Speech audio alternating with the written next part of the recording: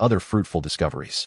Thus, the 7 of them, guided by the albatross, commenced their swift journey into the depths of the continent. In the eyes of Wang Kai, Yichuan could not help but feel a slight surprise. The expanse of this floating continent was estimated to rival that of an entire Zhou, indeed boundless and infinite. If one were to traverse it on foot, it would likely take a month to cover even a third of a straight-line distance.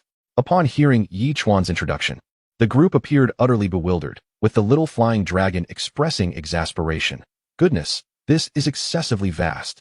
When will we ever locate the dwarves and obtain the celestial spring of their kind?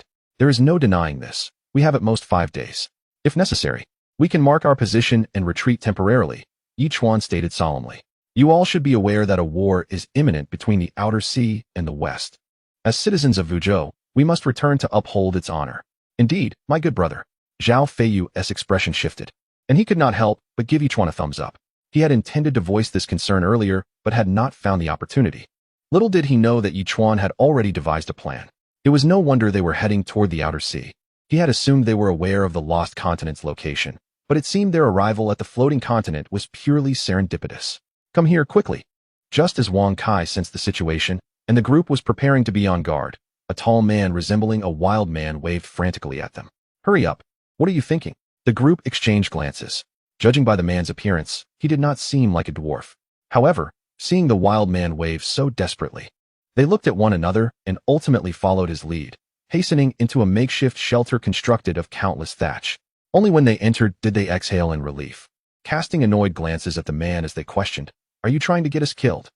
"Who are you, buddy?" The little flying dragon, still in a state of confusion, scrutinized the wild man. "You must have just arrived on the island from outside, right?" The wild man retorted impatiently. "You are truly reckless, daring to stroll about so openly. If the dwarves catch sight of you, it's all over. They will seize you and make you their slaves. Condemned to toil on this island for eternity. That is not it, my friend. What exactly is going on?" The little flying dragon grew increasingly perplexed. "We've been walking for so long, yet we haven't encountered a single dwarf. Consider yourselves fortunate. The dwarves patrol the entire floating continent every 3 hours. The wild man replied tersely. "If they discover islanders like you, they will undoubtedly capture you.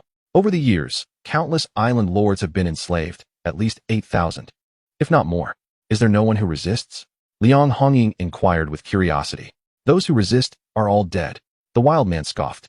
"Even we indigenous people have suffered losses, some dead, others captured.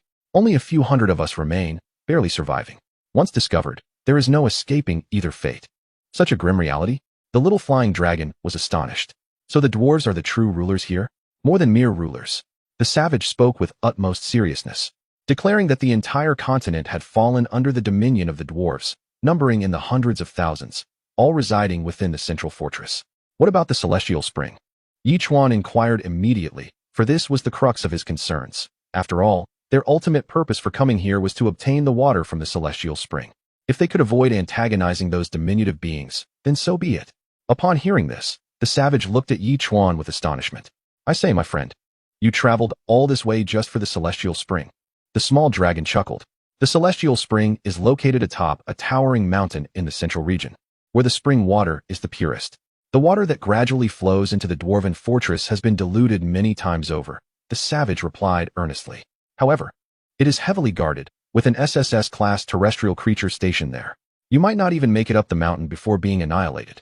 "How do you know so much?" Zhao Feiyu abruptly interjected. The savage was taken aback. "I am a native of this land. Of course, I know these things. Is there a problem? Then assist us in acquiring some form of flying apparatus to reach that mountain," Zhao Feiyu promptly suggested. "Upon success, we can grant you 100 milliliters of the celestial spring water." "Really?" The savage's expression brightened momentarily before dimming again. "The flying devices are controlled by the dwarves. For years, we've relied solely on foot. If you can capture a patrolling dwarf, you might seize their flying machine, but this will have to suffice for now. Let us make a decisive plan," Yichuan said without hesitation. "We shall wait here. Once the flying apparatus arrives, we will seize it. With the cover of the flying machine, no one will suspect us." As Yichuan spoke, the savage began to question whether saving them had been the right choice, for these individuals truly seemed fearless. At that moment, Liang Hongying ventured outside, sitting in a spot while sipping water, acting as bait. After about half an hour, a faint sound was heard, and a silver flying machine darted past, startling Yichuan. The speed of the flying apparatus was nearly 3,000 kilometers per hour, a fleeting marvel that left him in awe. No wonder it could traverse the vast floating continent every 3 hours. Everything relied on these machines. The dwarves on the flying apparatus soon noticed Liang Hongying and intended to report back to headquarters. However, the leading dwarf halted their actions, whispering, "She's just a beautiful woman, incapable of bearing burdens. What use is it to report her? Why not capture her and make her our personal slave?" Such words struck a chord with the others. Through their scanners, they had glimpsed the woman's exquisite features, aligning perfectly with the dwarves' aesthetic ideals. At present, a few individuals promptly reported to headquarters that there were no unusual occurrences, as they controlled the aircraft to descend slowly to the side. Aside from the pilot, the others approached Liang Hongying, utterly captivated by her figure, and couldn't help but chuckle, asking, "Hey there, are you alone? What are you talking about?" Liang Hongying was taken aback. While she could comprehend the language of the wild men, she found herself bewildered by the speech of these dwarves. How were they to communicate? Nonetheless, she chose not to respond further and walked directly towards the dwarves. Although these beings were referred to as dwarves, their stature was merely proportionate. They stood approximately 1 meter 50 to 60 tall. Upon seeing Liang Hongying approach, the dwarves assumed she had surrendered and eagerly led her toward the aircraft. After all, in this place, nothing could be accomplished without entering the lounge within the aircraft, could it? Once aboard, they indeed spotted another pilot. Liang Hongying couldn't help but let out a cold laugh. Just as one of the dwarves reached out to embrace her, her fiery armor instantly enveloped her, and her blade swiftly severed the heads of several dwarves, sending blood splattering in all directions. The pilot trembled, momentarily stunned by the shocking turn of events. For years, the dwarf race had dominated this continent, and no one had dared to resist. This seemingly frail woman turned out to be a warrior. As the bodies of the dwarves were discarded, the rest of the group finally rushed in. Disposing of the quaking pilot from the aircraft, Liang Hongying shrugged and said, "Big guy, we can't comprehend their language, and this is the only survivor left." The others exchanged glances with the wild man, who sheepishly smiled before beginning to converse with the dwarves. Minutes later, he began to explain. He stated that before the dwarves descended, they had reported all was well, and headquarters would not send anyone. He also mentioned that he did not wish to die and was willing to do anything for them, provided they spared his life. Zhao Feiyu chuckled, "We aren't privy to certain matters. If he secretly alerts headquarters while piloting the aircraft, wouldn't we be trapped like fish in a barrel?" With that, Yichuan glanced at Zhao Feiyu and Xiao Feilong. The two immediately leaped onto the aircraft, discussing for over 10 minutes before jumping down and nodding at Yichuan. With a swift motion, Yichuan executed the dwarf's fate. "You two, come along," he commanded, gesturing towards the wild man. "Me?" The wild man flinched. "I think I'll pass. I'm quite fine here and don't wish to get involved in your mess." "Enough with the chatter. If I tell you to go, you go," Xiao Feilong snapped, giving the wild man a kick that sent him tumbling into the aircraft. The true motives of this wild man remained unclear. If he were indeed an enemy of the dwarf race, that would suffice, but should he be a spy for them, it could spell trouble. Subsequently, the young dragon and Zhao Feiyu began their operations, conducting further research for several minutes before the aircraft finally ascended, somewhat unsteadily, soaring forward and eventually vanishing from sight. Meanwhile, in a secluded area below, the rustling of leaves heralded the emergence of a dozen wild men from the underbrush, who, upon witnessing the departure of the aircraft, stealthily disposed of the dwarf's corpse. Chapter 431. The Spring of the Firmament, a Difficult Acquisition. The aircraft soared at an astonishing speed of 3,000 kilometers per hour. And after a little over an hour, the colossal mountain came into view, towering at least 4,000 to 5,000 meters high, majestically standing at the center of the continent. It was revered as the sacred mountain by the dwarf clan, and no fewer than several thousand dwarves were stationed below to guard it. The aircraft soared directly over the dwarven fortress, reaching an altitude of over 2,000 meters. This audacious act left all the dwarves below in shock, their disbelief palpable as they gazed at the craft. Whose aircraft is that, daring to desecrate the sacred mountain, landing upon its summit? Even our king can only ascend step by step, yet these scoundrels have flown up. This is a capital offense among our kin. Infuriated, they resolved to report to the dwarven king immediately, exclaiming, "Great sacred mountain, please forgive our transgressions. We shall now enforce our clan's laws upon those who trespass." At that moment, the dwarves below sprang into action. Meanwhile, Yichuan and his companions had jumped from the aircraft and stored it in their system inventory. Yichuan turned to the wild man and inquired, "My friend, I presume you are familiar with the path to the spring of the firmament?" How would I know?" The wild man replied, taken aback. Don't tell me your interaction with us lacks ulterior motives. After all, not everyone possesses a benevolent heart, Yichuan remarked nonchalantly. Now, speak plainly. Why do you wish to accompany us? Observing Yichuan's earnest demeanor, the wild man bit his lip before nodding and confessing. I seek the waters of the spring of the firmament. We possess a weapon that, it is said, can be tempered with the spring's water to create an armament capable of vanquishing the dwarves. How did you know we would come in search of the spring? The young dragon interjected. Only two motives drive those who come here. One is the spring of the firmament, and the other is the dwarven weapon, the wild man shrugged. You have already revealed your intention to seek the spring. Naturally, I must seize this opportunity. Who knows how many times I have tried my luck before this? That you are still alive is indeed a miracle, Zhao Feiyu remarked, somewhat exasperated. Hee, I too feel rather impressive. The wild man chuckled, sharing a light-hearted moment. With their intentions laid bare, the group ceased their chatter and promptly began their ascent up the mountain. The wild man produced a rather rudimentary treasure map, stating, "This was drawn by my ancestors at the cost of their lives. Some of them once glimpsed the spring of the firmament, but were slain by the guardian beast. Nearly 100 infiltrated, yet only one managed to escape. Guarded by heavy defenses, how could they possibly ascend with hundreds of people?" Little Flying Dragon inquired in astonishment. "We have excavated a tunnel leading directly to the mountain summit, a task that consumed decades of toil. However, after my predecessor managed to escape, that passage was discovered and sealed." The wild man spoke with a hint of melancholy. The group fell silent, commencing their exploration according to the markings on the map. The towering mountains, whether due to the adept management of the dwarves or the protection of an SSS-grade beast, revealed no creatures along their path, leading them to a vast ice cavern at the summit. Outside, the sound of rushing water resonated. Likely the waters of the celestial spring cascading forth from its source and flowing down the mountain. "My goodness, we found the celestial spring so effortlessly," Little Flying Dragon exclaimed with excitement. "What is the guardian beast?" At this moment, Yichuan turned to the wild man with curiosity. "It is an SSS Great Snow Monster." The wild man replied gravely. "Its strength is formidable. Even the dwarves dare not provoke it, making this endeavor exceedingly challenging. Then we shall avoid confrontation and secure the waters of the celestial spring before departing." Yichuan stated resolutely, "Our mission is solely to acquire the celestial spring, not to incite trouble." With that, he retrieved the flying apparatus, ushering everyone back inside, prepared for an immediate exit. Yichuan, with the wild man's assistance, approached the ice cavern, seeking the entrance. He did not allow the wild man to enter, quietly slipping into the cavern alone, where he finally beheld the spring. To his surprise, the water flowed from a crevice in the rock. The stream was modest, and filling dozens of liters would likely take several minutes. Yichuan had imagined the celestial spring to be akin to the fountain of immortality, capable of instant retrieval, but it seemed plans must change. With this thought, Yichuan placed a large bottle beneath the spring, allowing the water to cascade into it, the entire process almost silent.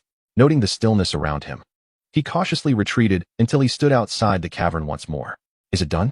The wild man gazed at Yichuan with excitement. "Where's the water?" Yichuan shook his head, responding solemnly. "The flow is too weak.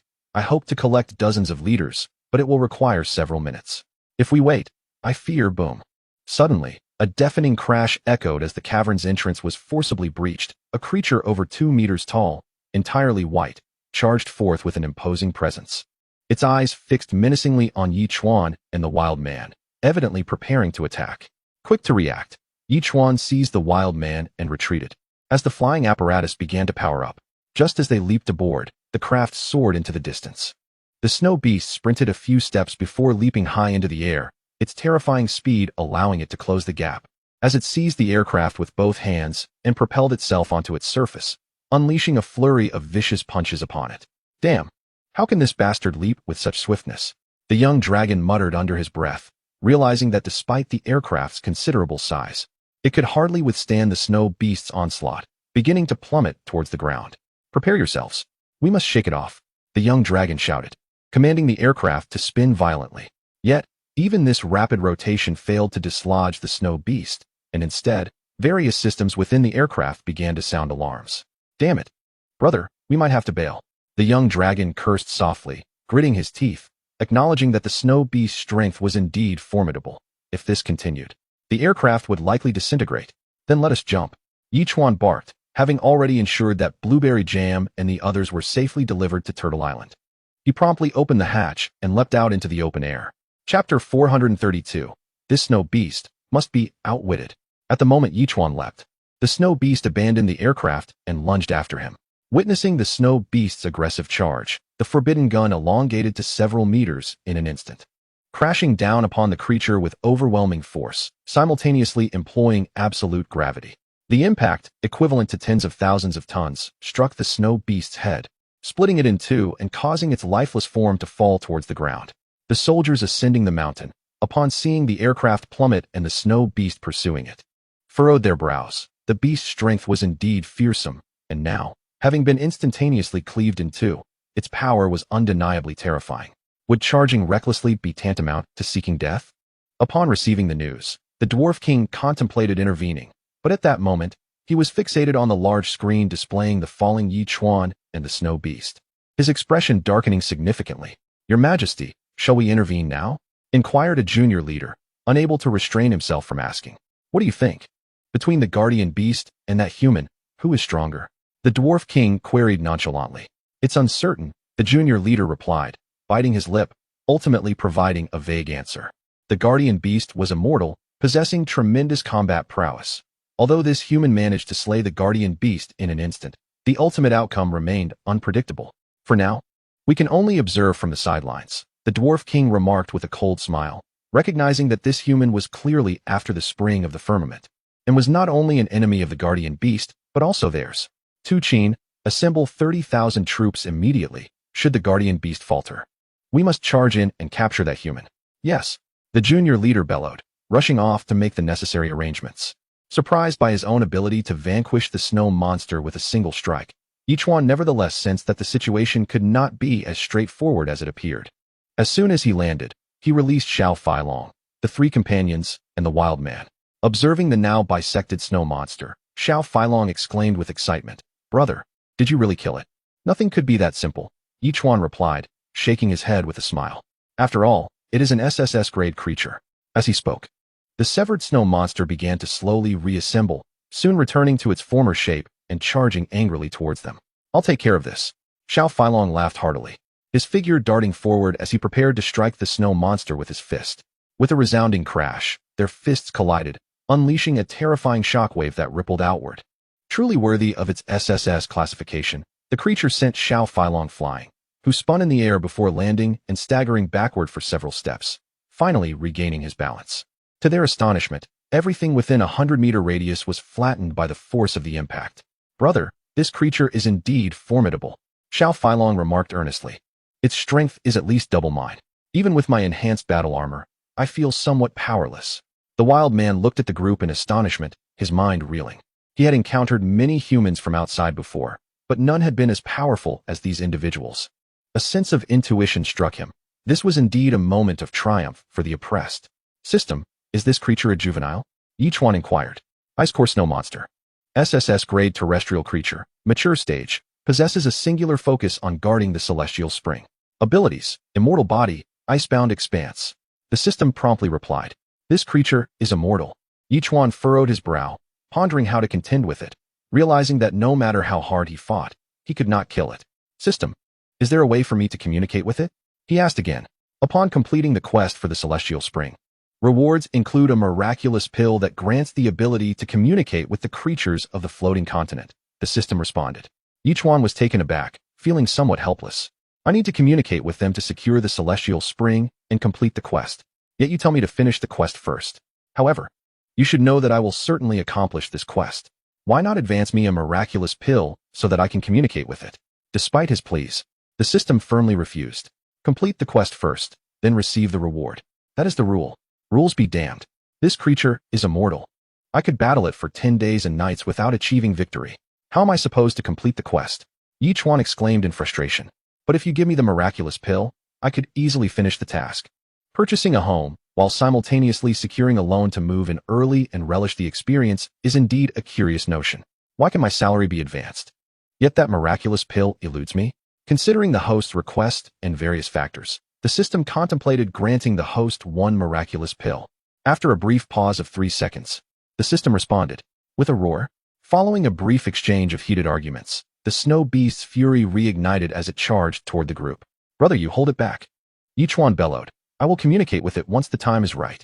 With that, Yichuan swiftly swallowed the miraculous pill, while Zhao Feiyu and his companions launched an assault against the snow beast. The ground trembled violently, the earth crumbling beneath them as destruction ensued. Yichuan hastily pulled the wild man to safety, waiting patiently for the effects of the miraculous pill to manifest. Are you not going to assist?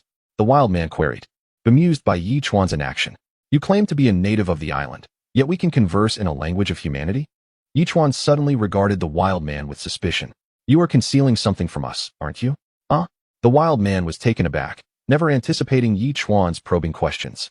He scratched his hairy head, chuckling sheepishly. Perhaps this is merely our fate?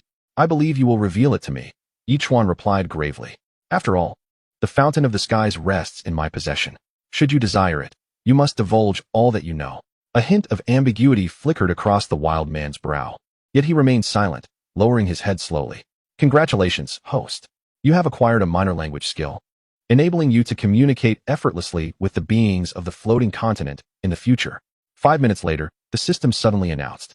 Yichuan's expression shifted as he observed the fierce struggle between the trio and the beast. He shouted, "Cease fighting. It's all a misunderstanding." Chapter 433. The Fountain of the Skies secured. Dwarves strike as the conflict reached a stalemate. All parties ceased their actions. The little flying dragon gazed at Yichuan in astonishment. Brother, you understand their language? Yichuan nodded slightly, a smile gracing his lips as he approached the snow beast. Clasping his hands in greeting. Brother, we are friends. Why engage in conflict? You've come to seize the Fountain of the Skies. There is no misunderstanding. The snow beast glared at Yichuan with hostility, declaring, We are not friends. Preposterous. Who claims we are here to take the Fountain of the Skies? Yichuan lightly patted the snow beast's shoulder, feigning seriousness. Such words displease me. You have entered the ice cave. How can you deny your intent for the Fountain of the Skies? The snow beast narrowed its eyes. I merely seek to reclaim my bottle. How did it become a theft of the Fountain of the Skies? Yichuan spread his hands in exasperation. Did you not notice the bottle beneath the spring? I did not see it. The snow beast, with a surprisingly simple mind, promptly replied. Then come with me. Let us take a look. Yichuan continued, stating that if there is indeed something, then I am correct. If not, then you are right, and I willingly accept the consequences. Excellent. The man and the creature reached a mutual understanding and swiftly made their way towards the lofty mountains. Despite the snow beast's speed being akin to lightning, Yichuan matched its pace, almost simultaneously entering the icy cave. There, beneath the celestial spring, they discovered a large bottle, already filled with water, obscuring its contents. The snow beast, bewildered, roared in disbelief. How is this possible? When did your bottle appear beneath the spring? Why have I never noticed it before? You guard the celestial spring, but I am reclaiming my bottle now. Do you have any justification to stop me? No justification. Then I shall take it. With a question and an answer exchanged, Yichuan approached, sweeping his hand to seize the bottle brimming with the waters of the celestial spring, which began to flow anew. Though the snow beast sensed something amiss, it could not pinpoint the anomaly, gazing at Yichuan with a look of complex confusion. I maintain it was merely a misunderstanding. Rather than fighting, would it not be better to become friends? Yichuan deftly shifted the topic. So, shall we then be friends? We are not friends. I solely protect the celestial spring. The snow beast offered no courtesy to Yichuan, retorting bluntly. Yichuan, equally perplexed, realized that the system's assessment of its simplicity was a gross understatement. It lacked something essential. With a wave of his hand, Yichuan remarked, Very well. Continue to guard the celestial spring, and I shall take my leave. You may depart as you please. It is of no concern to me, the snow beast replied. Preparing to conceal itself, Yichuan inquired further, By the way, you have no connection to the dwarves below, do you? What do the dwarves have to do with me? The snow beast snapped, turning and vanishing from sight. Yichuan stifled a chuckle and promptly leapt down the mountain. This entire exchange was witnessed in vivid detail by the dwarf king, who had initially intended to observe the conflict from a distance. However, the human had conversed with the snow beast, and instead of fighting, the creature had invited him into its icy abode. Undoubtedly, the celestial spring had been bestowed upon him as well. Shall we take action, my king? The young leader whispered hesitantly. The dwarf king regarded him as if he were a fool. The man has acquired the celestial spring and is departing. You shall not intervene and let them go? Indeed, the young leader exclaimed, immediately rushing to execute the order. Detected that the host has acquired the dwarf's treasure, the celestial spring. The dungeon quest has been completed, and a grand gift package is available. Shall it be opened? Just as he was about to reunite with the little dragon and the others, the system's voice resonated. Yi Chuan felt a surge of excitement and promptly declared, "Open it." The system rewards arrived in an instant, filling Yi Chuan with immense excitement. Among the various gifts, the most vital was the super shockwave. Acquiring 2 of these formidable weapons capable of annihilating everything within a 100-kilometer radius was exhilarating. "How's it going, big brother?" Xiao Feilong inquired, drawing closer.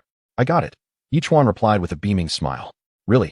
The wild man's expression shifted, and he burst into hearty laughter. "Good brother. I knew you could do it. I don't need much. Just give me 10 liters. What does this have to do with you?" Xiao Feilong retorted, exasperated. "You merely followed us around and reaped 10 liters of the celestial spring. When has there ever been such good fortune in the world?" The wild man appeared bewildered, then looked at Xiao Feilong incredulously. "Brother, that is not fair. At least I led you to the celestial spring. And our common enemy is the dwarven clan. The enemy of my enemy is my friend. We are friends, right? Forget him. Let us go."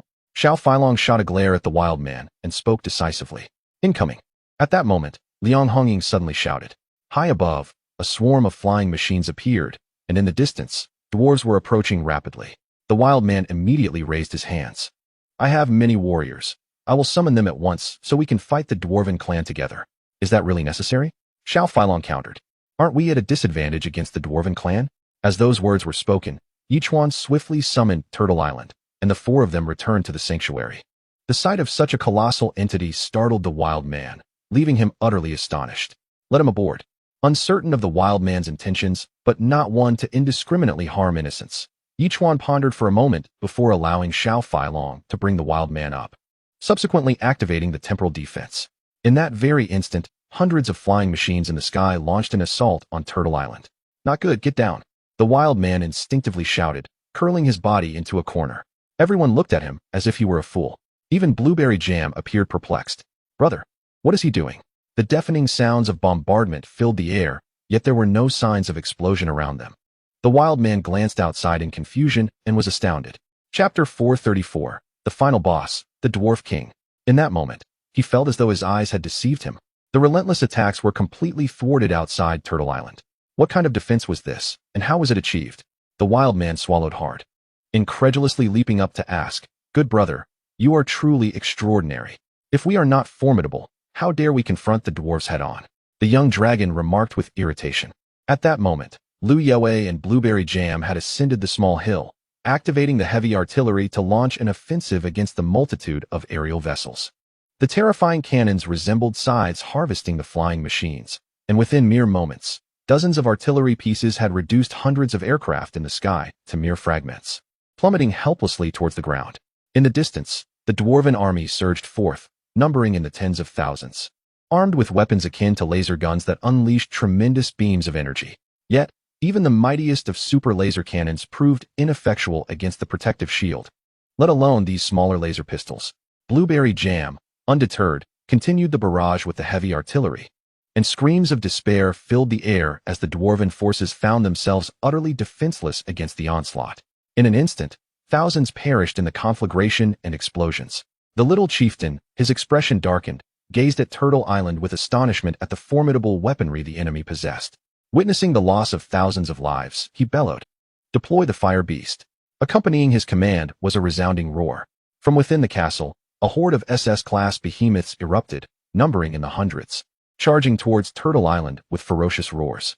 Truly, the dwarves had managed to breed such an impressive array of SS-class terrestrial creatures. Each one furrowed his brow. While a couple of such creatures could be dealt with easily, the sheer number posed a significant challenge. "I shall employ the reverse flow technique to buy us some time," Yi Chuan decisively declared, securing a green gemstone in front of the super laser cannon, instructing the young dragon to activate it. "All right," the young dragon replied with a grin. Witnessing the chaos wrought by the reverse flow technique upon the SS-class beasts as they charged once more, he immediately initiated the super laser cannon. The terrifying rays of energy struck the green gemstone, generating dozens of emerald beams that surged forth like laser blades. Those SS-class terrestrial creatures, having been kept in captivity for so long, found themselves confronted with such a grotesque weapon of destruction. Wherever the beams passed, the earth itself cracked deeply, and upon contact, the creatures had no chance to resist as their bodies were cleaved and reduced to mere chunks of flesh. In less than 3 attacks, Over 100 SS-class terrestrial beasts were vanquished entirely. At that moment, the Dwarven King was left in a state of shock. He had never anticipated encountering such a terrifying force within his own domain. The disparity in strength between the two sides was overwhelmingly vast. How could they possibly contend with this? Good brothers, let us march directly to the Dwarven castle and liberate the enslaved souls. The wild man was already overwhelmed with excitement, proclaiming, I knew you are the saviors of the floating continent. Ha ha ha. Each one couldn't help but press his lips together. Everything seemed to be progressing far too smoothly. After all, this was a quest. Could it truly be so simple to conclude it? The dwarves were known for their bloodlust and relentless invasions. Surely, they possessed more than just this meager foundation. If that were the case, any formidable fleet could annihilate them with a few rounds of bombardment on their castles, effectively eradicating the dwarven race. It was evident that this was not the end. Suddenly, a deafening roar echoed, as the dwarven castle was shattered by brute force. A towering dwarf, over 10 meters tall, emerged from the wreckage, exuding an aura of terror as he strode towards Turtle Island. It is the Dwarf King, the wild man shouted. That is more like a giant king. The little dragon retorted, launching a powerful laser beam at the Dwarf King. The fearsome green beam unleashed its full might, hurtling towards the Dwarf King, who, astonishingly, did not flinch. Instead, he clenched his fist and struck back at the beam. With a resounding crash, the Dwarf King dispersed the energy. An audible gasp arose from everyone on Turtle Island, for the weapon wielded by the nine-tailed fox was notoriously formidable, capable of cleaving through anything. Yet now, it seemed even the Dwarf King was impervious to it. As the Dwarf King charged forward, Yichuan swiftly activated a stability device for the island. The turtle, not wishing to let Yichuan down, immediately unleashed absolute gravity, delivering a catastrophic impact of several tens of thousands of tons upon the Dwarf King.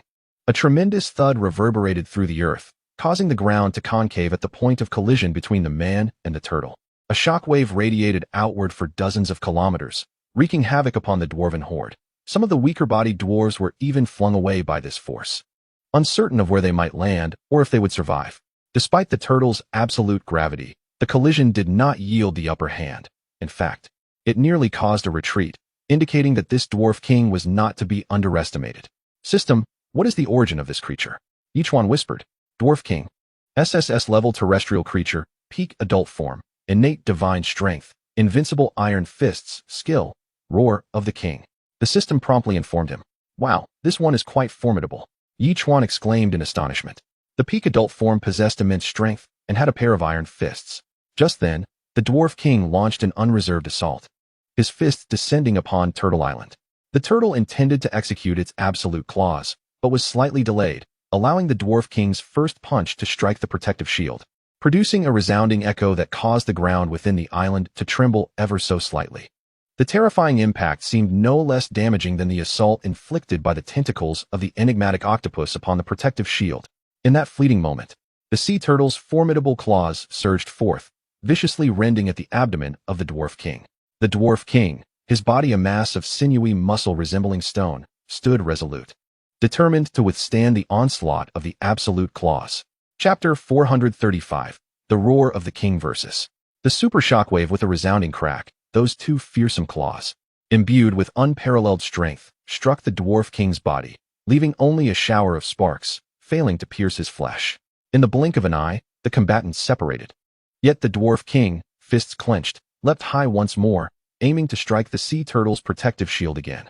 This bastard's offensive and defensive capabilities are unfathomably formidable, Zhao Feiyu remarked, his expression darkening.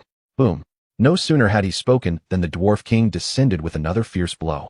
A force of several tens of thousands of tons crashing downwards, causing the sea turtle island to tremble as if shaken by a minor earthquake. Despite the island's stabilizing apparatus, the little dragon immediately activated the laser cannon, directing its aim at the Dwarf King's head. The robust beam struck his cheek, seemingly akin to a mere pinprick, eliciting a shriek as he retaliated with a powerful kick directed at the sea turtle island. Seizing the opportunity, the sea turtle once again employed absolute gravity, utilizing a reverse flow technique to amplify the impact, colliding forcefully with the descending foot, nearly destabilizing the Dwarf King, who leaned precariously towards the island. The sea turtle then opened its jaws wide, clamping down on the Dwarf King's ankle. Its razor-sharp teeth, combined with thousands of tons of biting force, pierced through the Dwarf King's flesh, dark, viscous blood gushing forth as the dwarf king howled in agony, momentarily halting his advance towards the island, desperately shaking his leg to free it from the turtle's grasp. It is said that once a turtle bites, it will not release its hold, a notion the dwarf king had previously dismissed, but now he found himself a believer. Although the turtle had latched onto him, its head was shielded by absolute defense, rendering the dwarf king's attempts to extricate himself futile, inciting his frustration. Seizing this moment, attack!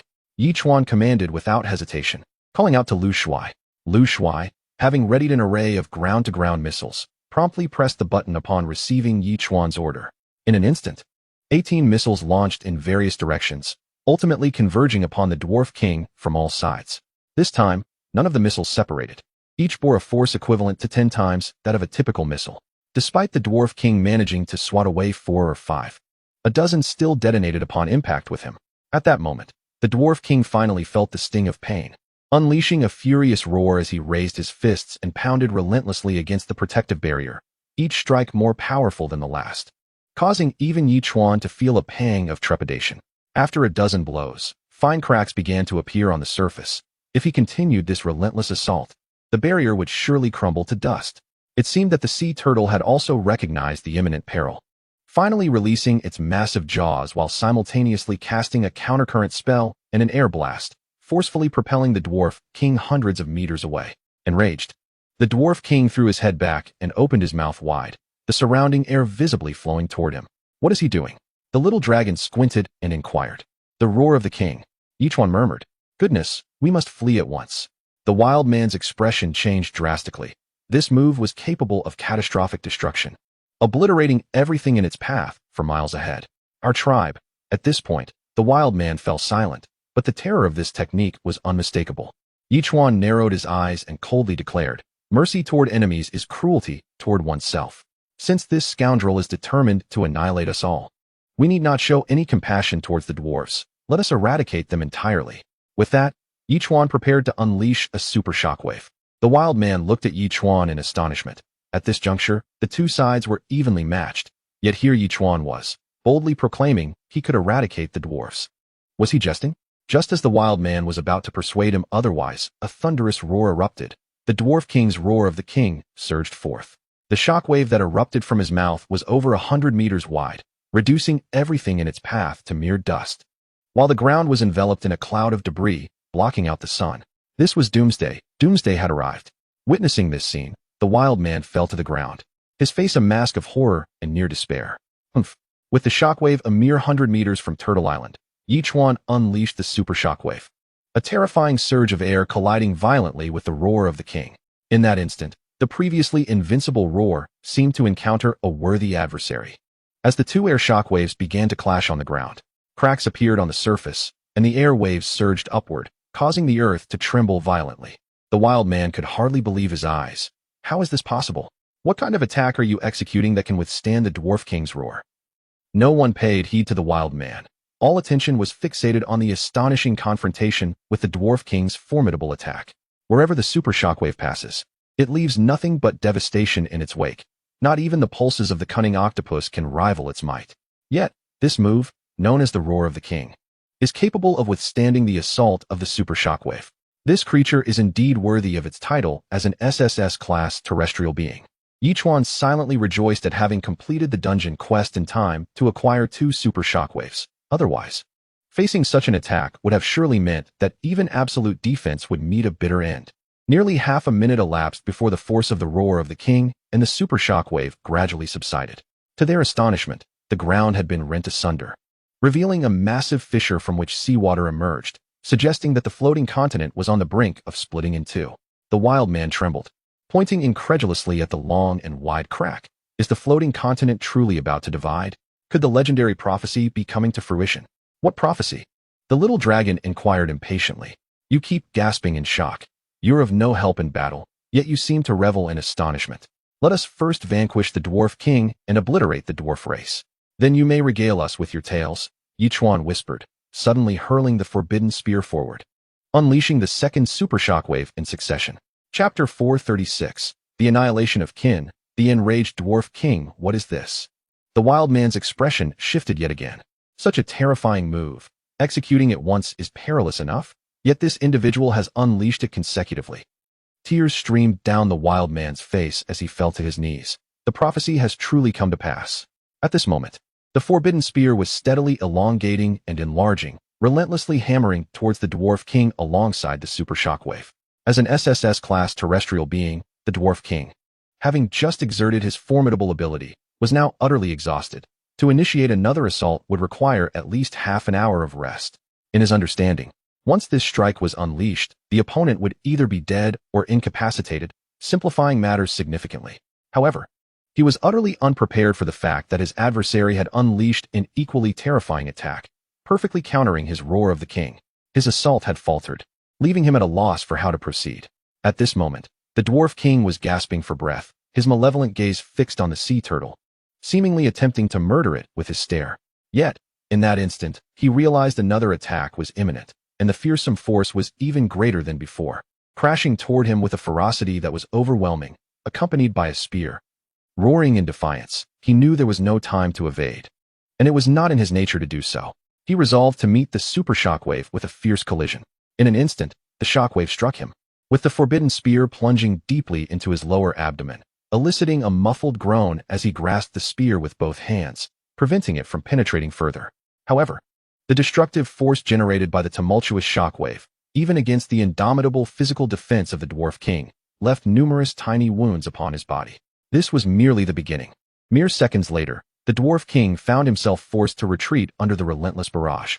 His teeth clenched in frustration as he swiftly turned to brace his back against the onslaught of the shockwave. Simultaneously, the super shockwave surged forward, reaching the dwarven castle. Constructed under the watchful eye of the Dwarf King and nearly impervious, the castle crumbled before the might of the super shockwave, as if it were mere paper. The hundreds of thousands of dwarven inhabitants within had no means of defense, being mercilessly obliterated in an instant, their forms reduced to mere remnants. This was an unthinkable reality for the Dwarf King, witnessing the destruction of the kingdom he had painstakingly built, with countless dwarves now lost to history. With a heart-wrenching roar, the Dwarf King resembled a solitary hero, unable to contain his anguish as he cried out to the heavens. Even as the power of the super shockwave lingered, he wrenched the forbidden spear, embedded over 30 centimeters into his abdomen, from his flesh. Summoning all his strength, he pivoted sharply and hurled it towards the turtle. In that moment, the forbidden spear soared like a flying fish cutting through the waves, piercing the shockwave with ferocity and striking against the absolute defense. With a resounding clang, the protective barrier shattered, and the spear embedded itself deeply into the earth before the villa, fortunately avoiding harm to the turtle due to the thick soil. Everything had come to an end. The dwarven castle had completely vanished, and the Dwarf King clenched his fists tightly, his eyes devoid of life, yet ablaze with unquenchable rage as he advanced step by step towards the turtle, causing the wild men to change their expressions in alarm. This is bad. The Dwarf King is enraged. But what of it? His injuries are severe. How much longer can he hold out? Yichuan retorted, casting a timely defensive barrier over Turtle Island, then murmured, "It is time for us to strike and demonstrate our strength." With that, Yichuan withdrew the forbidden spear, leapt into action, and charged fiercely towards the Dwarf King. The three small dragons donned their armor and surged forward, their speed rivaling lightning as they aimed for the Dwarf King's vital points. Yet, the Dwarf King appeared utterly devoid of vitality, his eyes filled with a grim determination. In such a state, despite his grievous wounds, his combat prowess remained formidable, and he retaliated with a mighty slap aimed at Yichuan. Yichuan gazed at the colossal hand, now merely a dozen meters away, and swiftly employed the reverse flow technique. With a powerful thrust, he propelled himself to the side, as the forbidden spear expanded instantaneously, striking ferociously against the thigh of the Dwarf King. In that fleeting moment, the Dwarf King let out a low growl, abruptly raising his thigh in a knee strike aimed squarely at Yichuan. Utilizing his agile physique, Yichuan deftly evaded the assault. Meanwhile, the attacks from Zhao Feiyu and his companions surged forth, but such strikes proved utterly futile against the Dwarf King, failing to inflict any damage upon his formidable form. Even while engaged with the four, the Dwarf King managed to free one of his massive hands, delivering a crushing blow towards Turtle Island. The impact against the protective barrier resonated like thunder, prompting Liu Yue to unleash crossbow bolts at the giant hand, yet they could not pierce its skin. To the Dwarf King, such attempts were no more than a mere tickle. After this barrage, apart from the minor effect of Yichuan's forbidden spear, the other three returned empty-handed. Xiao Feilong, greatly frustrated, returned to Turtle Island, shaking his head and exclaiming that the battle was exceedingly difficult due to the Dwarf King's impenetrable physique. My good brothers, you must strike at his vulnerable spots. The wild man interjected. His physical defenses were indeed formidable, yet there was a gaping wound on his abdomen. If a bomb were to explode at that location, it could easily inflict severe damage. This notion sparked some agreement. Xiao Feilong also noticed the wound, which, though no longer bleeding, had yet to heal. He realized he could easily insert a missile into it. Without hesitation, Xiao Feilong retrieved a ground-to-ground missile, swiftly mounting the Wind Spirit Winged Dragon, racing towards that vulnerable spot at an exponentially increased speed. Big brother, he shouted, as Yichuan quickly followed suit, leaping atop Wang Kai. Observing Xiao Feilong deftly maneuvering towards the Dwarf King's abdominal wound, Yichuan grasped the plan. As the Dwarf King noticed the duo charging towards his abdomen, he swung a massive hand at Xiao Feilong. In that instant, the albatross outpaced the Wind Spirit Winged Dragon, executing a swift maneuver, with the forbidden spear extending to several dozen meters, striking upward against the descending hand. Chapter 437, Bargaining for Freedom. With a thunderous crash, the nearly 100-meter-long forbidden spear collided with the gigantic hand, shaking the heavens and the earth. Yet, the Dwarf King's hand continued its relentless assault. Here it comes. Xiao Feilong laughed heartily, for with Yichuan's assistance momentarily staving off the blow, the Wind Spirit Winged Dragon had delivered him to the wound. With a powerful leap from the Wind Spirit Winged Dragon, Xiao Feilong clasped the missile tightly and plunged it into the gaping hole. A nearly indescribable pang surged through the Dwarf King's abdomen once more, pushing him to the brink of madness. He harbored a singular desire, to swat the diminutive dragon from the air as one might a bothersome fly. His massive hand descended towards his own abdomen, just as the small dragon, gliding on the wings of the wind god, soared nearly 100 meters away. In that fleeting moment, his hand met its target, striking the missile embedded in his belly. A terrifying explosion erupted, the sound resonating across dozens of kilometers. The force of the blast propelled the Dwarf King several kilometers away, leaving him crumpled on the ground. Gaze cast downward at the gaping wound in his abdomen, he found himself in a daze. How could such a formidable defense have succumbed to such a grievous injury? Dark blood oozed from the wound, as if his very entrails were attempting to escape. The poignant sense of a hero in decline washed over him, extinguishing his will to continue the battle. He sat there, staring into the distance at Yichuan and the others, his colossal face etched with a faint expression of helplessness and resentment. After toiling for so long, to have everything reduced to ruins in an instant, perhaps this was a consequence of his own pride and arrogance? The wild man, in stark contrast, was overwhelmed with excitement, leaping into the air with a series of somersaults, exclaiming with glee, "Brothers, why do we linger? Let us dispatch him while he poses no threat." Yichuan, speaking with a calm demeanor, turned to the wild man and said, "It seems you have matters of your own to discuss." "Me? What matters?" The wild man replied, taken aback. The others gathered around him, their gazes icy and scrutinizing. The small dragon even brandished a long knife once more, silently observing the wild man, instilling a creeping unease within him. Ultimately, he raised his hands in surrender, saying, "There is little to conceal. I have mentioned that we are the native inhabitants of the floating continent. The dwarves are the intruders, having invaded this land, slaughtering us to seize our homes. There remain a few thousand of us, scattered and hiding in various places. I lead a small faction, waiting outside, hoping to encounter powerful allies to unite against the dwarven race." "And what are you hiding?" Zhao Feiyu queried, his expression darkening. "I fear you might think I am exploiting you," the wild man replied, raising his hands in a gesture of helplessness. "After all, many humans we sought to ally with have ultimately been imprisoned by the dwarves. If you were to meet the same fate, it would undoubtedly fall on my shoulders." "Is that all?" the small dragon asked, astonished. "Indeed, what other reason could there be?" the wild man replied. "Our tribe has dwindled to a mere few thousand over the centuries of dwarven rule. What schemes could we possibly harbor?" The wild man's words left the small dragon speechless. Initially, he had hoped to extract some grand secret from him, only to find it was merely this, rather anticlimactic. "Little flying dragon, you and your companions should follow the wild men and rescue those who are imprisoned," Yichuan instructed directly. Zhao Feiyu and the others promptly accompanied the wild men to the ruins of the dwarf fortress. However, Yichuan, feeling somewhat displeased, approached the system. "I must say, system, the rewards you provided for my quest have already been exhausted before I even left the floating continent. Shouldn't I be entitled to some form of compensation?" I've been generous, allowing you to utilize the super shockwave twice in quick succession, and yet you audaciously expect further recompense? The system retorted, if it weren't for my leniency, you would have faced game over long ago. Ichuan was momentarily at a loss for words. It seemed he had indeed overlooked this matter and had used the ability consecutively. Had it not been for the second use of the super shockwave, it would have been far more challenging to conclude the battle. Contemplating this, Ichuan smiled. Dear system, we are both striving for progress. Offering me some compensation would only facilitate my growth for the future, wouldn't it? Silence followed, likely indicating the system's resignation. Ichuan chose to set aside this issue for the time being and gazed into the distance, where thousands were returning alongside Little Flying Dragon.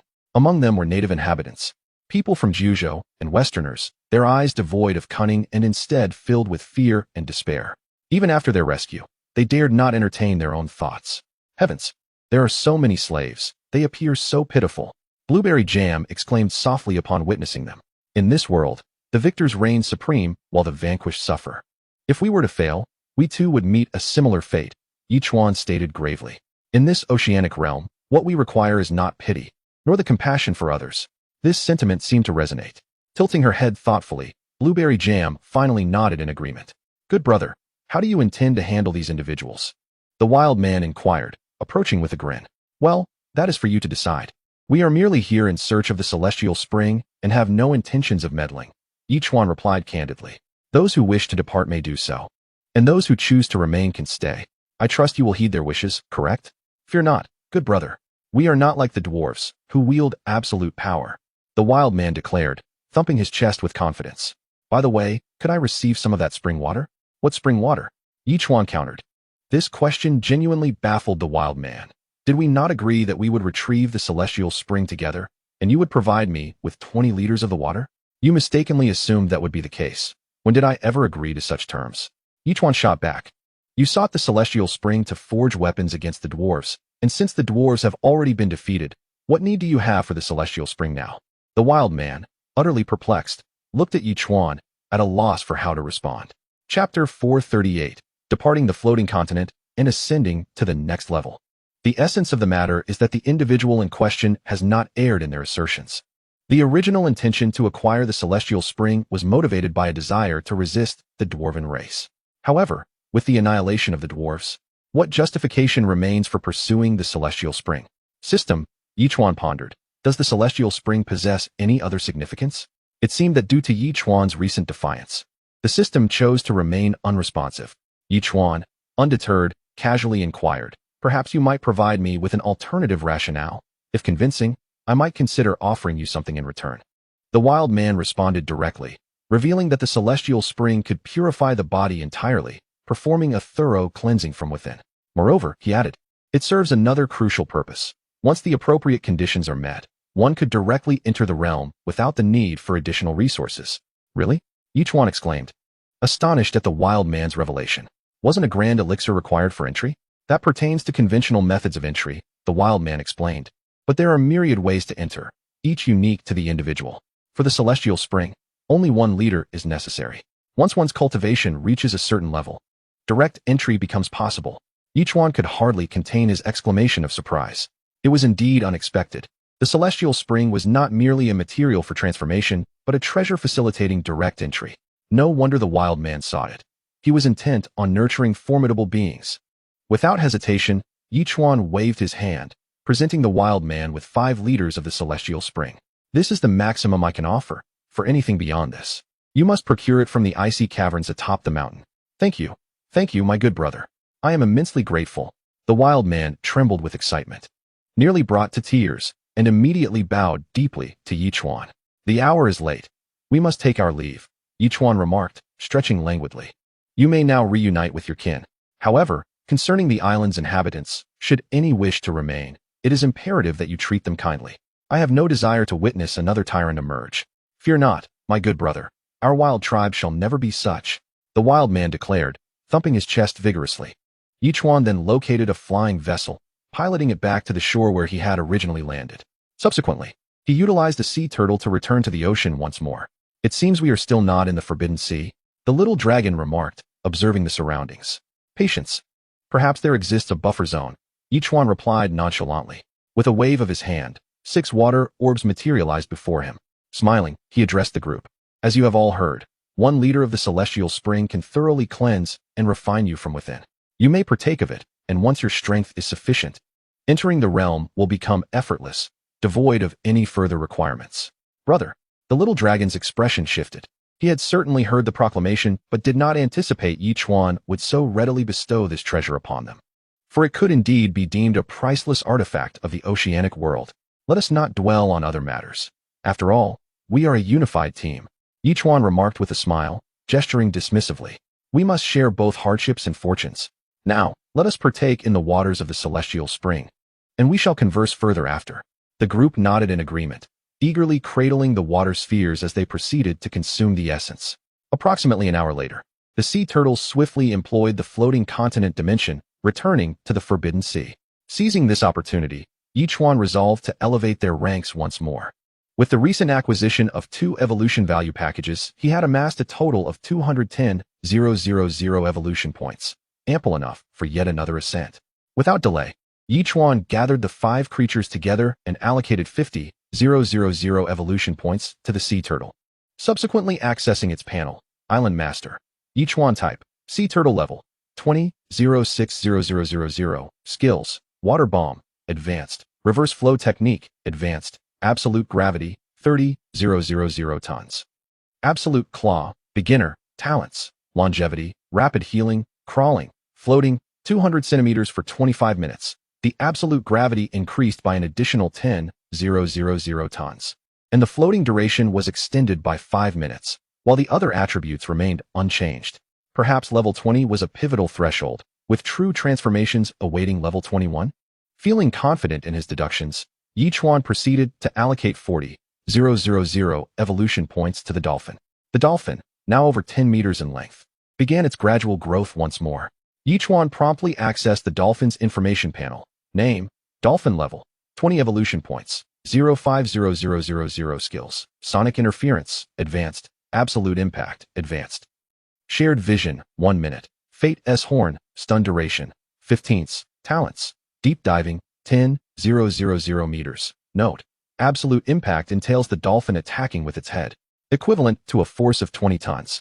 Sonic interference can unleash sound wave attacks within a 1,000 meter radius, disrupting the actions of all entities within that range. Indeed, the enhancements aligned closely with his expectations. The improvements were modest, with only the stun duration of Fate S horn extending by 5 seconds and the range of sonic attacks increasing. Upgrade of the dolphin complete. Congratulations. The host contracted beast has reached level 20 and earned an upgrade package. Would you like to open it? The system's voice resonated. Yichuan replied directly, open it. Opening upgrade package, please wait. Congratulations, the host has received 4,000 growth points, 20L of raw beer, super defense eye, super shockwave eye, an exclusive nutrient solution for special tree species. Finally, Yichuan allocated 120,000 evolution points across the 3 smaller creatures. Then accessed their information panels. Name, albatross level, 20, mature, evolution points, 050000 skills, diving claw, capable of lifting 4 tons, flame feather arrows, 20 units, manned ascension. Talents, diving, fishing, soaring, and long voyages. Much like dolphins, the transformations are not particularly drastic. Albatross upgrade complete. Congratulations to the host for the pet's ascension to level 20. Received an upgrade package. Would you like to open it? Albatross upgrade complete. Congratulations to the host for the pet's ascension to level 20. Received an upgrade package. Would you like to open it? Yichuan continued. Open them all. Congratulations. The host has gained 4,000 growth points, 433 wooden planks, 324 metal sheets, and 1 super shockwave. Congratulations. The host has gained 4,000 growth points, 332 stones, 273 plastics, and 2 island stabilization devices. Congratulations. The host has gained 4,000 growth points, 524 glass, 389 stones, and 1 lucky blind box. Another blind box has emerged. Yichuan promptly declared, open the blind box. Blind box opening in progress. Congratulations. The host has received 1 super missile set. Wow. Yichuan found himself momentarily bewildered. Just like last time, a lucky blind box had appeared, and astonishingly, the contents were identical to the previous one. Shouldn't it have yielded something like a double amplification instead? Chapter 439, success in refining essence. A celebration. Nevertheless, it was still quite commendable. At least the necessary weapons and defenses were now at hand. Once the tomorrow's metamorphosis of Turtle Island was resolved, he could begin his own transformation preparations. At that moment, Yichuan summoned the mutated version of the Busi giant ape and cheerfully said, "Old Busi, tonight you shall rest in the warehouse. Your forest is soon to undergo another evolution. We shall inspect it together in the morning." The Busi giant ape nodded, thumped its chest in earnestness, and dutifully trotted into the warehouse. Feeling a bit bored, Yichuan roamed about the island, admiring the surrounding scenery.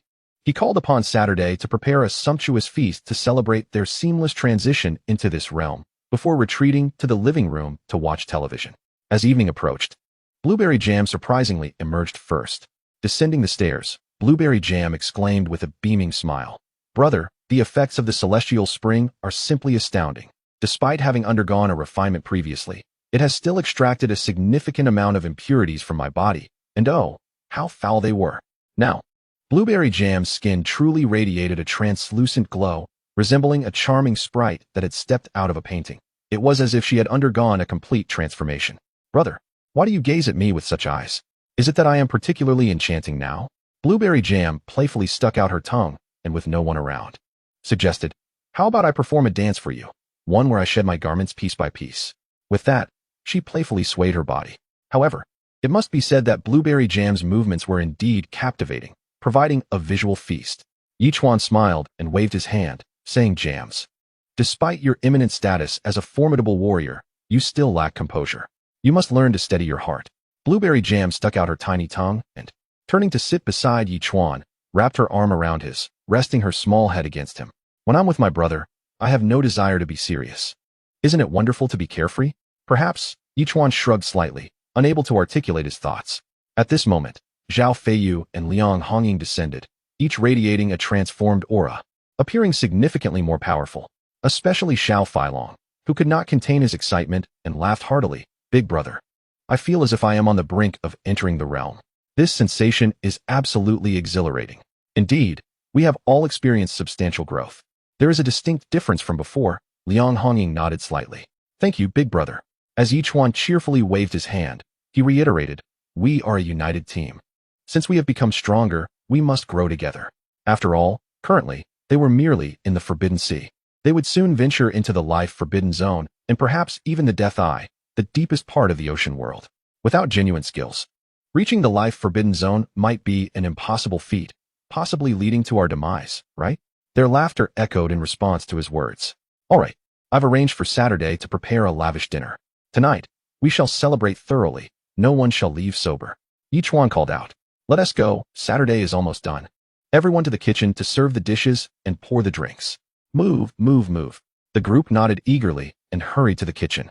Throughout the night, the 7 of them consumed over 10 liters of 100-flower wine, with Xiao Feilong becoming quite tipsy, expressing his emotions freely to Yichuan. Eventually, they all ended up sprawled drunkenly across the living room. After entering the realm, Yichuan found his resistance to alcohol notably robust, feeling only mildly intoxicated. He returned to his bedroom, lying on the bed while glancing at the messages in the public chat room. "Bro, I just emerged from the Forbidden Sea and will soon reach the treasure site. I intend to show those Western scoundrels the consequences of provoking us from the 9 provinces." Exactly. It's merely a treasure site. Even if we must share, it is unacceptable for those Western rascals to claim it for themselves. His second uncle mentioned that the 9 provinces had gathered over 1,000 warships, with many more en route. This could potentially be an opportunity for them. Do not underestimate the West. We are fighting against the entirety of it. Their combat prowess is not inferior to ours, and their warships might outnumber ours several times over. Overall, the outlook for this battle is rather grim. He pondered whether the great figure emerging from the novice zone would participate in the battle. If he did, perhaps there would be hope. Yichuan could not help but chuckle and shake his head, feeling somewhat flattered to have become the linchpin for the victory of the 9 provinces over the West. Nevertheless, he harbored a desire to contribute to the realm of the 9 provinces, all while fulfilling a hidden task. Dismissing such thoughts, he resolved to retire for the night. Detected that the host has not yet signed in. "Would you like to sign in?" Early in the morning, Yichuan was roused by the voice of the system. Stretching languidly, he gradually rose and, while making his way outside, declared, "Sign in. Sign in successful. Congratulations, host, you have received 2,000 evolution points and a lucky blind box. The system's voice followed suit. Another lucky blind box? Yichuan was momentarily taken aback, but quickly responded. Open the blind box. Blind box opening in progress. Congratulations. Host, you have received a double amplification for 1 day, pending use. Goodness. Yichuan's expression shifted, and he could not help but burst into laughter. This was splendid. Just yesterday, he had wished for a double amplification, and today it had manifested. Oh, system, while you often exhibit a lack of charm, at times you can be rather endearing, haha. Descending the stairs, he noticed that a few individuals had just awakened, while Zhao Feiyu had already ventured outside for his morning exercise. Blueberry Jam struggled to stretch, lamenting, alas. Maintaining an uncomfortable posture for too long only exacerbates discomfort. My back aches, and my legs cramp. That is due to your lack of activity, Yichuan retorted lightly. Considering himself a soon-to-be adept, engaging in more battles may reveal a different version of yourself. Hee, I understand. Blueberry Jam giggled and replied playfully. Seizing the opportunity of Saturday morning to prepare breakfast, Yichuan had already exited the villa. Observing the evolved Turtle Island, he noted that the little hill had once again grown by 20 to 30 meters. After following his initial plans, the island's layout was increasingly approaching perfection. However, as time was still on his side, Yichuan proceeded towards the head of the turtle, intending to open the accumulated supply boxes he had recently gathered. Chapter 440. Tree King? Such a feeble SSS creature? Over this period, he had amassed nearly 30 supply boxes. However, as they had been retrieved from the Forbidden Sea, the originally wooden boxes had all transformed into iron. Upon reaching the turtle's head, Yichuan promptly opened all the supply boxes. 4, 356 metal sheets. 3, 327 stones. 40 A-grade avocados. 2, 357 plastic pieces. 1, 298 glass shards. 1 evolution value gift pack. 4, 768 wooden planks. 1 basic supply gift pack. And 3 blue steel essence stones. Whether basic materials or other items, the yield was substantial, likely due to the Forbidden Sea, and under the double amplification. Yichuan had indeed reaped a bountiful harvest. As he savored the jam on his way back to the villa, Zhao Feiyu and the others had just finished breakfast. Yichuan called out to everyone, eager to venture into the woods for a closer look. Though Blueberry Jam and her companions typically refrained from engaging in combat, their previous prowess was commendable. With the recent consumption of the Celestial Spring, they would soon be ready for action. It is reasonable to assume that they now possess greater strength than Zhao Taifeng. Accompanying them for training would be beneficial. However, as they approached the edge of the forest, Blueberry Jam suddenly shrieked and quickly darted aside.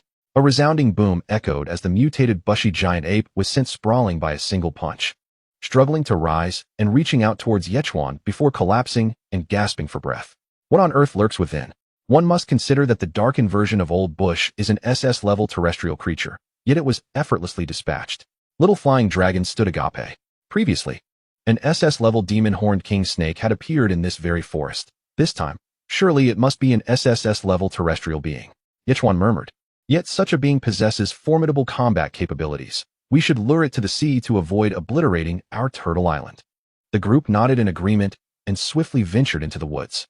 Yet, to their bewilderment, no trace of an SSS-level terrestrial creature was found. Not even an S-level being was present, leaving them all perplexed. Blueberry Jam anxiously pondered aloud.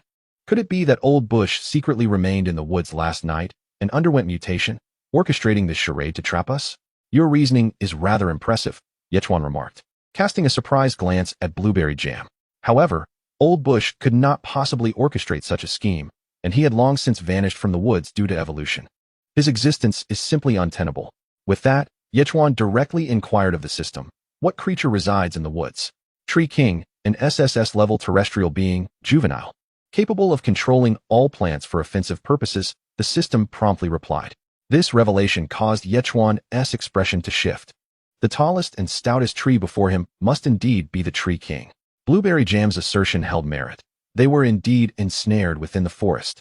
In that instant, Yichuan wasted no time. He swung his great blade down upon the colossal tree, employing absolute gravity, and the blade sank deep into the trunk. Instantly, the entire forest erupted with the sound of rustling foliage, as countless roots surged from the ground, ensnaring the seven. What is happening? The group was taken aback, promptly drawing their weapons to retaliate. This towering tree is the terrestrial creature, the Tree King. Yichuan elucidated. Only by uprooting it could they claim victory. Goodness. This is exceedingly challenging. Little Flying Dragon exclaimed, continuously severing the encroaching roots with his long blade, his brow furrowing as the surrounding trees appeared to converge upon them. Brother, we must capture the king first. We should eliminate the tree king. Let us go. With a thunderous roar, Yichuan summoned forth flames that erupted from Liang Hongying's red longsword. In a swift and fierce 360-degree spin, the sword released a fiery arc that shot forth nearly a foot, descending directly upon the tree king. Instantly, a gash, deep enough to measure 20 to 30 centimeters, marred the surface, with flames licking at its edges, inciting a furious roar from the tree king as its massive branches swung violently towards Liang Hongying. Let us go. Yichuan whistled. The trio soared into the sky, unleashing a volley of arrows that soared toward the trunk. A resounding explosion echoed as the treetop ignited in a terrifying blaze. Roar! At that moment, the tree king howled in agony, its branches thrashing in the air while all surrounding trees lunged toward it. The ferocious flames were swiftly extinguished, leaving only thick, black smoke that enveloped the forest, saturating the air with an ominous haze. In that instant, the tree king was consumed by rage. With a series of furious roars, every tree advanced upon Yichuan and his companions, seemingly empowered by the tree king's wrath, their defenses bolstered. They surged forth like an army, creating a spectacle both magnificent and oppressive. Damn it, this creature may not be particularly strong, but it's incredibly vexing. If this continues, we'll be stuck here for a while. Yichuan exclaimed in exasperation. Saturday. With that, a deafening crash resonated as Saturday charged forth wielding a weapon, unleashing a formidable force that cleaved through everything in its path, carving a way through the chaos. Suddenly, a fish spear pierced through, embedding itself deep into the tree king's trunk. The barbs opened, and it began to pull back rapidly. Friday? Yichuan's expression shifted, and he called out, "Everyone, assist Friday. Aim to sever the tree king's roots." With that, he leapt high into the air, summoning the forbidden spear, which he drove down forcefully, plunging it 5 to 6 meters into the earth and severing hundreds of robust roots. The others joined in the assault. The tree king, in a furious rage, thrust its roots downward once more, while its body began to rotate, unleashing wooden spikes that shot towards the group. Yet, none could approach them. Little Flying Dragon was left bewildered. What in the world is happening? Brother, is this really an SSS-level land creature?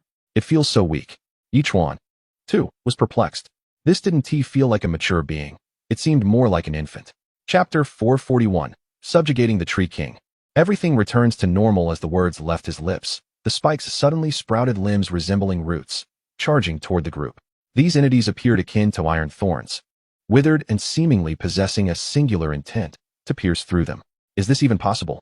Observing the situation before him, the young dragon was momentarily taken aback. He had not anticipated that the wooden spikes launched could evolve into aggressive minions. Without hesitation, he wielded his longsword, fiercely cleaving through these entities. To the astonishment of all, he found that striking these spikes was considerably easier than severing the trunk of the tree king. Furthermore, it remained uncertain whether the spikes were poisonous. A mere prick resulted in substantial swelling. Indeed, the relatively weaker Lu Shuai had already begun to swell, exclaiming, "Everyone must exercise caution to avoid being pierced." Otherwise, Yichuan surveyed his surroundings. After the spikes were unleashed, it seemed that the tree king's offensive capabilities had diminished, likely due to a portion of its vitality being expended on these spikes, or perhaps in controlling them. Yichuan pondered whether the spikes would continue their assault if the tree king were forcefully ejected. With renewed determination, he bellowed once more. Outside, Friday was rapidly tugging at the reinforced steel cables, and upon hearing Yichuan's roar, he eagerly joined the fray. Yet, the tree king's roots were deeply entrenched within the forest floor, making their extraction a formidable task. Meanwhile, the trio of aerial companions relentlessly rained down feathered arrows, embedding them deep within the roots of the tree king, igniting fierce flames that scorched the roots, causing them to writhe with increased activity. The tree king had not anticipated that intruders could turn the tables so dramatically.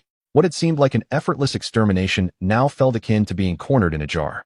Saturday executed a series of swift slashes, swiftly arriving at Lu Shuai's side, seizing his collar, and forcefully flinging him out of the woods. Poor Lu Shuai, on the brink of becoming a formidable warrior, was left dazed and in pain. "Come," Yichuan shouted, his longsword relentlessly striking the surroundings, instantly severing several spikes. With a deft leap, he ascended to a higher branch, emerging from the forest. He pressed his sword against the reinforced steel cable, and, with a few rotations, used the reverse flow technique to harness the force of the fish spear, pulling with great vigor. With a resounding crash, aided by the flaming arrows and the onslaught from Zhao Feiyu and his companions, they managed to wrench the Tree King from the earth and swiftly rushed outward. Roar! The Tree King bellowed in fury, its countless roots struggling to reach the ground. However, the young dragon and his allies relentlessly slashed at the airborne roots, obliterating them.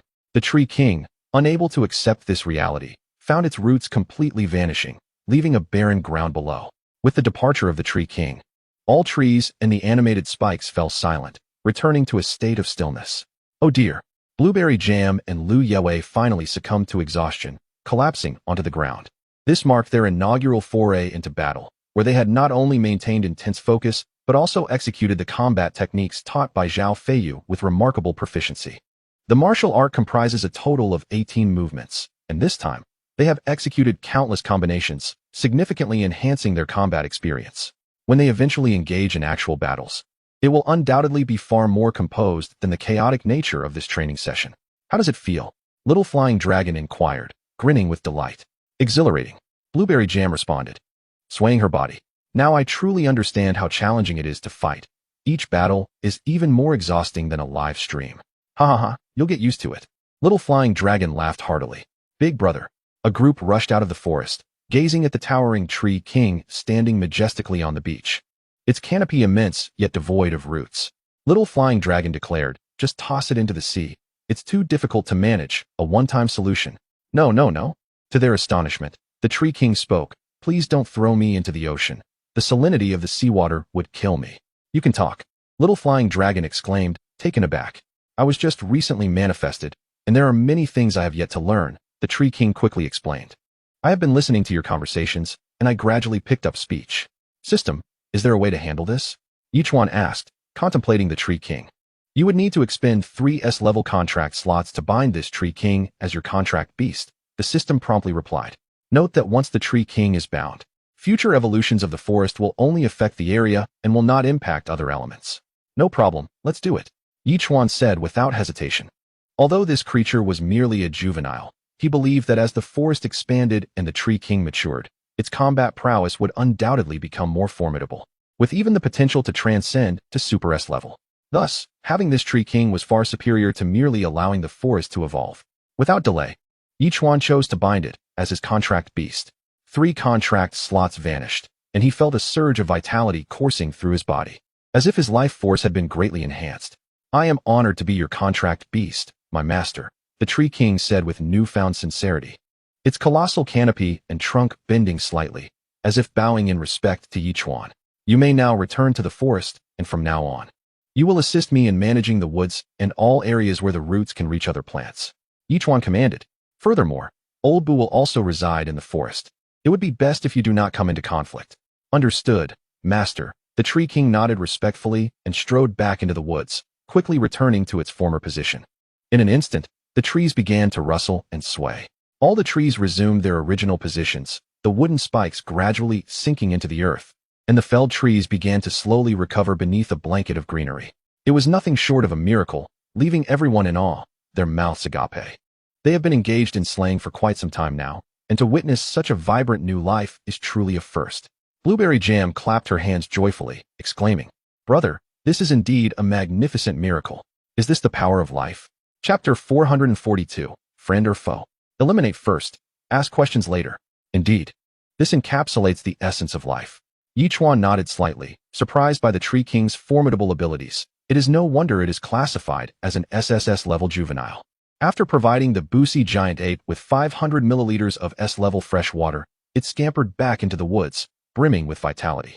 As for Lu Shuai, after applying nearly 500 milliliters of S-level fresh water with the assistance of the Little Flying Dragon, his swelling began to subside gradually. By midday, he had returned to his original state and could not help but chuckle, saying, How embarrassing. My first genuine battle, and I ended up swollen all over. What a disgrace. Everyone makes mistakes, and even the best can stumble, Yichuan replied with a smile. After all, it was your first true battle, and no one will hold it against you. However, it is imperative to reflect upon your shortcomings during combat and the aspects that require attention in future encounters. There will undoubtedly be many more opportunities for battle, and if you face a stronger opponent, the consequences of failure could be dire. Yes, yes. Lu Shuai nodded earnestly. In the coming days, I will have the little flying dragon as my sparring partner to practice diligently, ensuring I don't falter in the next battle. Very well. The little flying dragon nodded without hesitation. I shall impart all my knowledge to you, hee hee. Soon, on Saturday, lunch was prepared. In addition to the usual feast, several cakes were made from the tender leaves atop the Tree King's crown. The flavor was surprisingly delightful, considering it was derived from an SSS-level plant. It was not much inferior to SSS-level terrestrial or marine delicacies. As the afternoon wore on, Yi Chuan reclined in a lounge chair, feeling drowsy when the system's voice echoed. Island upgrade complete. Congratulations, host. Your island has been upgraded to level 20. You have received an upgrade gift package. Do you wish to open it? Yi Chuan instantly perked up and promptly replied, open it. Opening. Congratulations, host. You have received 4,000 evolution points. Absolute Defense 5. Island Stabilization Device 2. Island Propulsor 2. Evolution Point Gift Package 2. Basic Resource Gift Package 2. The system announced. With the double enhancement, all rewards were effectively doubled. It was indeed a fruitful bounty. Without mentioning anything else, the evolution points alone amounted to a staggering 88,000. What a delight. However, Yi Chuan began contemplating the matter of transformation. Everything was in place, and he was ready to ingest the necessary items at any moment. With over 10 days remaining as they sailed further into the open sea, he was fully capable of achieving successful transformation. With this plan in mind, Yi Chuan decided to inform them of his intentions to commence the transformation. As soon as he rose, the urgent sound of the super radar pierced the air, causing Yi Chuan to furrow his brow. He immediately looked towards the source of the alarm, only to see dozens of warships emerging from the Forbidden Sea, charting the same course as himself, presumably en route to the treasure-laden waters of the outer seas for battle. Xiao Feilong and the others had gathered around, glancing at the warships with a tinge of annoyance as they remarked, "Can you believe there are still so many warships in the Forbidden Sea? It seems we haven't noticed them for quite some time. The Forbidden Sea is vast, and we weren't specifically searching for warships. It's only natural we overlooked them," Zhao Feiyu replied calmly.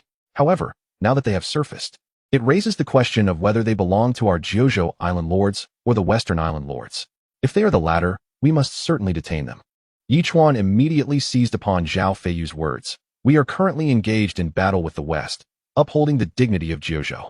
If they are indeed Western Island Lords, they must share the same objective as us. If not them, then whom shall we strike?" Observing their speed, approximately 50 nautical miles per hour, he estimated they would arrive by tomorrow morning. "Let us wait a moment." Agreed. The group promptly concurred with Yi Chuan's plan. Consequently, Turtle Island came to an immediate halt. Yi Chuan also reached out to Zhang Haixia to inquire about the remaining 20,000 tons of high aluminum explosives. Zhang Haixia had attempted to contact Yi Chuan twice previously, likely while he was adrift on the floating continent, resulting in a missed connection. Subsequently, she promptly transferred the 20,000 tons of high aluminum explosives to Yi Chuan. The last batch of 30,000 tons had been nearly entirely allocated to the weaponry of the ultimate battleship. This time, Yi Chuan focused on munitions for Turtle Island's arsenal, as ample ammunition would be essential for confronting those dozen warships and engaging in combat with the Western Island Lords. This time, there will be no shortage. Regrettably, the doubled enhancement was solely utilized for the upgrade package of Turtle Island. If the calm persisted until dawn, would that not render it a wasted opportunity? Contemplating this, Yi Chuan resolved to send the Turtle forth to aim for a rendezvous tonight, seizing the opposing island lord and thereby securing double the spoils. Without disclosing this to Xiao Feilong and the others, he commanded the Turtle to advance towards the fleet of warships. However, upon noticing Turtle Island moving in reverse, they grasped Yi Chuan's intention and wholeheartedly supported it. Eager for an early skirmish to avoid the restlessness of sleepless excitement come nightfall.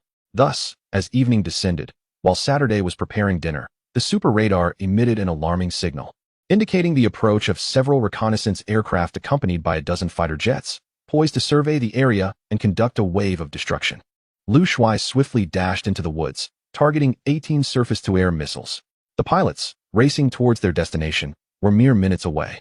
Hearing the radar's frantic beeping, nearly all the pilots spotted the incoming 18 missiles and urgently shouted, "Enemy attack! Enemy attack! Deploy countermeasures immediately." As the words were spoken, the group immediately commenced launching interference flares. Strangely, just as 18 surface-to-air missiles were about to encounter the flares, they began to disperse, transforming from 18 into 180 warheads, scattering in all directions and evading the interference of the flares. They then proceeded to advance from various locations. What? Witnessing this scene, all the pilots were left utterly astonished, with some reporting directly to the flagship's command. This prompted Commander Ostrovsky, who was directing operations on the flagship's bridge, to furrow his brow in dismay. How infuriating! Is it possible that those warheads possess some form of awareness? Deliberately avoiding the flares. Boom. At that moment, the warheads began to strike the reconnaissance and fighter aircraft. Even the most skilled pilots found it impossible to evade the onslaught from multiple angles. Some planes were reduced to mere debris, while others were struck on their wings, plummeting into the sea. Within the flagship's bridge, cries for help resounded. I've been shot down. I've been shot down. Requesting rescue. Requesting rescue. I've been hit. Help, help. This is outrageous. We are on the brink of annihilation. Ostrovsky, damn you. Chapter 443. The tactical surrender of the Western Island Lord, accompanied by the desperate cries and curses. The sound of aircraft crashing into the water followed. Within a few short minutes, all noise ceased, leaving only a faint rustling. Inside the flagship's bridge, everyone stood in stunned silence. The combined total of reconnaissance and fighter aircraft exceeded 30, yet they had been decisively eliminated in one fell swoop. How could this be possible? Captain, it seems the enemy is formidable, and the most pressing concern is that neither side currently knows if the other is friend or foe, which is profoundly frustrating. An elderly man spoke solemnly, suggesting, let us disable our radar and alter our course, avoiding a direct confrontation to prevent unnecessary losses. We have already lost over 30 aircraft. Is that not an unnecessary loss? The captain replied darkly. This is clearly a formidable adversary. If they are the Western Island Lords, it's akin to a deluge overwhelming the Dragon King's temple, and under a united front, we could let this matter pass. However, if they are the Lords of the 9 continents, engaging them in combat would eliminate a significant threat to the Western Island Lords, thus becoming a substantial contribution on our part, and we could seize their resources entirely. Would that not be a twofold victory? The group exchanged glances, sensing the validity in this assessment. With only a few hours remaining until their encounter, the time was of no consequence, and they ultimately concurred with the captain's proposal, instructing all warships to prepare for battle at a moment's notice. After dinner and a film, the evening progressed to well past 10 o'clock. At last, the sound of warships echoed from a distance, prompting several individuals to rush outside. Despite the darkness of night, the moonlight illuminated the insignia on the warships, unmistakably belonging to the flag of the Western Island Lords. Could it be from the nation of Seagull? A wave of relief washed over the group. Yichuan promptly activated the temporal protective shield over Turtle Island, advancing directly into the midst of the fleet. The onlookers were utterly unprepared for the astonishing sight before them, a mobile island. After a brief moment of confusion, roars of laughter erupted from the warships. How exhilarating it was to encounter a moving island. If we were to seize it, we could dominate the entire Forbidden Sea. Captain, it appears these individuals are not from our Western Island Lords, someone remarked, having spotted the blueberry jam girls on the island through a telescope, chuckling as he noted 3 exceptionally beautiful girls who epitomized Eastern classical beauty. Indeed, fortune smiled upon us this time. An order was swiftly given to bombard the island before considering further actions. The captain, with a slight smile, resolved to proceed with the command. Instantly, over 30 warships unleashed 4 to 5 shells each, the barrage nearly enveloping the entire island in a terrifying display of firepower that appeared particularly daunting in the night. Everyone felt a sense of lethargy, having anticipated a grueling battle, only to find that a single round of cannon fire could resolve the conflict, truly devoid of challenge. Wait, what is happening? At that moment, a captain furrowed his brow in disbelief as he gazed at the island. Over 100 shells failed to strike the island, detonating hundreds of meters away, ultimately causing no impact whatsoever. This was an unfathomable occurrence. Damn it, do they possess a protective shield? The captain was taken aback, incredulously staring at the island, and immediately bellowed an order. Prepare the close-range artillery at once. We must be ready to defend against their assault. Barely had the order been issued when a volley of missiles soared into the sky, reaching several hundred meters high, before cascading downwards. Surprisingly, as the close-range artillery began to engage, all missiles split into 10 warheads, weaving through the defensive fire and targeting the outermost warships. As missiles exploded in the sky, the effectiveness of the close-range artillery waned. Almost every warship suffered 4 to 5 missile strikes on their decks, rendering the weapon systems of at least 7 or 8 ships completely inoperative, a truly dismal sight. The captain's expression darkened further. Attacking the island, they found it shielded. While the island retaliated without restraint, leaving them unable to withstand the onslaught. The inevitable conclusion loomed. Would they not face utter annihilation? Consequently, the captain spoke gravely. We are likely no match for them. In my view, it would be prudent for us to temporarily surrender to avoid further attacks.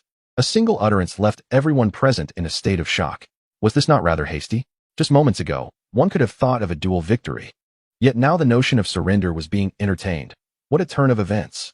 The captain, disregarding all caution, promptly produced a megaphone and shouted towards the island. Hello. We need not be adversaries. We are all humans emerging from the Forbidden Sea, and we should unite rather than resort to violence. Goodness, is he a fool? The one who spied on us was him, and now that he realizes he is no match for us, he contemplates surrender? Scoffed the little dragon, coming from the Forbidden Sea, and yet he possesses such limited capability? They must have some secret weapon, if they truly had such meager skills. It would be impossible for them to have survived in the Forbidden Sea for so long. Even an SSS-class marine creature could easily handle them. Zhao Feiyu said in a low voice. At that moment, a warning call from the dolphins pierced the air, prompting Yichuan to immediately employ the eye of the mind to convey a vision, revealing a dense throng of fish surging from the depths. Each of these fish measured nearly a meter in length, their bodies riddled with bones, and a white membrane obscuring their eyes.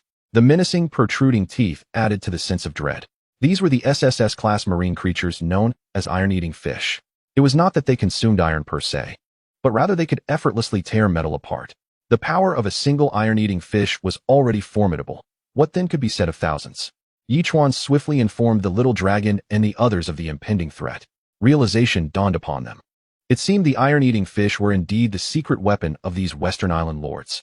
After all, even an SSS-class marine creature, in a multitude, could be exceedingly terrifying. Yichuan promptly took up the megaphone and responded, Apologies, but we do not accept surrender. However, we offer you the opportunity to buy time. When your iron-eating fish arrive, we shall engage in a contest. If they were to confront these cunning Western Island lords, it was essential that their defeat be both thorough and convincing. Chapter 444. We seek wealth, not blood. The captains were taken aback. After all, they had previously discerned that their opponents were merely an island, lacking submarines or similar vessels. And the iron-eating fish were still several kilometers away. How had they discovered this? The captain turned coldly to the high-ranking officials, stating, Now, unleash all weapons upon that island. I refuse to believe that our bombardment, combined with thousands of iron-eating fish, cannot subdue these adversaries. With that declaration, the captain began issuing commands, and all the remaining combat-ready warships commenced their assault on Turtle Island. Meanwhile, the iron-eating fish had already surged to the vicinity of Turtle Island, heading straight for it. The turtle immediately deployed its levitation technique and activated absolute gravity, simultaneously crashing toward the surface amidst the sonic interference of the dolphins. Tens of thousands of tons of force erupted at that moment, striking the ocean's surface with the might of a super missile, reducing the eager iron-eating fish to mere pulp. The terrifying waves that surged instantaneously caused all the warships to rock violently, even disrupting the accuracy of their weaponry, which continued to bombard the sea, delivering fatal blows to the fortunate iron-eating fish that had survived. The captain was left in a state of bewilderment. This operation was supposed to be foolproof. Even if the cannon fire proved ineffective against them, one must not forget that thousands of iron-eating fish could contend with even SSS-level marine creatures. Yet, within mere seconds, more than half of them had been wiped out. How surreal was that? Look, that's a giant sea turtle. At that moment, a senior officer could not help but shout. This island was, astonishingly, perched upon the back of the sea turtle, an SSS-level behemoth. With this revelation, everyone finally grasped the situation. No wonder they were so fearless. Even with the knowledge of the iron-eating fish's existence, they remained undaunted. Their confidence derived entirely from this formidable SSS-level sea turtle. As they pondered this, they witnessed another volley of missiles erupting from the Turtle Island, nearly identical to the previous scene, save for the fact that this barrage was now more than 3 times the previous number. The close-in weapon systems glowed red-hot, as dozens of warships formed a veritable curtain of fire in the sky, more densely packed than a rainstorm. Yet there were always warheads that plummeted down at the moment when their comrades' explosions shielded them from the barrage. The entire assault lasted less than 30 seconds. Over 30 warships found their weapon systems, propulsion systems, and even communication systems completely incapacitated. The air defense artillery, which had been fervently engaged just moments before, fell silent. And after the initial tumult, the vast sea regained its tranquility. These fellows truly seem oblivious to our might. Little Flying Dragon exclaimed with a hearty laugh. Brother, shall we proceed and seize their possessions? Everything that belongs to them is ours for the taking. With a cheerful smile, Yichuan replied. And without the aid of flying creatures, they leaped into the air, landing gracefully on the flagship's deck. Little Flying Dragon, akin to a member of a notorious gang, bellowed. Is there anyone in charge? Aren't you coming out? The captain and the high-ranking officials wore expressions of deep discomfort. Despite their reluctance, they stepped out of the command room. The captain, forcing a smile, said, Gentlemen, you have bested us. We surrender and admit defeat. Can we consider this matter settled? Rest assured, we seek only wealth, not lives. Little Flying Dragon chuckled mischievously. Now, immediately utilize your super tablet and transfer all your possessions to us. We might consider allowing you all to leave. Otherwise, dear sir, what do you think will happen to our hard-earned assets, built over decades, if you rob us blind? The captain lamented. What is more important, your belongings or your lives? Little Flying Dragon furrowed his brow and coldly questioned. Life is important, but so are the resources. The captain spread his hands in response. Just as his words echoed, one of the high-ranking officials fell beneath Little Flying Dragon's blade, and a warship suddenly vanished. Little Flying Dragon inquired once more, What did you just say? I did not catch that. The captain, swallowing hard, replied earnestly, I said, life is paramount, and we are willing to relinquish everything to you. Please, could you grant us a few small vessels? We cannot simply leave empty-handed, can we? Let us discuss the trade. Yichuan replied impatiently. Half an hour later, Yichuan successfully acquired all the resources. With a double enhancement, even the number of warships had doubled, totaling over 60 vessels. With an abundance of supplies that was simply staggering, an extraordinary fortune, he stored all the items in the system inventory, leaving just a few small boats for the others, and departed with great haste. Brother, we have struck gold again. Little Flying Dragon exclaimed with exhilaration. Just selling those supplies will undoubtedly be worth several billion. But will the island lords of the West meet their demise? Blueberry Jam asked softly. Most likely, but that has little to do with us. Yichuan shrugged slightly. They provoked us first. We were merely defending ourselves. Surviving is luck, and perishing is fate. Indeed, they deserve it. Blueberry Jam nodded repeatedly. By now, it was 11 o'clock at night, and the group ceased further discussions and returned to their slumber. The following morning, Yichuan signed in punctually. Sign-in successful. Congratulations to the host for receiving 2,000 evolution points and an evolution value gift pack. The system's voice resonated, and under the impending disappearance of the double enhancement, everything transformed into double. Yichuan stretched lazily, gazing at the beautiful weather outside, and released the battle-scarred super battleship. He then integrated all the warships seized the previous night into the super battleship. As the super battleship gradually began to recover, it swiftly returned to its former state, subsequently enlarging and elongating, ultimately reaching the brink of becoming the ultimate battleship. However, most of the warships had been utilized for the restoration of the super battleship, and at this juncture, further evolution was temporarily halted. Brother, this means we will possess an ultimate battleship and 2 super battleships. Little Flying Dragon and the others approached, chuckling. Indeed, I am on the verge of evolution. Do you intend to stay on Turtle Island, or shall we advance with the ultimate battleship? Yichuan nodded slightly and inquired with a smile. Chapter 445, Is this a wall of ghosts? The group could not help but feel a moment of confusion. In truth, it was a dilemma. After all, residing on Turtle Island was comfortable, with arable land, yet without Yichuan, there would be no defense. If an attack were to occur and the protective shield faltered, the consequences could be dire. However, once aboard the ultimate battleship, the advantages became apparent: immense defense and formidable offense. Weighing the options, the group decided to temporarily embark on the ultimate battleship. After this resolution, Yichuan stowed away Turtle Island for the time being and ushered everyone into the ultimate battleship. Under the influence of the sealed wandering souls, the ultimate battleship commenced its journey. After giving instructions to the wandering souls and the others, Yichuan retreated to his chamber, retrieving his items. The transformation elixir, the fountain of the sky, and the elixir of immortality were laid out before him. Taking a deep breath, and prompted by the system, he removed the indestructible attire. Subsequently consuming the transformation elixir, followed by the elixir of immortality and the fountain of the sky, he settled into a meditative position, entering a state of deep concentration. In that moment, Yichuan's body gradually emanated a triad of hues: green, white, and yellow, resembling a swirling tricolor blossom, continuously spiraling around him. Remarkably, his form began to rotate in harmony with these 3 energies. At that instant, Each one sensed three distinct forces intertwining within him. Although each force was gentle, their entanglement revealed a terrifying nature, treating Yichuan's body as a battleground, engaging in relentless opposition, with none yielding to the others. This engendered an indescribable agony within him, as if the cells in his body were perpetually tearing apart and then reassembling, leaving him uncertain of how long this torment would endure. Time flew by, and in the blink of an eye, 7 days had passed.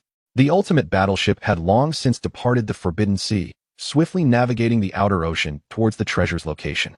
Yet, along the journey, they encountered scarcely a few warships. Logically, whether from the west or the 9 provinces, one would expect to see numerous vessels arriving for battle.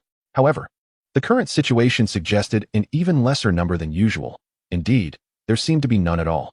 Standing on the deck, observing the surroundings, Lu Yiwei was fixated on a particular point ahead for more than 10 minutes. Soon, Xiao Fei Long and the others gathered around, puzzled, and inquired, "What are you staring at so intently? I've noticed that it seems we have not truly entered the outer ocean." Lu Yiwei replied earnestly, "It appears we have inadvertently entered something akin to a ghost wall." "Big sister, don't scare me," Xiao Fei Long exclaimed in confusion. "A ghost wall? Or perhaps we have unwittingly entered another dimension. In this dimension, aside from us, there are no others, which is why we have yet to encounter anyone else," Lu Yiwei stated gravely. Upon hearing this, the others began to sense the validity in her words. After all, there were typically many people in the outer ocean.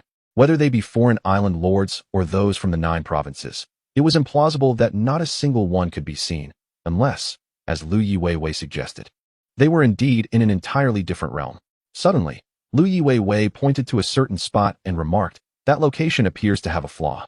Let us launch a few missiles at it, and see if there is any difference." Xiao Fei Long, undeterred by her words, recognized that they were currently not lacking in ammunition. He promptly commanded the spirits to fire 3 missiles at the location Lu Yiwei indicated. With a resounding boom, 1 minute later, the missiles struck fiercely at that spot, resulting in a terrifying explosion that sent shockwaves rippling outward. To the astonishment of all present, the space ahead began to warp, as though a massive curtain had been poked. Subsequently, everything commenced a slow collapse, as if the reality itself was an illusion. Indeed, it was all an illusion. At that moment, the entire area began to disintegrate, and in the blink of an eye, everything transformed. It turned out that the ultimate warship had merely reached the fringes of the Forbidden Sea, continuously circling in that very spot, never truly departing. "Damn it! This is clearly a ghost wall. I cannot fathom who is orchestrating this against us," Xiao Fei Long exclaimed, seething with rage. Just then, an urgent sound pierced the air. The super radar aboard the ultimate warship was issuing an alert. Over 100 kilometers away, several super aircraft carriers from all directions were converging towards the ultimate warship. It appears these super carriers are behind this ruse, which is quite astonishing. "Unbeknownst to us, we have fallen into their trap," Zhao Feiyu remarked with a grave tone. "Moreover, judging by the speed of the ultimate warship, we have been circling here for 3 days. Are they planning to deplete our energy and then reap the rewards? That possibility cannot be dismissed. Otherwise, they would have attacked us long ago instead of merely keeping us in this vicinity." Lu Shuai promptly nodded in agreement. "Once they enter within 3 kilometers of us and commence their assault, we shall incapacitate them in one swift move." "Indeed." Xiao Feilong nodded vigorously. The group immediately proceeded to the bridge, readying the spirits for action. "Oh, omnipotent lord, they have discovered the clues." At that moment, aboard a super aircraft carrier, an elderly man donned in a cross-emblazoned robe traced a cross over his chest while shaking his head in resignation. "I initially intended to resolve this matter in the simplest manner, but it seems a bloody incident is now inevitable. These wayward sheep are in dire need of our redemption. Amen. Bishop, shall we baptize them with cannon fire or with brute force?" A middle-aged man inquired earnestly. "Certainly with cannon fire. With the invincible artillery blessed by our Lord, we can unleash the purest force in this world," the elder replied solemnly, once again tracing a cross over his chest. "All warships shall engage in cannon fire upon entering a 10-kilometer range, striving to ensure that a single round of attack will compel them to await their salvation in submission. Your holy decree shall be heeded, Bishop," the middle-aged man responded with utmost reverence. Thus, after a little over an hour, over 50 super aircraft carriers from all directions launched a simultaneous assault on the ultimate warship. On the ultimate battleship, the close and long-range artillery failed to provide any defense, as it bore the brunt of the assaults with its very structure. Amidst the baptism of cannon fire, the ultimate battleship experienced a slight tremor. Yet these attacks seemed to inflict no more than superficial effects upon it. Chapter 446. The Invincible Ultimate Battleship. Following a wave of attacks. Aside from minor blemishes in certain areas, the ultimate battleship emerged unscathed. The formidable super aircraft carriers refrained from launching another offensive. Instead, they swiftly approached the ultimate battleship, convinced that it had long been incapacitated and was merely awaiting their final triumph. Minutes later, all super aircraft carriers had closed to within 3 kilometers. Earlier, the little dragon had already issued commands, and at this moment, the Spectres did not wait for further orders. They activated the launch buttons, unleashing hundreds of missiles that soared skyward, subsequently dispersing in midair and transforming into thousands of smaller warheads, each hurtling towards the super aircraft carriers. How infuriating! These misguided lambs dare to continue attacking us. At that moment, technicians aboard the flagship detected the counter-offensive from the ultimate battleship and promptly reported it. The dense barrage of cannon fire had not succeeded in obliterating their weapon systems. The Cardinal was momentarily taken aback. "Oh Almighty, please forgive these violent, lost sheep. We must employ even more terrifying weaponry to redeem them." With this declaration, the Cardinal prepared to order the deployment of weapons of mass destruction, only to witness the close and long-range artillery spring into action in that instant. A torrential downpour of warheads descended from all directions, more densely packed than raindrops. Despite the immense power of the close and long-range artillery, it was utterly incapable of intercepting such a multitude of incoming projectiles. Each warhead contained a terrifying force, exploding upon impact with the aircraft carriers and creating gaping holes in their steel hulls. With over 1,000 warheads unleashed, each aircraft carrier was struck by nearly 200. And after accounting for those that were obliterated, at least 100 warheads still rained down upon each super aircraft carrier. More than 50 super aircraft carriers, now just a kilometer from the ultimate battleship, were rendered inoperative, suffering severe damage to their weapon systems, defensive mechanisms, and propulsion systems. Ultimately, they came to a halt mere hundreds of meters away from the ultimate battleship. The Cardinal was left in a state of disbelief. As one of the dominators of the Forbidden Sea, their Catholic fleet had always been invincible, consistently following the same successful strategy. Countless island lords had fallen captive to them over the years, yet this time, they had witnessed over 50 aircraft carriers extinguished in an instant. "My Lord Cardinal, these are not lost sheep. They are demons from the abyss that must be eradicated swiftly," a middle-aged man exclaimed loudly. "I strongly demand that the relics be released to send them to hell." To everyone's astonishment, the Cardinal hesitated. Once again, someone spoke earnestly. "Your Excellency, we can no longer afford to hesitate. After we subdue them, we must repair these aircraft carriers in the shortest time possible. Otherwise, we may fail to reach the treasure trove in the open sea in time." With that, he declared, "Let us unleash the sacred relics and eradicate these abyssal demons." The Cardinal nodded slightly, responding with a grave demeanor. Immediately, the middle-aged man issued the command. A cacophony of clanking echoed, as if heavy chains were dragging something. Soon, terrifying roars erupted, and 5 or 6 canine creatures, each over 10 meters long and nearly 2 meters tall, burst forth from the flagship's hold. Upon receiving precise orders, they charged directly towards the ultimate warship.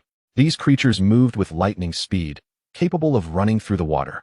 Though the weapons on the ultimate warship began to fire immediately, they were unable to halt their advance, and the beasts swiftly arrived beneath the vessel. "What are those things?" Blueberry Jam exclaimed in disgust. "They are so hideous and repulsive." It was said that the island masters under the Catholic Church had once entered a dimension and captured a dozen SS-class canine creatures, which they referred to as sacred relics. Zhao Feiyu quickly clarified. "However, only 6 have appeared here. This is merely a fraction of their number." "Goodness, if they were SSS class, we might be in trouble. Thankfully, they are only SS class. If we can't handle them, it would be utterly embarrassing," Little Flying Dragon remarked incredulously, revealing his battle armor to show them the consequences of crossing us. As they spoke, the sacred relics charged towards the ultimate warship. Yet, before they could strike, the wandering souls surged forward, ensnaring the relics. These souls possessed not only immense strength, but also the ability to transform into various forms, whether as chains or other shapes, easily trapping the sacred relics. Despite the relics being SS-class terrestrial beings, they found it impossible to lift their heads before the wandering souls, whose combat prowess was terrifying and who showed no fear of harm. Even though they would remain aboard the ultimate warship henceforth, they could protect it from being ravaged by any lesser beings. Even Zhao Feiyu, who had taken a combat stance, found it hard to believe. Not even Yi Chuan had informed them about these wandering souls. Who could have known they were this formidable? Within the aircraft carrier's bridge, the cardinal peered through binoculars, attempting to discern what transpired on the deck of the ultimate warship. Alas, the height of the vessel obscured his view entirely. Suddenly, a tremendous crash resonated. Moments later, something plummeted from the ultimate warship, crashing onto the bridge's deck, leaving everyone stunned. What is that? Is it the corpse of a sacred relic? The middle-aged man inquired, unable to suppress his curiosity. As the conversation unfolded, several corpses came crashing in, ultimately gathering to a total of 6, leaving the cardinal in a state of utter shock. How could this be? These are 6 SS land creatures. Humans are certainly no match for them. Boom. Just as they spoke, another resounding explosion echoed as Zhao Feiyu and his companions descended from the sky. In an instant, dozens of staff rushed out to intercept them. Yet the young dragon merely scoffed, raising his voice to deliver his classic opening line once more. You are but insignificant minions, unworthy of conversing with us. Is there anyone in charge? If so, get out here at once. His thunderous roar struck fear into the hearts of the cardinal and his entourage. Years of brazenly attacking others had dulled their senses to fear, but this time, the tables had turned, prompting them to remember what true danger felt like. The cardinal could not help but swallow hard before stepping forward with his signature smile. My wayward children, welcome home. Chapter 447, The Showdown. I am the master. So it is indeed the Catholic Church? Initially, I held a mere suspicion, but upon witnessing these individuals emerge, the young dragon truly smiled. In my perception, Catholics have always been the missionaries promoting truth, goodness, and beauty. How is it that the Catholics in this oceanic realm are nothing but brigands? My wayward children, I would not dare utter such words. The cardinal immediately replied with utmost seriousness. We were merely baptizing you with cannon fire and sacred relics. You have withstood the true test and may now become children of the Lord. Congratulations, amen. Do you believe we would trust this? Observing the cardinal's earnest demeanor, Blueberry Jam scoffed. Dear lady, you once were a child ensnared in suffering, but the Almighty saved you from the depths of despair, filling your life with angels. The cardinal spoke with benevolence. I represent the Lord and sincerely invite you to join our Catholic faith, to become a child of the Lord. Amen. Brother you. I find myself increasingly intolerant of him. The young dragon remarked darkly. I want to strike him. Then strike him. Zhao Feiyu responded without hesitation. Anyone with sense knows that the Catholic Church is a mere illusion, adept at psychological manipulation. Moreover, with so many deities in the 9 provinces, why would I forsake them to believe in foreign deities? At that moment, the young dragon charged directly at the cardinal. The staff members rushed forward, intending to block him. But they were merely ordinary individuals with a modicum of skill, utterly no match for the young dragon. With a few swift punches and kicks, he sent them flying. Then boldly advanced, delivering a fierce blow toward the cardinal. Bang! That fearsome punch aimed straight at the cardinal's chest had the potential to shatter his sternum. Yet in that critical moment, the cardinal suddenly retaliated, throwing a punch in response to the young dragon's assault. To the disbelief of the young dragon, the punch from the cardinal was unexpectedly terrifying.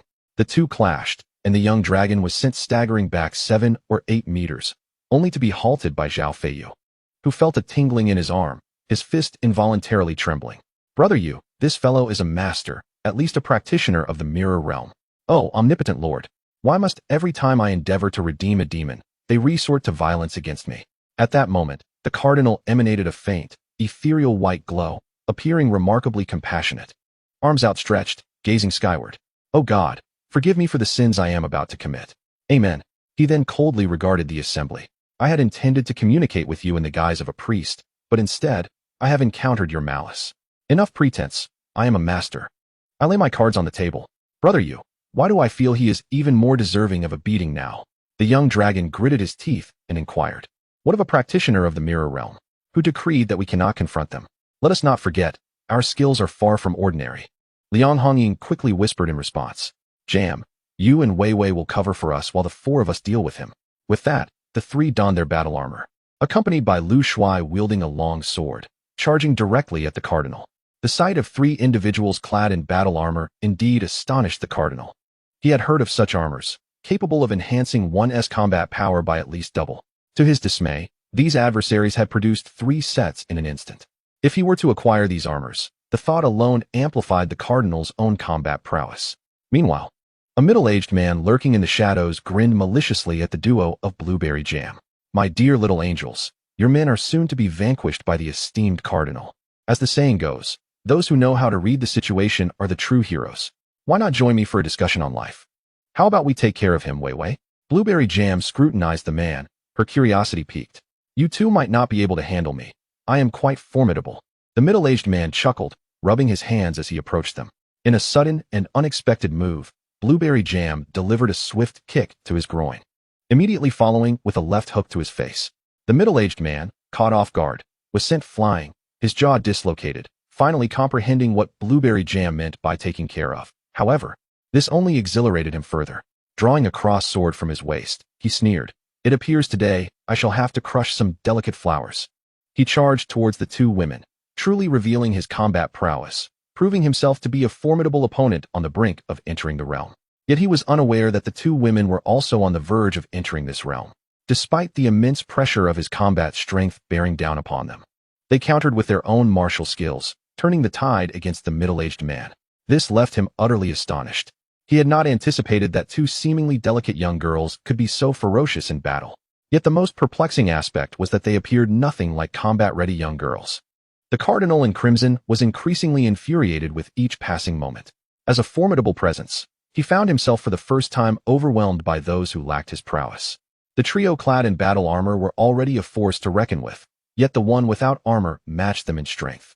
The entire bridge was upended by their assault, and the Cardinal's advantages as a powerful being were rendered utterly ineffective.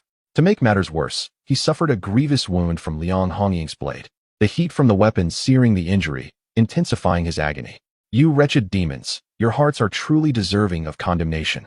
He seethed, his teeth clenched in rage, longing to eradicate them on the spot.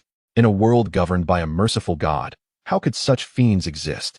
He vowed to purify them all in the name of the Almighty. Suddenly, with a resounding crash, Lu Shuai, seizing an opportunity amidst their evasive maneuvers, delivered a powerful kick that sent the Cardinal sprawling across the room. Blood erupted from his mouth, a testament to the overwhelming frustration he felt, an indignation far more profound than mere physical injury. He was now acutely aware that he had become the most beleaguered of his kind. Feeling both physical and emotional torment, the Cardinal slowly raised his gaze, fixing his icy stare upon the four adversaries. "Do you believe victory is already within your grasp? It is not merely a belief, it is an undeniable reality." Xiaofilong retorted disdainfully. "Then allow me to demonstrate the might of the Almighty." The Cardinal replied with a chilling smile, his body suddenly convulsing violently. Chapter 448. The Cardinal's Descent into Darkness, Yi Chuan's Emergence. Xiaofilong instinctively recoiled, eyeing the Cardinal with trepidation. "You go, has he lost his mind? This does not seem like madness. It resembles a divine possession," Zhao Feiyu murmured. "Everyone, be cautious. If he has unleashed this transformation, he is likely to grow stronger." As the Cardinal let out a thunderous roar, his frame surged upward, a dark aura emanating from him. He transformed from a figure of sanctity into one that bore an unsettling malevolence, his height increasing by over a foot in mere seconds, reminiscent of a werewolf. Could he possibly possess the bloodline of the Dracula family? Lu Shuai whispered incredulously. "It appears akin to the sacred artifacts we recently encountered," Liang Hongying speculated warily. "I can't shake the feeling that he has absorbed the powers of the remaining 6 artifacts, which explains his current form. Absorbing the strength of 6 SS-grade beings? This is perilous." Xiaofilong gasped. "Omnipotent God, forgive your wayward servant for succumbing to darkness. All that I do is in the pursuit of purging evil from this world," the Cardinal declared solemnly. "Sometimes, it is necessary to employ evil to vanquish evil. Amen." With that, he traced a cross over his chest, brandishing a cross sword with a swift motion before launching himself at the four. Transformed into the malevolent Cardinal clad in red, his combat prowess had at least doubled. The terrifying force he wielded conjured a tempestuous wind, and although the little dragon charged valiantly at the forefront to engage him, he was nonetheless repelled by the Cardinal's overwhelming strength. Moreover, his speed had increased significantly. Even while fending off the assaults of 4 adversaries, he maintained a decisive advantage. The middle-aged man found himself in dire straits. Having endured no fewer than a dozen wounds, he was nearly reduced to a bloodied figure. Struggling to comprehend the ferocity with which such a delicate young lady fought. Was she not akin to the legendary Mother Yasha of the Jojo tales? Anger ignited within him, and malice surged from his core. He could not help but let out a furious roar, directing his crossed sword toward Lu Yewei, intending to trade injury for injury. Even if he were to suffer another wound, he was determined to ensure she paid a bloody price. Bang! Everything seemed to unfold beautifully, and success was almost within reach. His thigh was struck by Blueberry Jam's blade, but alas, he had miscalculated Lu Yue's speed. As his weapon descended, she had already evaded, and with a swift motion, her long blade plunged deeply into his wrist. As he fell to the ground, blood gushed forth from his wrist, and his grip on the sword faltered, causing his complexion to pale. Before he could react further, the two women closed in to deliver the final blow, ending his life. I never expected fighting would feel so exhilarating, Blueberry Jam chuckled. I never thought I would take a life one day. Neither did I, Lu Yue replied, her cheeks flushing. The adrenaline from the intense battle coursed through her veins, heightening her senses. Suddenly, a thunderous noise erupted, as Liang Hongying was kicked away, her body colliding violently with a distant artillery piece, which was also sent careening far away. Damn it! Observing the increasingly formidable cardinal, the expressions of the four grew increasingly grim. Even united, they were no match for him. Was he not nearing the threshold of a transcendent being? Demons, you are no match for me. Why not kneel and heed the teachings of the Lord? The cardinal said with a smile. You still have a choice, to be purified by me or to join the Catholic Church and become children of the Lord. To hell with your Lord's children. You are a demon yourself, yet you dare to label us humans as demons? The little dragon spat at the cardinal, disdainfully retorting. You have mastered the art of twisting white into black and black into white. Your slanderous tricks are well understood.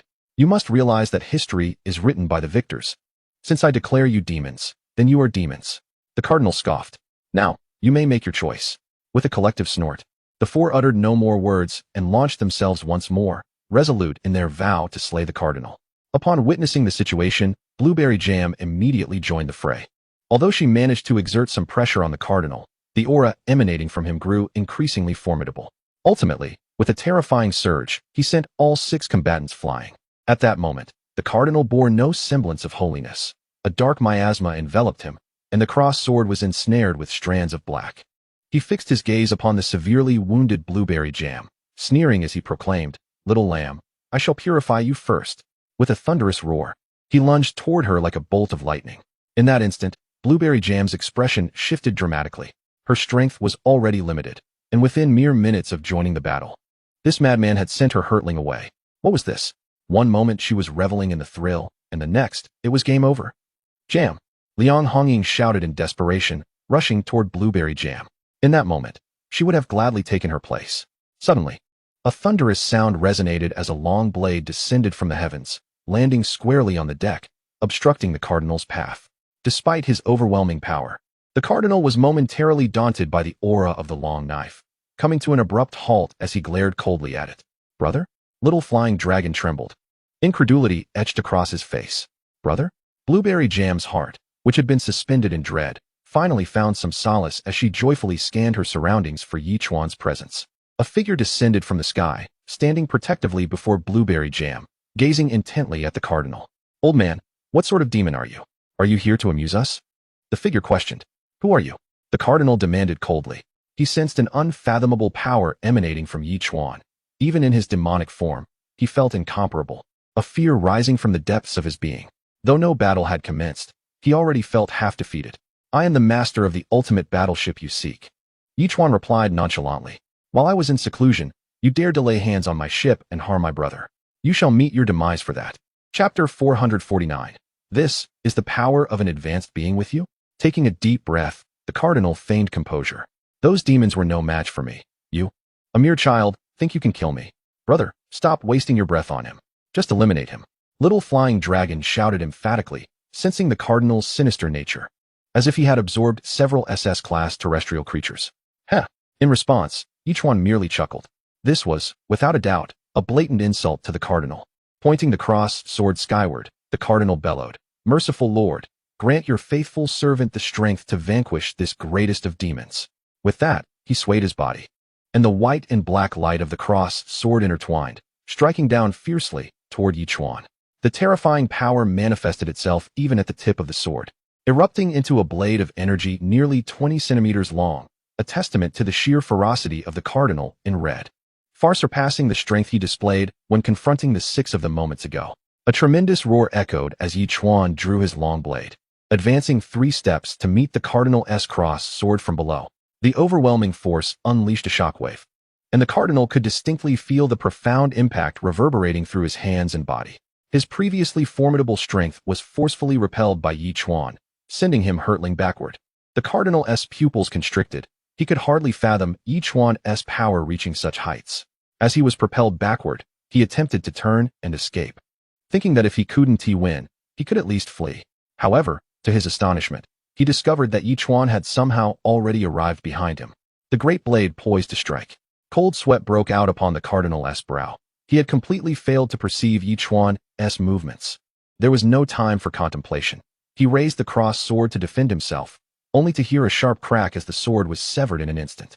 With the long blade descending, the cardinal could not suppress a scream, executing a desperate roll to narrowly evade the strike. Demon, demon!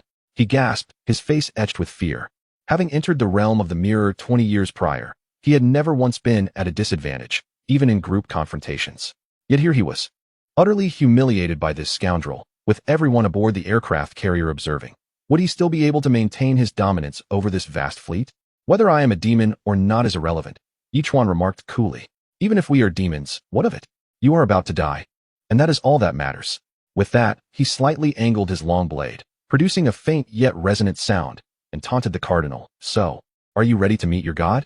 With that, he brought his blade down with ferocity. The cardinal's eyes widened as he swiftly leapt toward another aircraft carrier. Yet, a flash of blade energy streaked past, leaving a long gash on the carrier, accompanied by a series of cracking sounds as the vessel was cleaved in half. The immense structure, over 20 meters long and several dozen meters wide, began to slowly slide into the water. Yichuan, undeterred, continued his pursuit, aiming his blade at the frantically fleeing cardinal. My goodness, is this the power after entering the transformation? One stroke severing an aircraft carrier. Xiao Feilong exclaimed, bewildered, swallowing hard as he posed the question. This is our future goal to aspire to, Zhao Feiyu stated solemnly. However, we must also enter the realm of the mirror swiftly. Drinking plenty of S-grade freshwater will surely hasten our entry into the realm, Lon Meijio cheerfully added. A cacophony of thunderous sounds echoed as aircraft carriers were severed one after another. Some crew members, unable to evade the chaos, met their demise in the wake of Yichuan's inadvertent strikes. The cardinal, draped in crimson, was utterly paralyzed by fear, his legs trembling so violently that he could not flee. As Yichuan approached, he shouted, "Wait, do you have any final words?" Yichuan, maintaining his composure, replied with an air of nonchalance, "What do you wish to say? I am a demon, and you are an angel. I wish to kneel before you and pledge my eternal allegiance." The cardinal earnestly knelt before Yichuan, sincerity etched on his face. "Please, spare my life and allow me to serve as your subordinate island lord. You are already half in the grave. What use do you think I have for a subordinate island lord like you?" Yichuan scoffed. "Moreover, you have gravely harmed my brothers. If I were to accept you, how would my comrades perceive me? In this age, everyone looks out for themselves. Who cares about brotherhood?" The cardinal hastily interjected, attempting to reassure him. However, before he could finish his sentence, Yichuan lifted his foot and struck the cardinal's chin with a fierce blow. The poor cardinal, paralyzed by terror, had no defense against the assault and was sent tumbling several times before collapsing to the ground, blood streaming from his mouth and nose, nearly lifeless. "You are an entry transformation expert," the cardinal realized in that moment. No wonder Yichuan's combat prowess was so formidable. He was indeed an entry transformation expert, a fact that filled the cardinal with dread. Such individuals were rare, especially at such a young age, in the entire oceanic realm. He might be the only one of his kind. Yet, the cardinal sneered, "What of it? Our pope is soon to become a water transformation expert. And in both the Forbidden Sea and the Life Forbidden Zone, there are numerous entry transformation experts. Should you encounter them, your fate would be sealed. Come then. If you wish to kill me, I shall await you below, and I am eager to see how long you can survive." Water transformation? Yichuan's brows furrowed. Indeed. Moreover, apart from myself, our Catholic Church boasts many mirror transformation experts. If you kill me, you will have made an enemy of the Church. The cardinal sneered. You and all of your companions are doomed. Yichuan dismissed the cardinal's threats, having grasped a crucial piece of knowledge. Entry mirror, entry transformation, and water transformation, illusory flowers, and moon. It appeared there were 4 realms in total forming this illusory construct, though he was uncertain if there were further stages beyond. If entry transformation was already so challenging, would subsequent stages not lead to the Life Forbidden Zone or even the Eye of Death to complete the 4 realms? However, these considerations were not Yichuan's immediate concern. Observing the defiant cardinal, he hesitated no longer and swiftly brought his blade down, severing the cardinal's head. Chapter 450. Clearing up the aftermath, a visit from the merfolk. Upon returning to the flagship, Xiao Feilong and the others burst into hearty laughter, exclaiming, "Brother, you are truly remarkable. The old fellow whom the six of us combined could not defeat, you have vanquished with such ease. This is the true advantage of strength." Yichuan replied with a smile, particularly after entering the transformation stage. He felt his power had at least doubled. Really? The others gasped in astonishment. After all, Yichuan's combat prowess had already been formidable. It was unexpected that his strength could double post-transformation.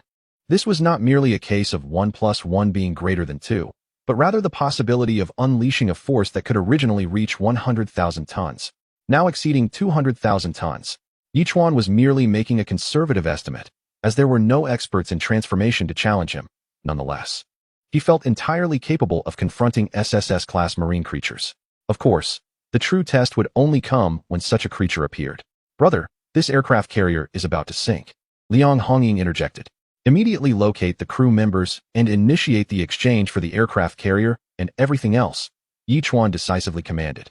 Estimating that in another 20 to 30 minutes, the carriers would completely submerge. Promptly, the group dashed off to commence the transactions, acquiring the deceased crew members. Over 30 aircraft carriers and various supplies. "Brother, many of the carriers are on the verge of sinking. Can they still be utilized?"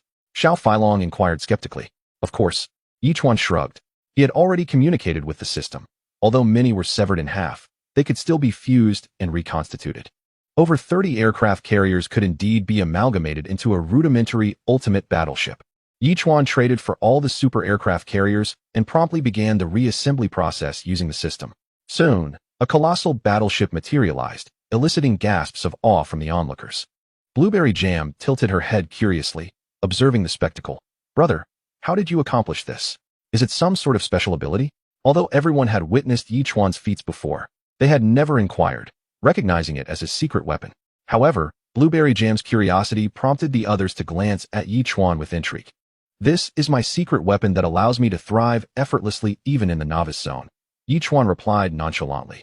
"My rapid transformation and the ability to lead everyone towards imminent success are also thanks to this." "Impressive." Xiao Feilong was the first to give Yichuan a thumbs up. Quickly shifting the topic, "Everyone look. It's almost complete." Before long, a massive battleship, just over 1,000 meters in length, emerged before them. Though merely a rudimentary ultimate battleship, it was undeniably more impressive than a super battleship, establishing itself as an invincible presence in the outer seas of the entire oceanic realm. Yichuan nodded in satisfaction. With the addition of this ultimate battleship, he now possessed a total of 3 ultimate battleships and 2 super battleships, nearly forming a formidable fleet.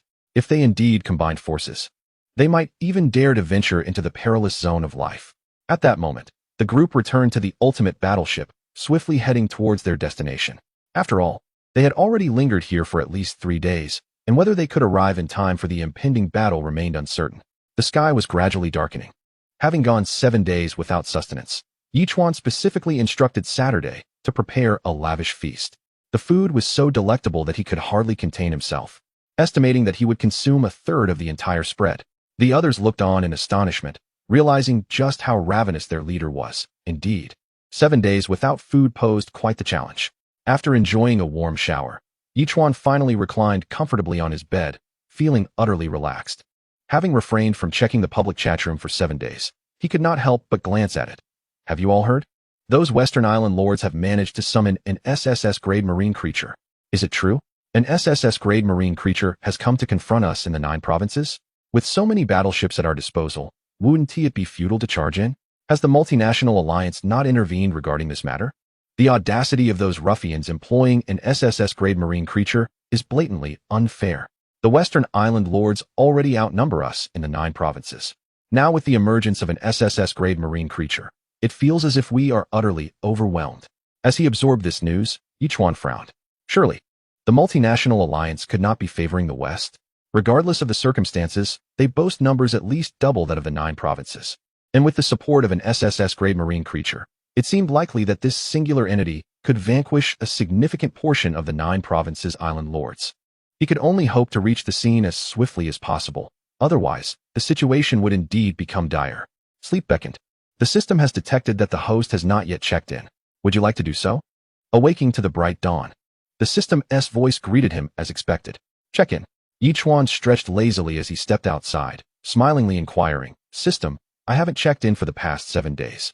Is there any possibility of a retroactive check-in? Check-in successful. Congratulations, host. You have received 2,000 evolution points, 1 super missile, 1 island propulsion device, and 1 island stabilization device. The system's voice resounded in response. Yichuan shrugged slightly. Since he had received such a bounty with this check-in, it seemed a retroactive check-in was out of the question.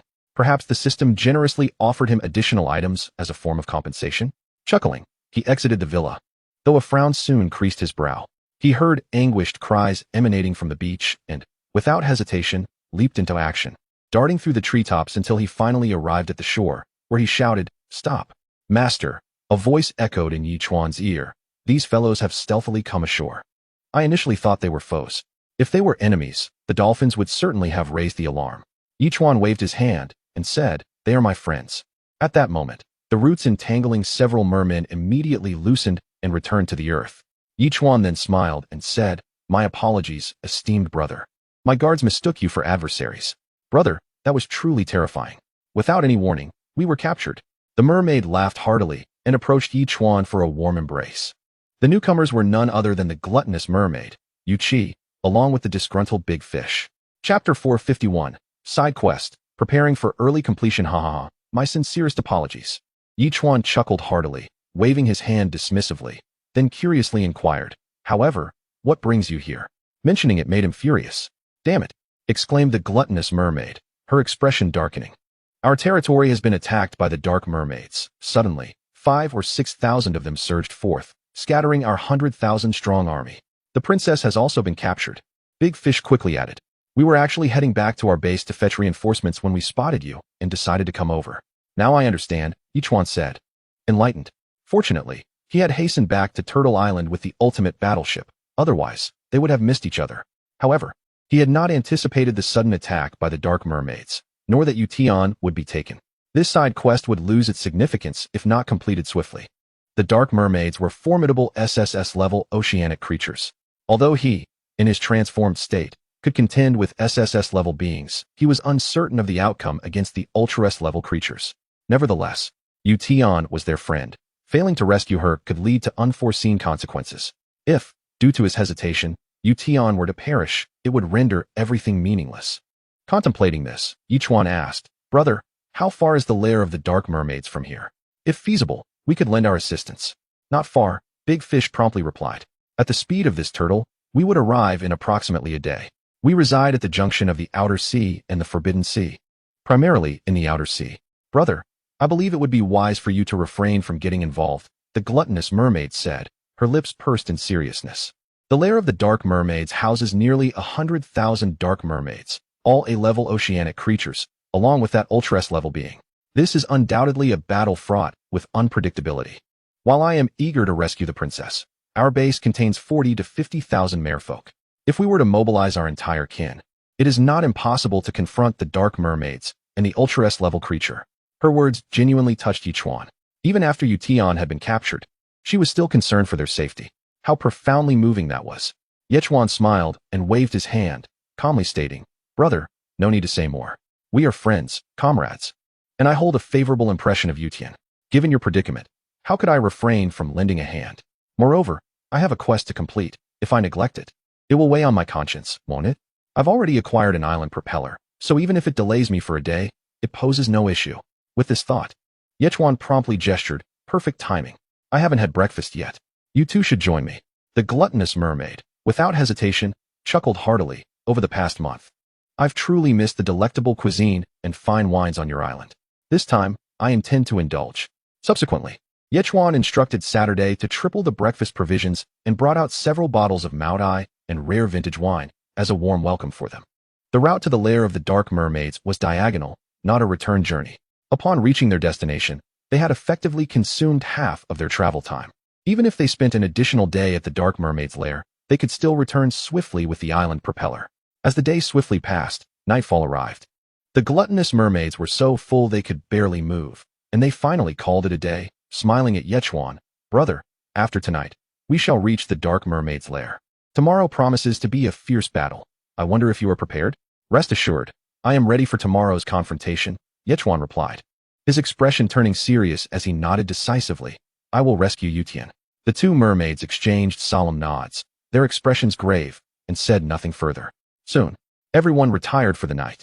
Yechwan lay in bed, glancing at the public chatroom messages before drifting off. The military has made a move.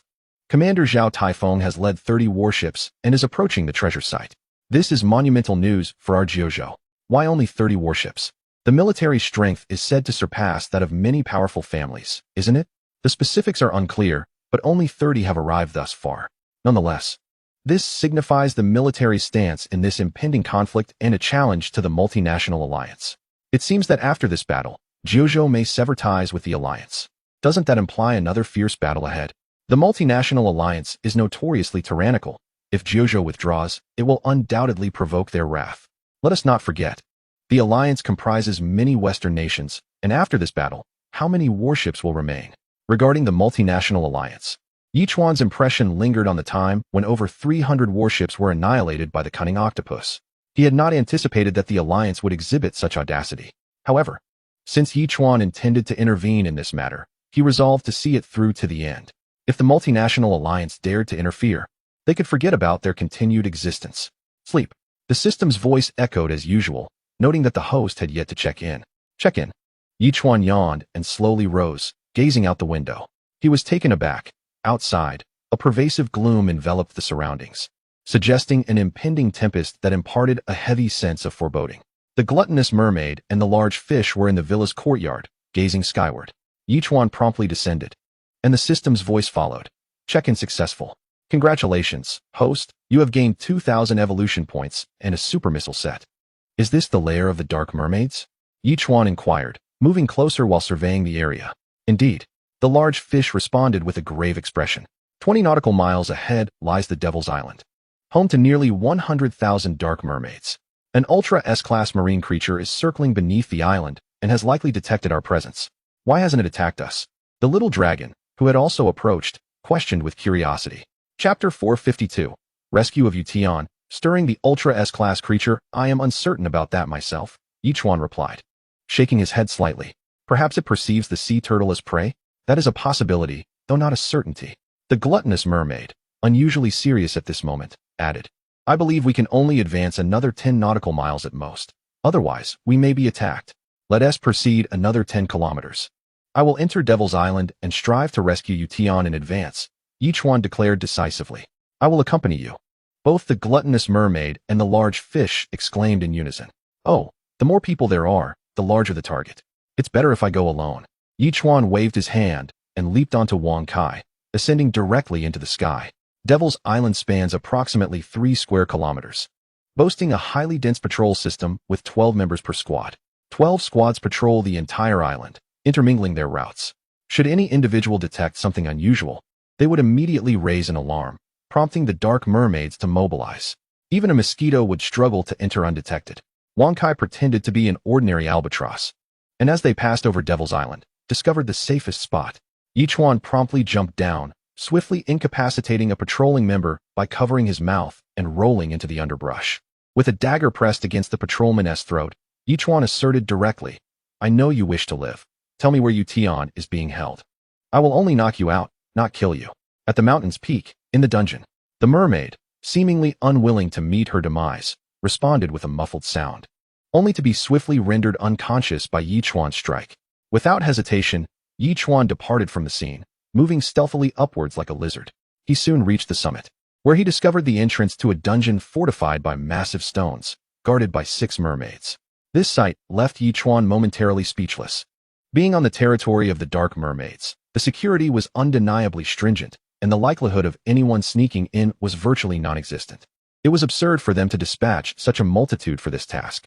Yichuan promptly summoned Wang Kai and, with a swift dive, launched an attack against the Dark Mermaids. Immediately on alert, the 6 mermaids rushed towards Wang Kai. In that fleeting moment, Yichuan darted forward like a bolt of lightning into the stone door, while Wang Kai soared into the sky, disappearing from view. Where did that foolish bird come from, daring to attack us? Perhaps your face is so unappealing that even birds despise it? Or could it be that your lack of companionship has repelled even the birds? Why do I sense a gust of wind? Surely no one has entered the dungeon? Stop with the wild speculation. We, the 6 stalwart guardians, would never allow anyone to slip by. As the mermaids exchanged banter, each one had already entered the dungeon, descending rapidly. This dungeon resembled a deep well, plunging down over 200 meters into an underground water prison. Aside from Yutian, there was a tall and formidable female mermaid wielding a whip, mercilessly lashing Yutian's body. Will you speak or not? This brutal treatment caused Yichuan to furrow his brow. The female mermaid was exceedingly cruel. After ensuring the absence of others, he swiftly maneuvered and collided forcefully with her. The female mermaid frowned, instinctively turning around, unaware of the intruder's stealthy approach. After all, the entire island was fortified, impenetrable to even a mosquito.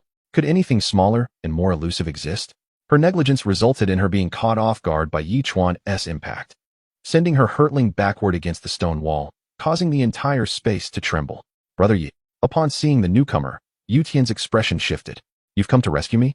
The female mermaid spat blood and coldly retorted, Yutian, I didn't realize you had human friends. Who doesn't have a few friends? Yichuan replied curtly. Do you think everyone is like you? Do you even comprehend our merfolk language? The female mermaid gazed at Yichuan in disbelief. Who exactly are you? Why does it concern you who I am? Yichuan shot back, drawing his long knife and severing Yutian's bindings. He then wrapped an arm around her slender waist, preparing to make their escape. The mermaid, with a cold smile, remarked, You are unaware of the nature of this place, yet you still intend to flee? Do you truly believe you can escape? This realm is but a fragment of that extraordinary S-class creature's body. Yutian, somewhat helpless, added, I nearly forgot to warn you. It appears we may not find an easy way out of here. With me here, there is no such thing as an insurmountable predicament, Yichuan replied, shaking his head as he glanced at the mermaid, swiftly brandishing his long blade against her. Boom. Suddenly, several black spikes erupted from an unseen source, thwarting Yichuan's assault. The ground began to writhe, and numerous tentacles, each as thick as an arm, emerged like serpents, lunging towards Yichuan. Realizing the peril, Yichuan, uncertain of the capabilities of this S-class marine creature, swiftly grasped Yutian and leapt upwards like a bolt of lightning. However, the tentacles showed no intention of relinquishing their pursuit, burrowing upwards from the depths of the well to ensnare Yichuan. He promptly unleashed a blast of air and a reverse flow technique, cleaving through the massive stones above him with a surge of blade energy, propelling himself into the sky. In that instant, the 6 mermaids were taken aback. Before they could comprehend the situation, Yichuan's blade energy struck, cleaving them in twain. The tentacles continued their relentless assault, intertwining in a manner that instilled profound dread. As if realizing they could not apprehend Yichuan, they shot forth numerous tiny, sharp spines, causing his brow to furrow. He swiftly cleaved downwards, but a new wave of spikes surged towards him almost immediately. In that fleeting moment, Wang Kai darted in, catching both individuals and narrowly evading the onslaught, swiftly retreating to the distance. A roar echoed from beneath the island, whether born from frustration at failing to capture Yichuan or from Yutian's escape, causing the entire island to tremble. Chapter 453, The Terrifying S-Class Creature. In the blink of an eye, the two had returned to Turtle Island. Lu Shuai had readied several salvos of ground-to-ground missiles. As they landed, he unleashed 3 waves, totaling 54 missiles, delivering a carpet bombing across the 3-square-kilometer island. In an instant, explosions erupted, generating towering waves upon the sea, while the dark mermaids on the island shrieked in agony, with nearly half of the close to 100,000 dark mermaids perishing in the barrage. At this moment, the female mermaid struggled to emerge from the dungeon, surveying the devastation of her painstakingly constructed base, unable to suppress a piercing scream. What on earth is happening? Observing the tentacles incessantly surging from the sea, the little dragon was bewildered. Is this truly that S-class marine creature? Indeed, it is, Yichuan affirmed solemnly. During the impending battle, everyone must exercise utmost caution. This S-class marine creature seems capable of cursing its adversaries, just like my grandfather once did. Liang Hongying immediately added that the curse of the Ultra S-class marine creature is not easily broken unless we can slay it. Lu Shuai, let us unleash another 3 waves. Xiao Feilong chuckled, rolling up his sleeves. Ultra S. Back when I was studying, I thought handling S-class marine creatures was the pinnacle, yet here I am, following my brother, provoking even Ultra S-class beings. Life truly is exhilarating. Let us make it even more thrilling. Lu Shuai laughed heartily and launched another 3 waves of bombardment. However, this time, the Ultra S-class creature's tentacles burst forth from the sea like petals of a flower, completely enveloping the island. 540 small warheads struck the barrier, causing impacts akin to striking steel, yet inflicting no damage whatsoever. The Ultra S-class marine creature finally emerged from the depths, resembling a colossal sea monster woven from countless delicate tentacles. Nearly 1,000 meters in length, its appendages writhing in a grotesque dance. What on earth is this thing? Blueberry Jam was left dumbfounded, utterly repulsed. System.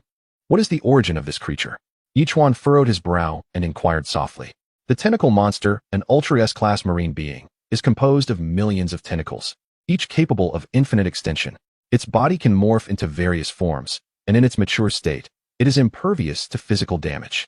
Each tentacle can unleash venomous spikes, each possessing terrifying power, with a curse ability, darkness, which can amplify a person's innermost desires infinitely, ultimately leading them to become puppets of their own cravings. The system promptly relayed a cascade of information, yet each one focused on a few critical words: impervious to physical damage. After conveying the tentacle monster's information to the group, each one found himself at a loss for words. Brother, how on earth are we supposed to fight this?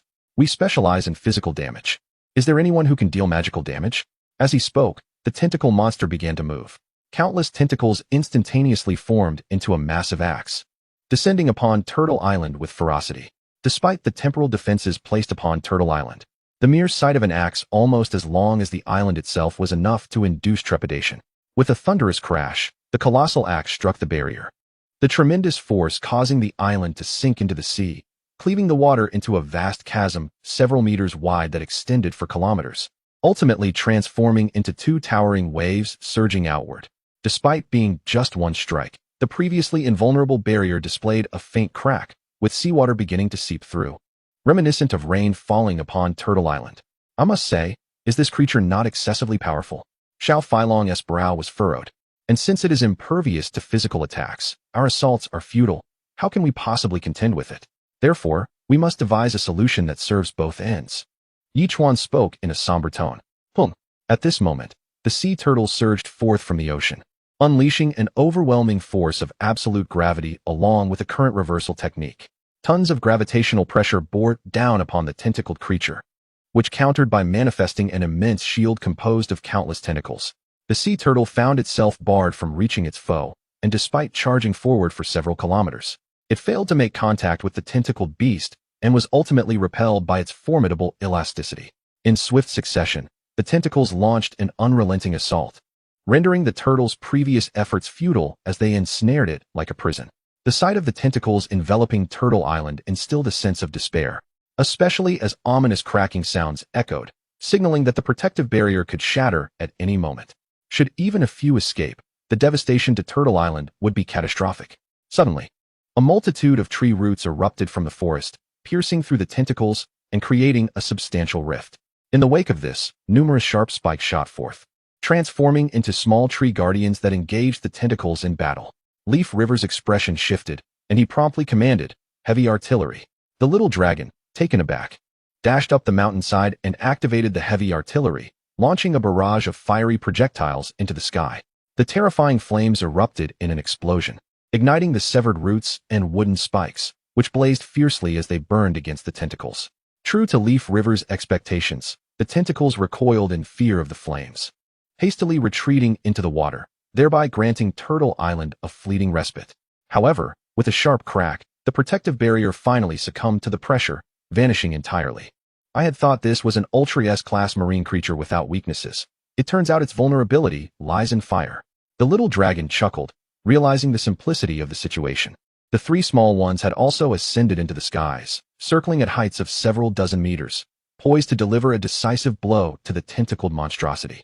Shall we exterminate them or not? The female mermaids, having suffered significant losses, down from 100,000 to merely 10,000, roared in anger as they witnessed the tentacled creature retreating into the ocean, abandoning its assault on Turtle Island. Simultaneously, nearly 10,000 mermaids plunged into the water, determined to engage in a desperate battle against Leaf River and his allies. Chapter 454. The Overcoming of One by Another. Tofu and Brine, the sea turtle, regarded these A-class dark mermaids with little concern. A single water blast could obliterate a substantial number. In the span of just 3 nautical miles, thousands of mermaids perished beneath the turtle's water projectiles. As the little dragon directed fireballs into the water, the sea turtle began to rise slowly, executing a powerful absolute gravity maneuver. The terrifying force combined with the explosive impact of the fireballs claimed the lives of yet more dark mermaids. Within mere minutes, nearly 10,000 dark mermaids had dwindled to only the female mermaids and a handful of high-ranking members. The onlookers stood in stunned silence, bemused by the spectacle before them. For 3 centuries, I have painstakingly orchestrated everything, believing that I could withstand the merfolk, acquire the tears of the mermen, only to be obliterated by this colossal sea turtle, aided by a handful of humans.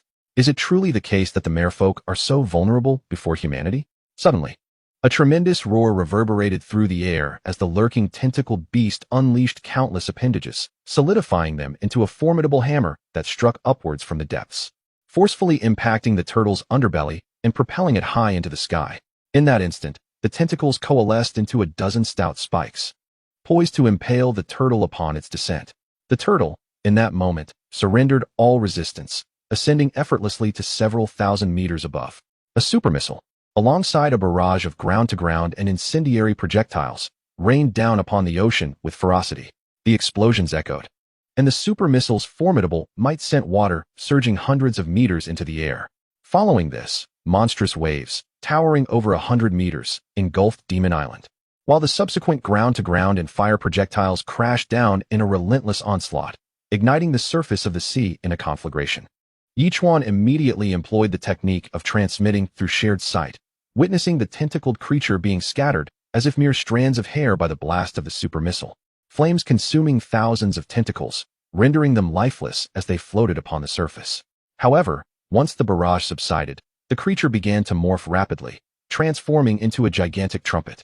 Its bell aimed directly at Turtle Island, seemingly intent on unleashing a sonic assault. Each one couldn't help but ask, "System, what is this creature's Achilles heel? You must assist me in analyzing it. Otherwise, we may not stand a chance." The system remained silent. As the colossal trumpet took form, poised to unleash its attack upon the turtle, each one commanded the turtle to descend from the heavens, deploying absolute gravity to strike down upon the trumpet with ferocity. Within the trumpet, a dark aura began to coalesce, erupting like a sonic wave. Yet, just as it emerged from the water's surface, the turtle crashed down with its immense weight, shattering the trumpet's shape. However, the dark aura still affected the turtle, compelling it to cast a levitation spell to hover in midair. A curse. Each one's brow furrowed in disbelief. He had not anticipated this creature to reveal its trump card so swiftly. Fortunately, a protective barrier mitigated the effects, and the turtle's levitation spell thwarted the curse's potency. Nevertheless, an unprecedented sense of peril enveloped each one. Thankfully, the tentacled beast was not one that launched a continuous barrage of attacks, as there was a significant pause between each onslaught. Otherwise, mere mortals would have perished long ago against such an S-class entity. Damn it! Little Flying Dragon gritted his teeth as he observed the tentacled creature being hurled back into the water once more, exclaiming, "This thing is certainly a tough adversary. Brother, do you have any strategies to defeat it? If I had a means, we would not find ourselves in such a passive state now." Each one spoke with irritation.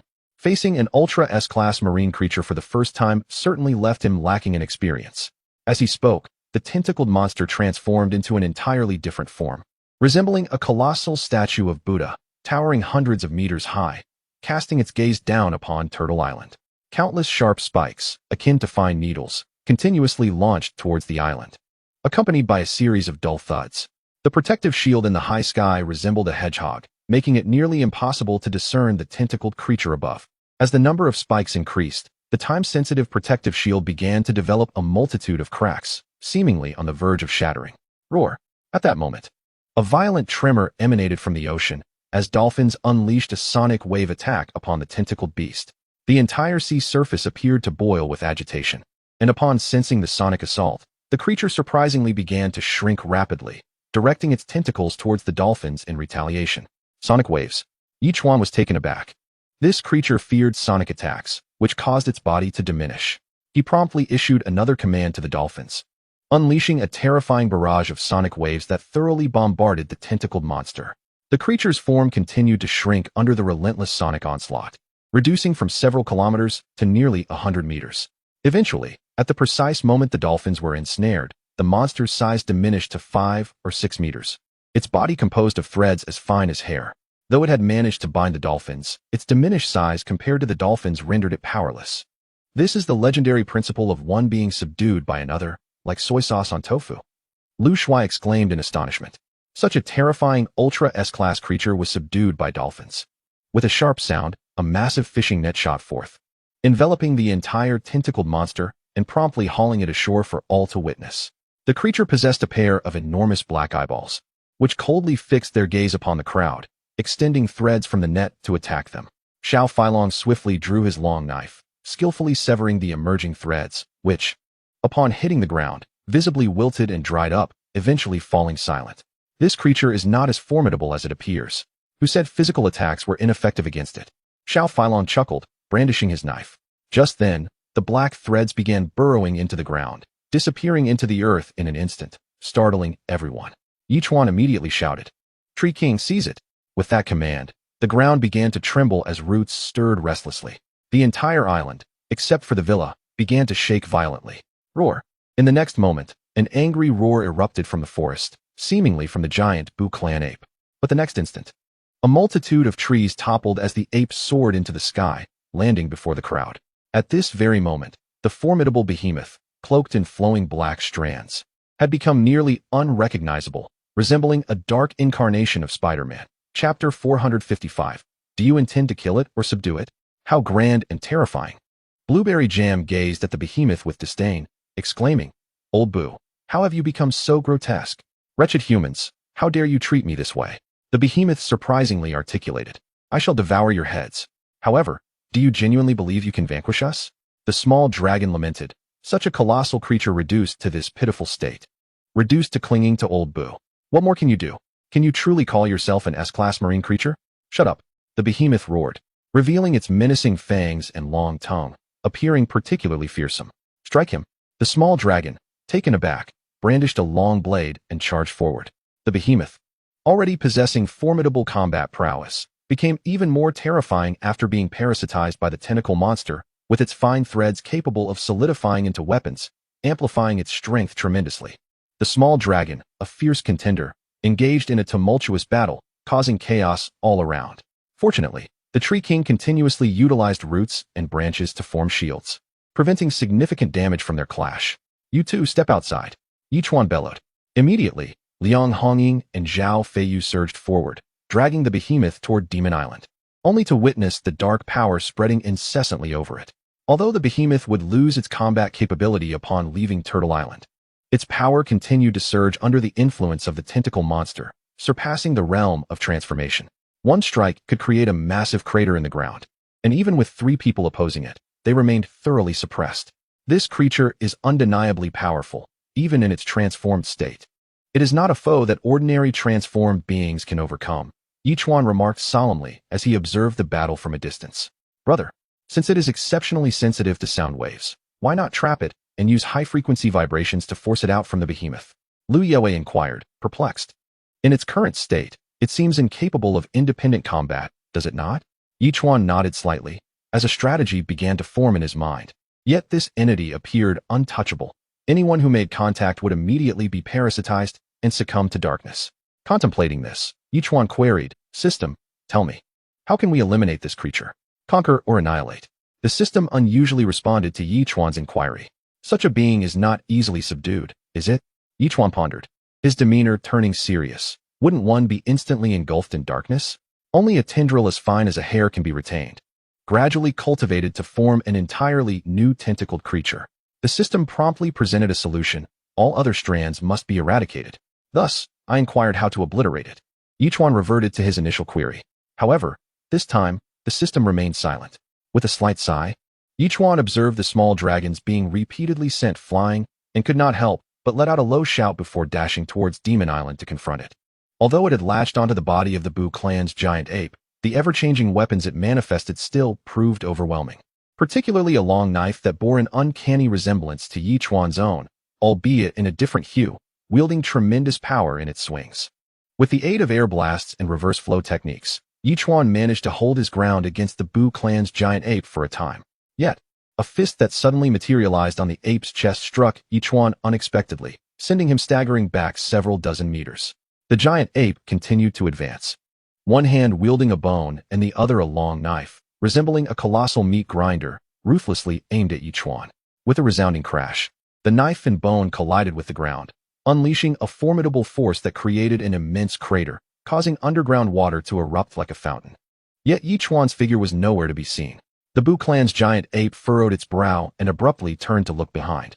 Unbeknownst to it, Yichuan had already retreated over 100 meters away, leaning against a massive natural boulder, chuckling as he shook his head, saying, "I wonder, tentacled creature, is this all you can do? You can't even locate me?" Roaring in response, this statement was an egregious insult to the tentacled creature, which leaped high to charge at Yichuan, causing the ground to crack under its immense force. Just as the Bu clan's giant ape was about to collide, Yichuan brandished a massive steel pipe, striking the one embedded in the ground with great force. The pipe began to tremble violently, causing the black tendrils on the giant ape to quiver. Yichuan's expression shifted. There was indeed a way. He swiftly inserted more steel pipes alongside the Bu clan's giant ape, and as the tentacled creature attempted to break free, he struck the pipes forcefully.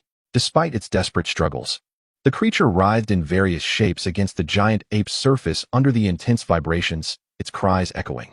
Initially formidable, claiming to disregard physical attacks, it became evident that once its weakness was discovered, even the weakest of dolphins could take half its life. At that moment, one of the small dragons could not help but remark that now, the elder brother had firmly imprisoned it. It was indeed finished. Yichuan's speed intensified, the high-frequency vibrations nearly driving him to the brink of collapse, while the true form of the bushy giant ape gradually revealed itself. Liang Hongying narrowed her eyes, fixating intently on the bushy giant ape and the tentacled creature. The moment they separated, she sprang forth like lightning, leaping high to grasp a tuft of fur atop the giant ape's head, forcibly pulling it from the labyrinth of steel pipes. The tentacled creature emitted agonized cries as it attempted to re-enter the giant ape's body. However, Yichuan's impact against the pipes grew stronger, his velocity increasing. In that fleeting instant, he appeared as a mere shadow, causing the tentacled creature to writhe uncontrollably, resembling a tangled mass of hair in chaotic motion. At that moment, a smirk curled at the corner of Yichuan's mouth. The time had come. Chapter 456. The Mermaid's Gratitude, Bestowing the Tears of the Kelpies. In an instant, all sound ceased. Seizing the opportunity, the tentacled creature soared upwards, attempting to escape, only to find a bottle awaiting it above. Before it could comprehend the situation, it had already plunged into the vessel, becoming ensnared within.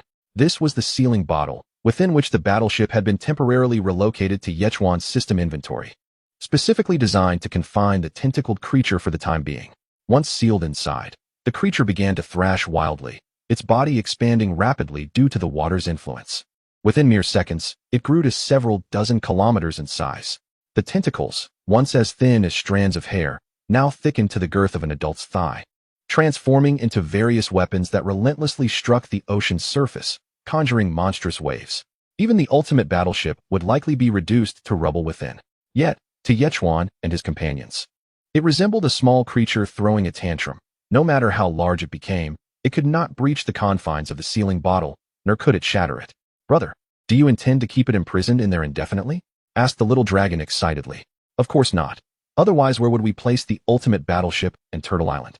Yichuan replied with a shrug. While it was possible to store them in the system inventory, living beings found it difficult to enter there. Hence, the sealing bottle held significant utility. After contemplating for a moment while stroking his chin, Yichuan shook his head, saying, "For now, I shall consider this matter further. Let us first check on Yutian." With that, the group carried the bushy giant ape back to Turtle Island. At that moment, the female mermaid had been captured, the dark merfolk suffering immense casualties, leaving only the bewildered female mermaid, especially astonished upon seeing Yichuan, unable to believe he was human given his overwhelming strength. Despite their combined efforts, they had vanquished even the super S-ranked tentacled creature. In the presence of such a formidable being, how could one expect him to simply assist the merfolk? "Yushua, what more do you have to say?" Yutian coldly questioned the female mermaid. 300 years have passed, and in our pursuit of the tears of the mermaid, we have sacrificed far too much, only to ultimately face failure. The female mermaid inhaled deeply and coldly declared, "In the game of kings and pawns, if it must be so, do as you please with my life. You must remember, everything you have wrought is solely of your own doing." Yutian spoke with an air of indifference. Heaven's transgressions may be forgiven. Self-inflicted calamities cannot be endured. With these words, Yichuan's blade fell, and the female mermaid was slain. Detected host has defeated the Dark Mermaid, vanquished an Ultra S-Class sea beast, and aided the merfolk in safeguarding the tears of the mermaid. The instance quest is now complete, and a large reward package has been obtained. Do you wish to open it? With the demise of the female mermaid, the system's voice followed suit. Yichuan immediately expressed his excitement, exclaiming, "Open it." Opening large reward package. Congratulations, host has received Evolution Value Package X2, Resource Package X2, Time Limited Super Defense X2, Island Propulsion Device X2, Super Missile X2, an exclusive nutrient solution for special tree species X2. The system's voice echoed once more. Quite impressive. The rewards are substantial and quite delightful. Brother Yi, I cannot thank you enough. Yu Tian said sincerely, taking a deep breath. Without you, our tears of the mermaid might have fallen into the hands of Fish Shui and her ilk. Let us not dwell on that. Your priority now is to recuperate. Yichuan replied with a slight wave of his hand, signaling Lu Yue to bring forth 1 liter of S-Class fresh water to cleanse Yu Tian's wounds and to provide her with 300 milliliters to drink, causing her body to visibly recover at an astonishing rate. The gluttonous merfolk watched Yu Tian's rapid recovery with growing excitement. Brother, you are truly a great benefactor to our merfolk. Not only have you saved our princess, but you have also eliminated our arch-nemesis. Henceforth, we shall have no threats besides humanity, they exclaimed joyfully. After all, we are friends. It is only natural for me to assist, Yichuan replied with a smile. Of course, this is also in consideration of the instance quest. Otherwise, who would venture so far to confront an Ultra S-Class creature? Brother Yi, may we enter the villa? I have something I wish to present to you as a token of my gratitude, Yu Tian murmured softly. There is no need for that. We are friends, and such gestures are unnecessary among friends. But we, the merfolk, are not ungrateful beings. I must repay you. Without waiting for Yichuan to respond further, she strode directly toward the villa, leaving him no choice but to follow her inside. This prompted Blueberry Jam to pout, saying irritably, "Is there nothing that can be discussed here? Does this woman intend to offer herself to my brother? You think too much." Liang Hongying frowned and turned to Blueberry Jam. Besides, even if she wished to, what would it have to do with you? Oh please, Yu Tian's lower half is that of a fish, even if she desired to. She lacks the ability, but she still has a mouth, does she not? Little Dragon wished to persuade Blueberry Jam a bit more, but upon seeing her prepare to drive, he could only curl his lip, at a loss for words. Upon entering the villa, Yichuan smiled and inquired, "Well, can we speak now?" "What I wish to say is that I want to give you a kiss," Yu Tian responded almost without hesitation. Before Yichuan could react, she stepped forward and pressed her cherry-like lips against his. As Yichuan prepared to break free, he felt a cold object, resembling a ping-pong ball, glide down his throat. In that instant, a flash of white light flickered between their mouths, leaving Yichuan utterly astonished as he staggered back, incredulous. What was that? "Mermaid's tear," Yu Tian promptly answered.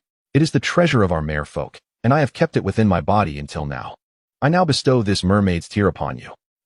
Yichuan stared at Yu Tian in bewilderment. "For me? The merfolk have battled the dark merfolk for 300 years for this tear, and many have perished without ever revealing it. Now, after I help them defeat the dark merfolk and the super S-Class sea creatures, they give it to me? If that were the case, handing the mermaid's tear directly to the tentacle monster initially would have prevented all subsequent events. What on earth is this woman thinking?" Chapter 457. The merfolk take their leave. Annihilating the tentacle monster, Yichuan shook his head and chuckled. "Yu Tian, this is your people's treasure. How can I accept it? I will return it to you." "Brother Yi." Yu Tian immediately reached out, shaking her head earnestly. "The mermaid's tear is merely a symbol. It holds little significance for our kind. However, for humans and certain powerful beings, it possesses immense value. The mermaid's tear has brought us countless misfortunes. It is time to let it go. Then I shall keep it for the time being." Observing Yu Tian's serious demeanor, Yichuan ceased his protests and nodded. "If you need it in the future, feel free to come and take it." "Understood." Seeing Yichuan's willingness to accept it, Yu Tian's face lit up with joy. As they walked outside, Yichuan asked the system, "What exactly is the use of this mermaid's tear?" "The mermaid's tear is the treasure of the merfolk. Consuming it can extend life, render one immune to toxins, and cure various ailments. It is classified as an SSS-grade item. One of the treasures for the evolution of super S-Class beings, and also serves as a material for warriors to enter the water." The system promptly provided the answer. Yichuan understood at once. No wonder the super S-Class tentacle monster sought the mermaid's tear. It was for further evolution. However, what lies beyond super S-Class? Look, they're back. Upon seeing the pair emerge, Blueberry Jam exclaimed excitedly. But the next moment, she cast a suspicious glance at Yi Chuan. Brother, why are you two out so quickly? It feels like not much time has passed. Yi Chuan was momentarily taken aback, unable to comprehend the meaning of Blueberry Jam, which left those around him somewhat speechless. Why did this seemingly innocent and adorable girl always ponder such peculiar questions? Nothing, hee. Upon realizing it was not as she had imagined, Blueberry Jam immediately stuck out her tongue with a cheerful grin. All right, having lingered here for so long, we should continue our journey to the treasure site. Yi Chuan could not help but inquire, Yutian, are you heading back, or? Bro, we plan to feast before departing, the gluttonous mermaid exclaimed with hearty laughter. Our princess has been missing your delightful cuisine, constantly reminiscing about when we could indulge in it again. That's easily arranged. I will have Saturday prepare a grand banquet. We shall not return without a toast. Yi Chuan promptly snapped his fingers and began instructing Saturday. At noon, the group enjoyed a sumptuous feast. The merfolk were remarkably adept at drinking. Yi Chuan dared not present the Baiwa wine, opting instead for a few bottles of Maotai and red wine, yet it still brought immense joy to the trio. Coupled with the SSS-grade delicacies specially prepared by Saturday, Yu Tian was nearly moved to tears. I have longed for this feast for over a month. How delightful. By the afternoon, as Yu Tian and her companions prepared to take their leave, Yi Chuan earnestly urged them to stay. Yu Tian chuckled, saying, this time, I led 100,000 warriors, most of whom have perished. I must return to the headquarters to face the consequences. Consequences? Yi Chuan was taken aback and quickly responded. Rather than face punishment upon your return, why not accompany us on our adventures? Rest assured, this time you helped us vanquish the dark merfolk and subdue the ultra S-grade sea creature. This is indeed a significant achievement. The gluttonous mermaid chimed in cheerfully. The princess's merits far outweigh her faults, so she shall not only escape punishment, but also receive a reward. That is reassuring. Yi Chuan finally felt relieved. Regardless, thank you, Brother Yi. Yu Tian's demeanor turned serious as she embraced Yi Chuan once more before turning to lead the two back into the sea, swiftly making their way towards the merfolk's stronghold. At last, Yi Chuan had the opportunity to redirect the sea turtle, hastening towards the treasure site while employing the island propeller to maximize speed. It was only at this moment that Yi Chuan retrieved the sealed bottle, gazing at the increasingly larger tentacled creature within. After a moment of contemplation, he tossed Wang Sai's blazing feather arrow into the bottle, igniting a tremendous inferno that engulfed the creature in flames. The tentacled monster thrashed about, its form morphing into various shapes as it attempted to plunge into the water. However, whether due to excessive salinity or some other reason, it could not sink. Pitiful cries emanated from the creature as its terrifying tentacles lashed against the surface of the water, creating towering waves. Yet that was all it could manage. Before the naked eye, the tentacled creature's body began to shrink rapidly once more, evoking a sense of melancholy in Yi Chuan. After all, it was an Ultra S-class marine organism, yet it was terrified of high-frequency vibrations and fire attacks. Such significant vulnerabilities were indeed fatal, contributing to its downfall. Perhaps this was the most pitiful demise he had encountered in his marine career, involving an Ultra S-class creature. After a considerable passage of time, as the tentacled creature seemed on the verge of defeat, Yi Chuan swiftly reached out, forcibly tearing away a long, slender black strand from its body, measuring over 2 meters in length and approximately 1 millimeter in thickness. It appeared to flutter slightly, yet lacked any semblance of life. Meanwhile, the creature within the bottle succumbed to the flames, losing all signs of life before ultimately vanishing completely. In that fleeting moment, the system's voice resonated. Congratulations, host. On your first kill of an Ultra S-class marine creature, you are awarded a lucky gift pack. Would you like to open it? Open. Yi Chuan replied. Opening successful. Congratulations, host. You have received 400 kilograms of fertile black soil, 10 units of exclusive nutrient solution for special tree species, 1 inner alchemy pill from an Ultra S-class marine creature, 2 experience value packs, 2 resource packs, 2 time-sensitive super defenses, 1 miraculous pill, and 10 units of nutrient solution exclusive to the tentacled creature. The system continued. Yi Chuan's expression shifted. The spoils were evidently more abundant this time, including the exclusive nutrient solution for the tentacled creature. However, he realized it had been quite some time since he had encountered a miraculous pill. Without hesitation, he consumed the miraculous pill, and 5 minutes later, the system's voice announced, congratulations, host, you have mastered a minor language. You can now communicate effortlessly with the tentacled creature. Tentacled creature? Yi Chuan was momentarily taken aback, then bewilderedly remarked that the creature was capable of human speech. It had even uttered a phrase while he was possessing the giant ape of the Bu clan. Possessing the Bu clan giant ape allowed for a degree of commonality with humans, enabling simple conversations. However, to communicate fluently, one must master the language of the tentacled creature. The system clarified. This explanation left Yichuan feeling speechless. He sensed a certain futility in the miraculous pill.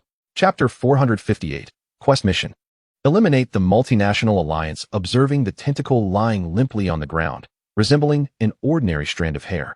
Yichuan couldn't help but smirk. This fellow looks as though it's dead. What are the next steps?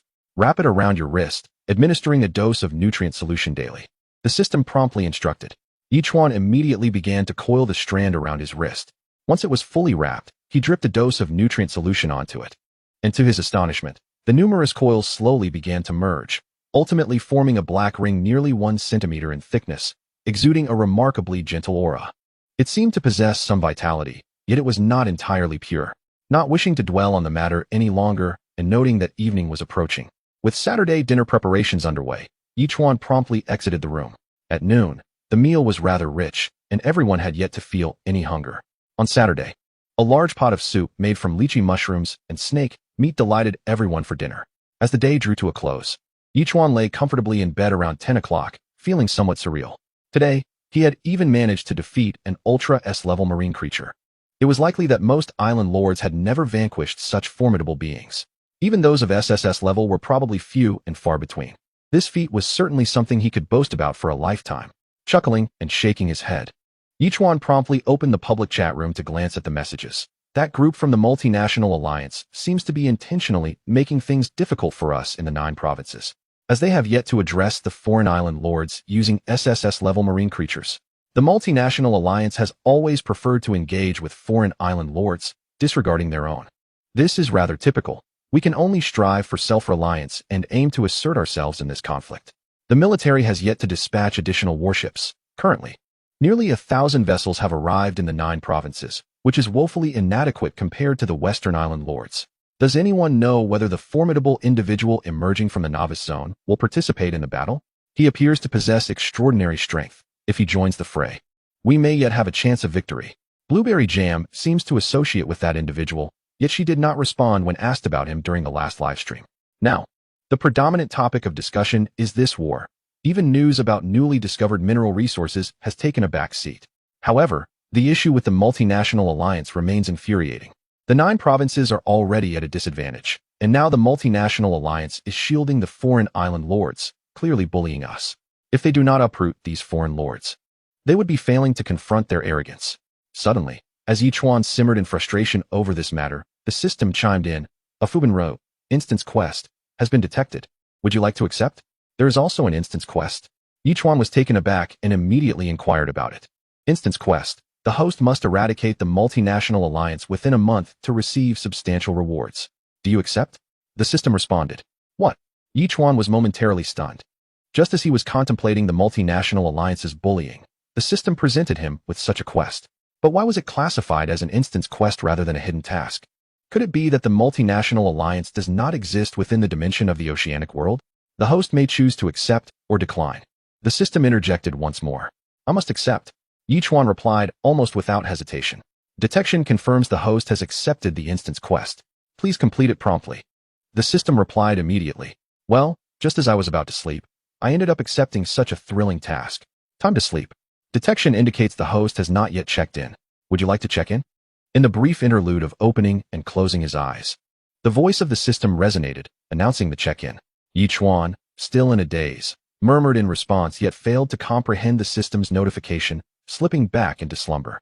It was not until past 9 in the morning that Yichuan finally roused himself, greeted by the splendid weather outside. Stretching languidly, he ventured out with purposeful strides. Everyone was engrossed in their respective tasks, and with a sense of leisure, Yichuan exchanged greetings while wandering about, paying particular attention to the wondrous tree. Although its height had not continued to change, its girth had nearly doubled since last observed, and it appeared poised to bear miraculous fruits once more, filling Yichuan with delight. While the efficacy of the miraculous fruits may not be as potent as before, he sensed that the miraculous fruit jam possessed an extraordinary quality of its own. Whether this was a preparation for the future journey to the Sky City remained uncertain. Yet Yichuan felt an intrinsic connection between the two, though only an opportunity to enter the Sky City would unveil the truth. As they entered the outer sea, various warships began to proliferate, yet it seemed that everyone's focus was directed towards a certain treasure trove, leaving no one idle enough to seek trouble. Turtle Island continued to enjoy its tranquility. In the blink of an eye, 4 days had elapsed. On this day, Yichuan awoke to a sky shrouded in dark clouds. Heavy rain pouring down. He stepped outside to gaze into the distance, perplexed by the unusual deluge. What on earth is happening? Isn't this rain rather excessive? He pondered aloud. The little dragon, equally serious, chimed in, expressing a sense of unease, noting a peculiar palpitation in his heart, wherein, after a few normal beats, it would suddenly race once more. Yichuan cast a glance at the little dragon, recalling a similar sensation previously experienced during an encounter with a vengeful red carp emerging from the zone of forbidden life. Could it be that an SSS-grade creature had surfaced once again? At that moment, Zhao Feiyu and the others also emerged. Blueberry Jam pointed towards the distant heights, exclaiming, "A phoenix!" The group turned to follow the sound, noticing a bird-like figure emerging amidst the lightning-wreathed clouds. Yichuan shook his head, remarking, as the saying goes, "A phoenix rises from the ashes. If it truly is a phoenix, it should be accompanied by flames, not rain." Rain phoenix? The little dragon chuckled. "Have you ever heard of a rain phoenix?" Yichuan retorted with a hint of annoyance. "Just a guess," the little dragon replied with a grin. Suddenly, a thunderous roar erupted as the colossal avian creature dove through the clouds, descending upon Turtle Island, seemingly intent on an assault. With a piercing sound, its massive claws struck the protective shield, failing to shatter it, and the bird took to the skies once more in search of another opportunity. This creature bore a striking resemblance to the phoenix depicted on television, exuding an aura of malevolence. Yichuan could not help but inquire of the system. What on earth is this? Chapter 459, The Sinister Peacock, Unmatchable. The malevolent peacock, classified as an SSS-grade aerial creature, heralds its arrival with rain. Capable of conjuring towering waves and commanding flocks of birds. Its unique skill, the peacock plume, can annihilate all living beings. The system promptly provided an explanation. After much ado, it turned out to be merely a peacock. Yichuan swiftly introduced this entity to the others, and Blueberry Jam could not contain her astonishment, exclaiming, "Isn't that the peacock we often see at the zoo? What is the origin of this peacock, and why is its combat prowess so formidable?" The peacocks of the ocean world must surely differ in many respects from those of Blue Star. Yichuan gravely instructed, "Jam, you and Wei Wei should head to the mountaintop and be ready for action." Understood, they nodded in agreement, hastening towards the small hill. The rest of the group also prepared themselves for a fierce battle against the wicked peacock. After circling high above, the malevolent peacock once again swooped down towards Turtle Island.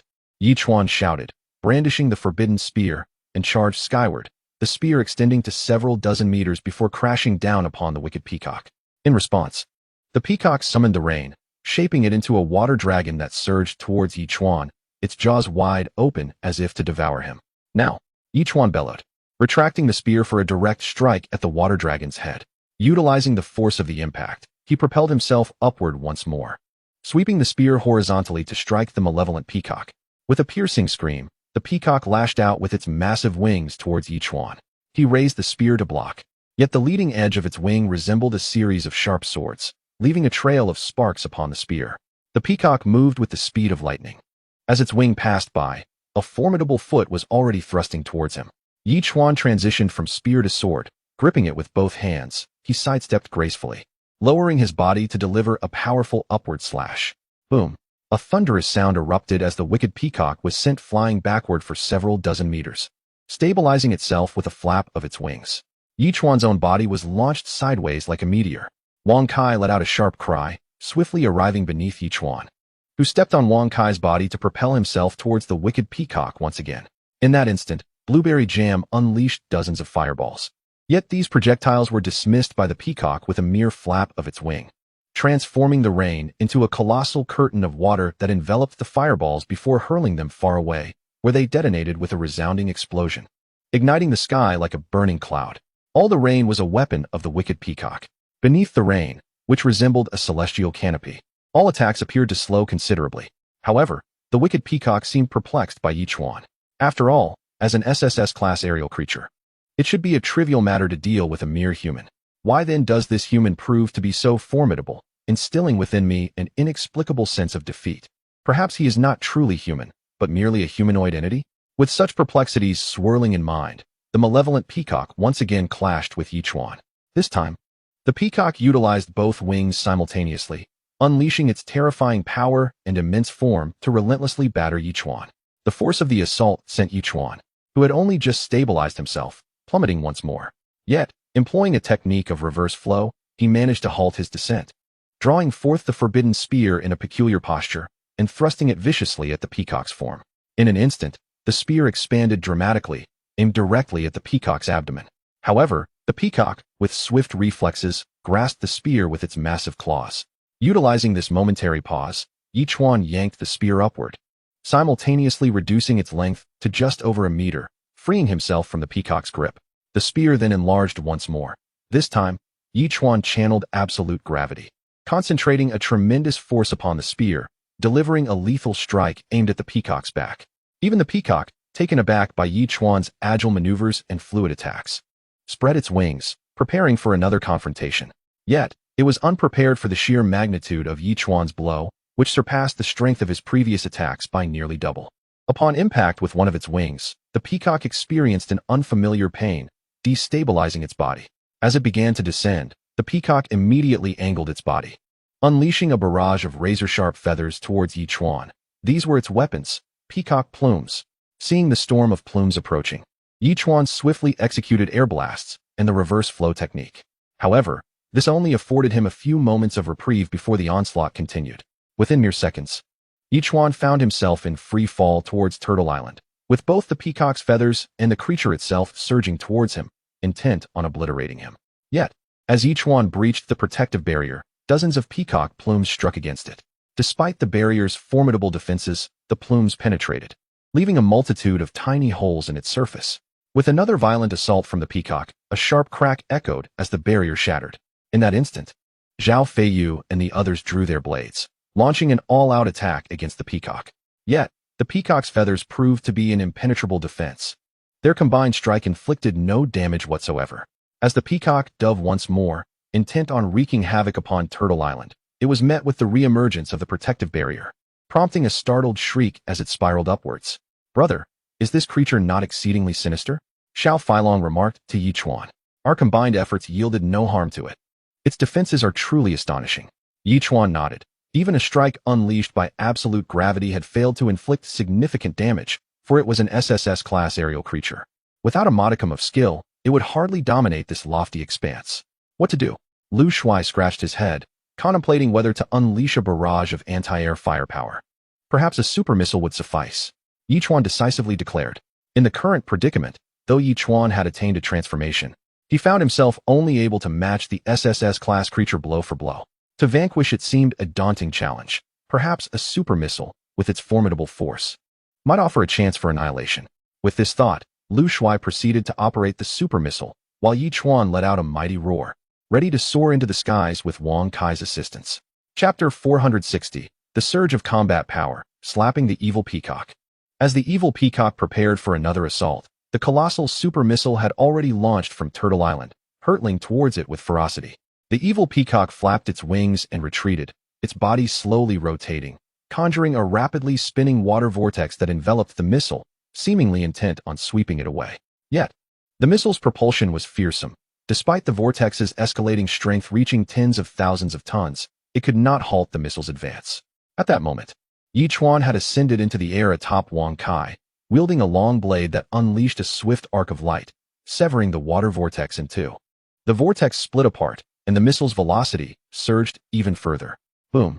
Although the evil peacock quickly formed another water vortex, the super missile had already detonated, unleashing a horrifying explosion that obliterated nearly half of its feathers.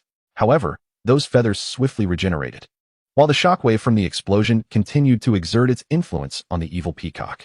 With a shriek, the evil peacock opened its beak wide, flapping its wings as it was propelled backward by the force of the explosion, ultimately stabilizing after being hurled several dozen kilometers away. Yet, as it furrowed its brow and turned, it beheld Yichuan descending from the sky, brandishing a forbidden spear measuring over 10 meters in length, akin to a war deity descending from the heavens. The evil peacock, paralyzed by fear, momentarily forgot to call out, its body spinning as it attempted to swat Yichuan away. However, everything transpired in the blink of an eye. as the spear descended with deadly precision. It plunged directly into the evil peacock's wing. With a wail, one of its wings, already grievously injured by Yichuan, succumbed to this fresh assault and faltered, plummeting from the sky into the sea. The cacophony of its cries drew forth a chorus of similar sounds.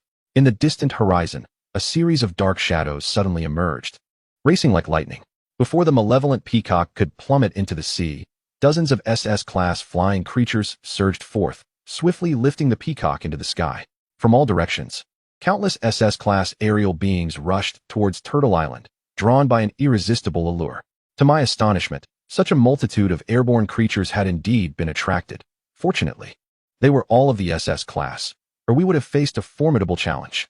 Observing the dense swarm of aerial beings surrounding us, the little dragon could not help but exclaim in amazement. Simultaneously, the trio prepared themselves, taking flight with the aid of the creatures, ruthlessly slaughtering their airborne adversaries. Despite being SS class, these creatures, though strong, paled in comparison to the imminent arrival of Zhao Feiyu. They began to plummet into the sea and onto the island. This infuriated the recovering malevolent peacock, which was poised to retaliate when Yichuan's attack struck. The terrifying force cleaved through the rain, severing the bodies of several SS-class flying beings and forcefully striking the malevolent peacock. With a piercing cry, the peacock's body soared into the air, its sharp claws aimed menacingly at Yichuan. It unleashed two swift strikes, attempting to fend off Yichuan's assault while launching a powerful kick toward his chest. With a soft thud, Yichuan compressed his body downward, narrowly evading the peacock's attack. In that moment, he wielded his sword, delivering a fierce slash as the peacock began its descent. Already gravely injured, the peacock found no resistance as the sword cut through its claw, and with a swift rotation, the entire claw was severed. With a wretched cry, the malevolent peacock spiraled upward, and the rain abruptly ceased. Almost instantaneously, the rain from above began to plummet violently, intensifying the force of the water below. Droplets coalesced into a massive water sphere, weighing millions of tons, crashing down from hundreds of meters high onto the protective shield. Boom! A thunderous sound erupted as the shield shattered instantly, and the torrential rain surged forward, relentlessly assaulting Turtle Island. Yichuan's expression shifted dramatically as he hastily reinforced the shield. In that fleeting moment, the turtle invoked absolute gravity, diving into the sea, managing to activate a new protective barrier just as the colossal water sphere struck Turtle Island. The ocean surface was gouged to a depth of hundreds of meters, spanning a diameter of several kilometers. Subsequently, towering waves surged outward in all directions, the sea cradling the turtle as it gradually smoothed the surface. The turtle raised its head, launching a barrage of powerful water orbs toward the malevolent peacock. Still reeling from the agony of its severed claw, the peacock flapped its enormous wings in a futile effort to shield itself from the water spheres. Another wave of peacock feathers surged forth, all intercepted by the turtle's water orbs and the reverse flow technique. Taking advantage of the opportunity, Yichuan once again ascended the back of the evil peacock, intent on delivering a lethal strike. However, the moment the evil peacock sensed Yichuan's presence, it abruptly flipped in midair. Simultaneously, a barrage of peacock feathers was unleashed upon Yichuan, enveloping him from all directions. Yichuan's expression changed dramatically as he plunged downward, swiftly spinning his long knife to deflect the feathers below. Just as a feather struck him, he finally evaded the relentless assault. He felt a sharp pain in his leg and instinctively pulled out the feather, which left his leg swollen and discolored. Fortunately, the poison was quickly neutralized. Yet Yichuan continued his descent like a free-falling object. The evil peacock, fully aware of the potency of its feathers, was convinced that Yichuan was doomed. It dove down, intending to swallow him whole. Just as the evil peacock was mere meters away, Yichuan suddenly pivoted, his sharp blade slicing through the air like lightning towards the peacock's head. A look of confusion and shock flickered in the evil peacock's eyes. It was too late to evade. Gritting its teeth and closing its eyes, it opened its beak wide, determined to retaliate against Yichuan. With a swift motion, Yichuan's knife struck the peacock's neck, embedding deeply into its throat, eliciting a series of agonizing screams from the creature.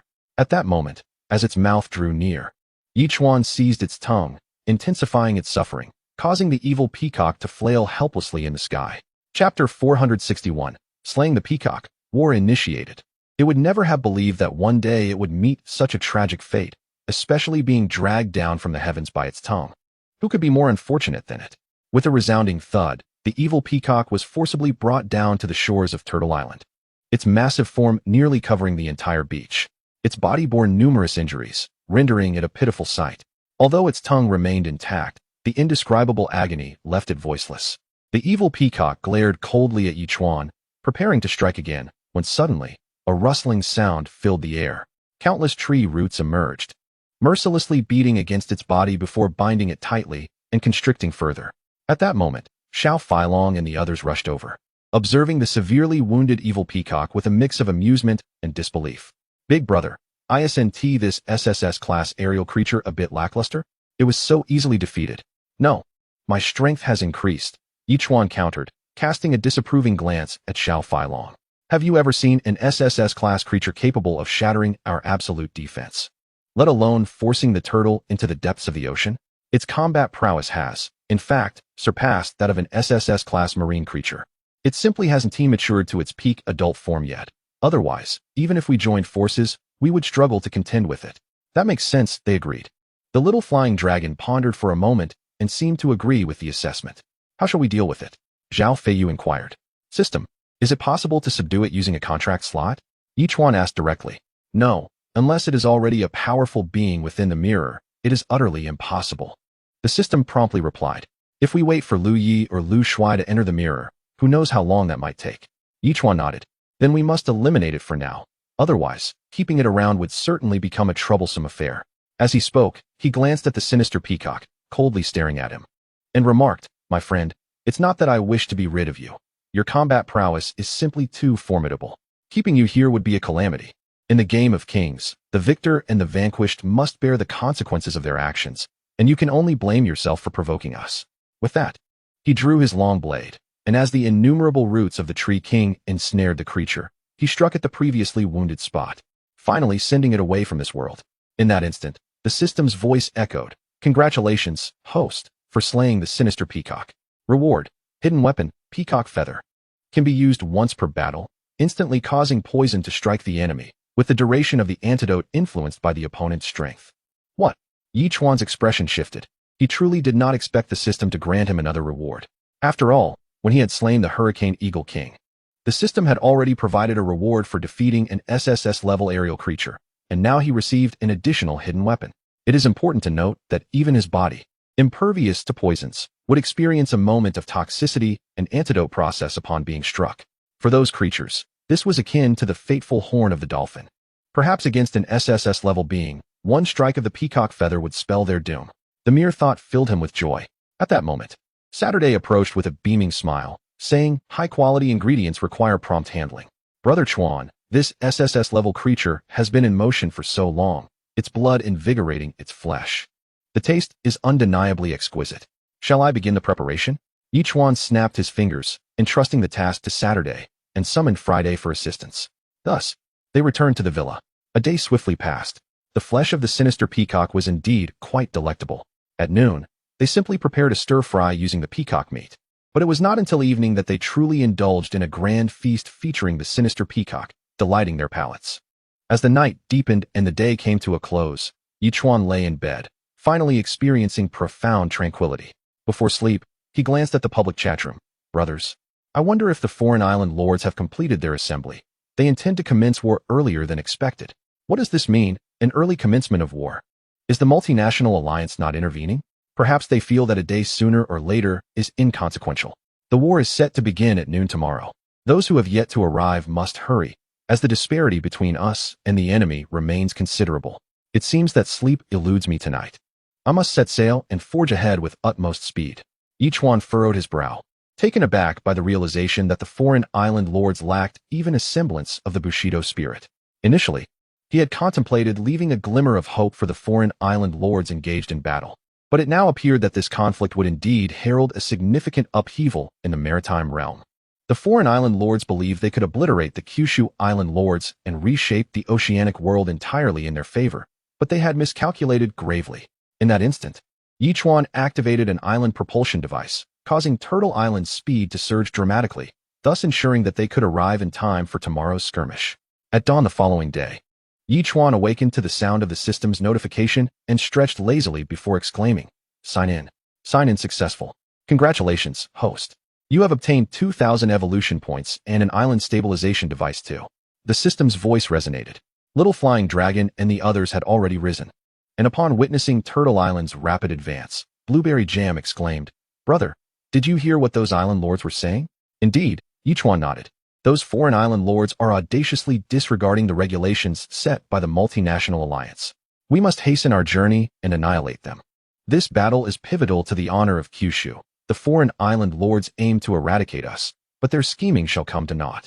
Zhao Feiyu inhaled deeply and coldly declared, "We must make those foreign island lords and the multinational alliance aware that Kyushu is invincible." Multinational alliance?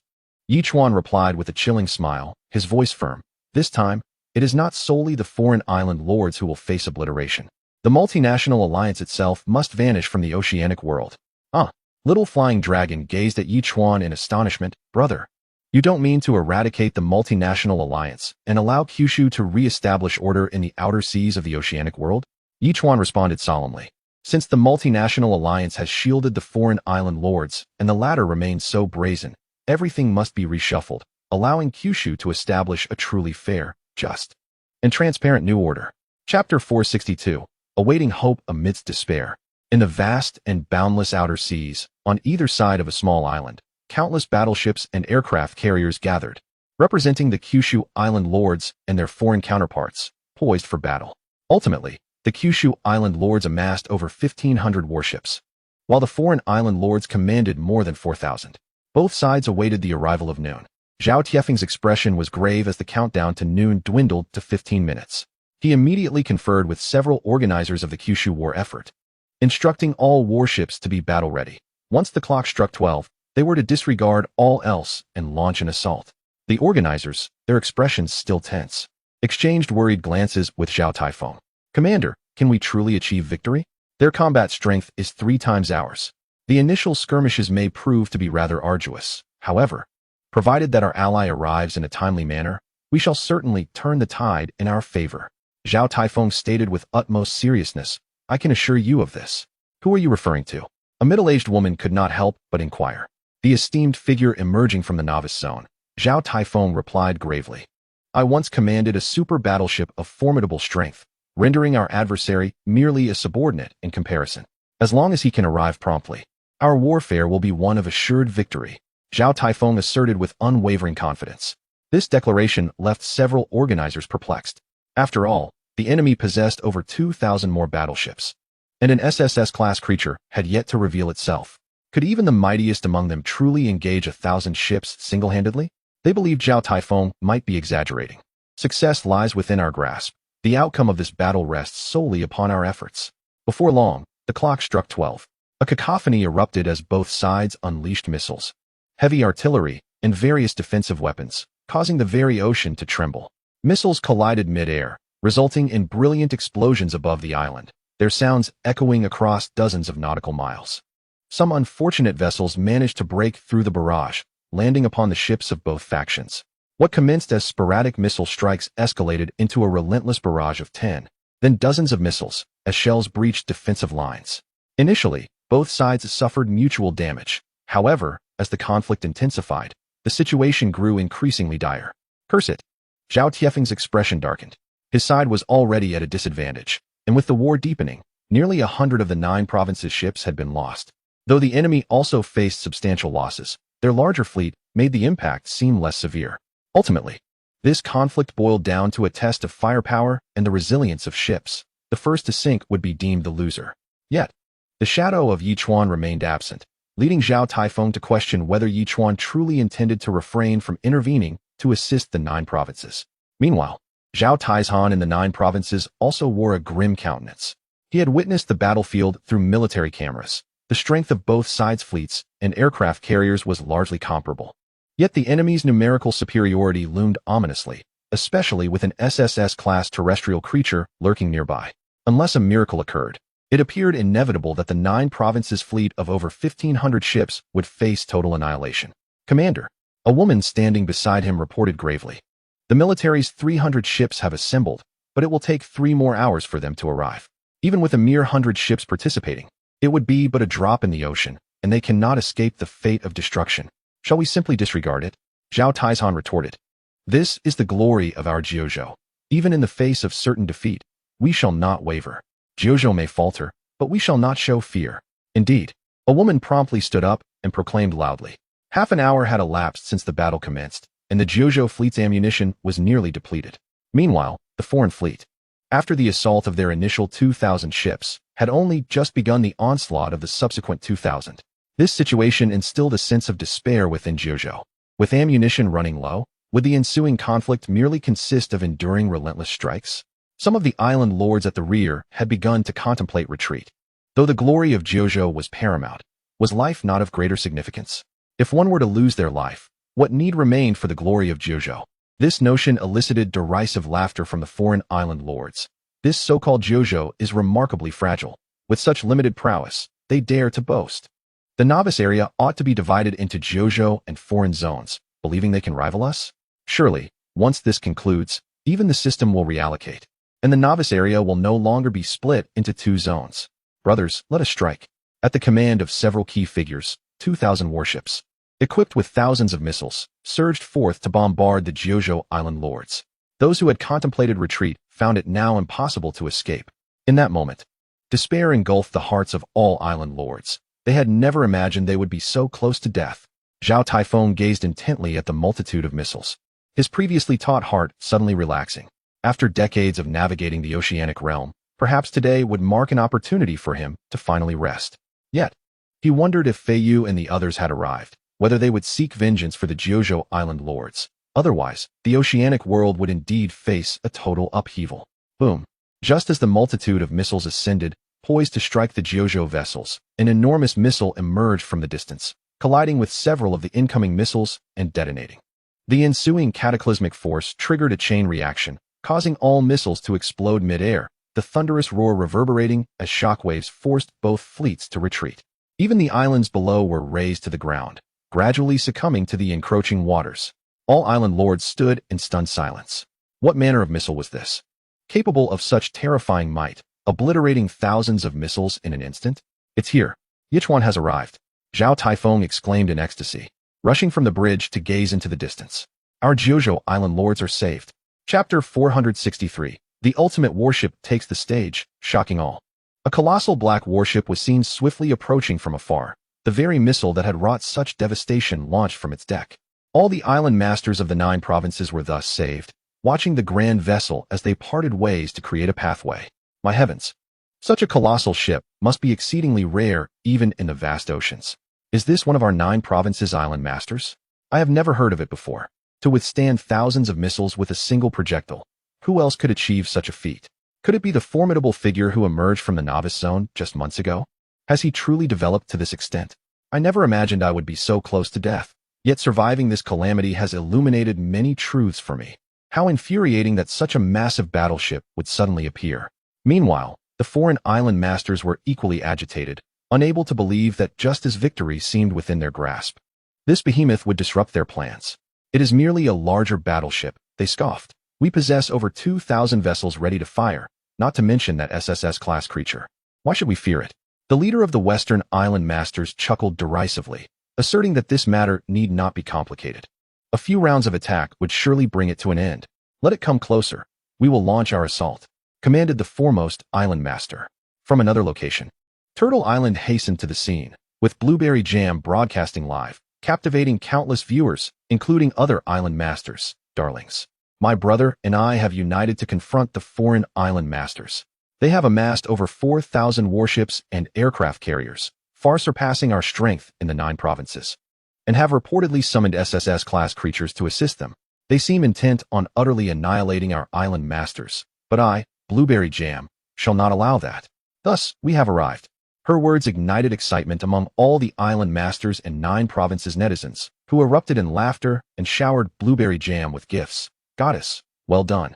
I knew you would not ignore this battle. That gigantic battleship is yours. How cool. No exaggeration. This ship can obliterate thousands of enemy missiles with a single one. That alone gives me confidence. This concerns the honor of our 9 provinces. I need not say more. Here's a few tokens to express my feelings. I adore you, goddess. It was truly remarkable. The once adorable and charming goddess had unleashed such formidable energy. Our goddess is undoubtedly the most positive energy broadcaster in the 9 provinces, without question.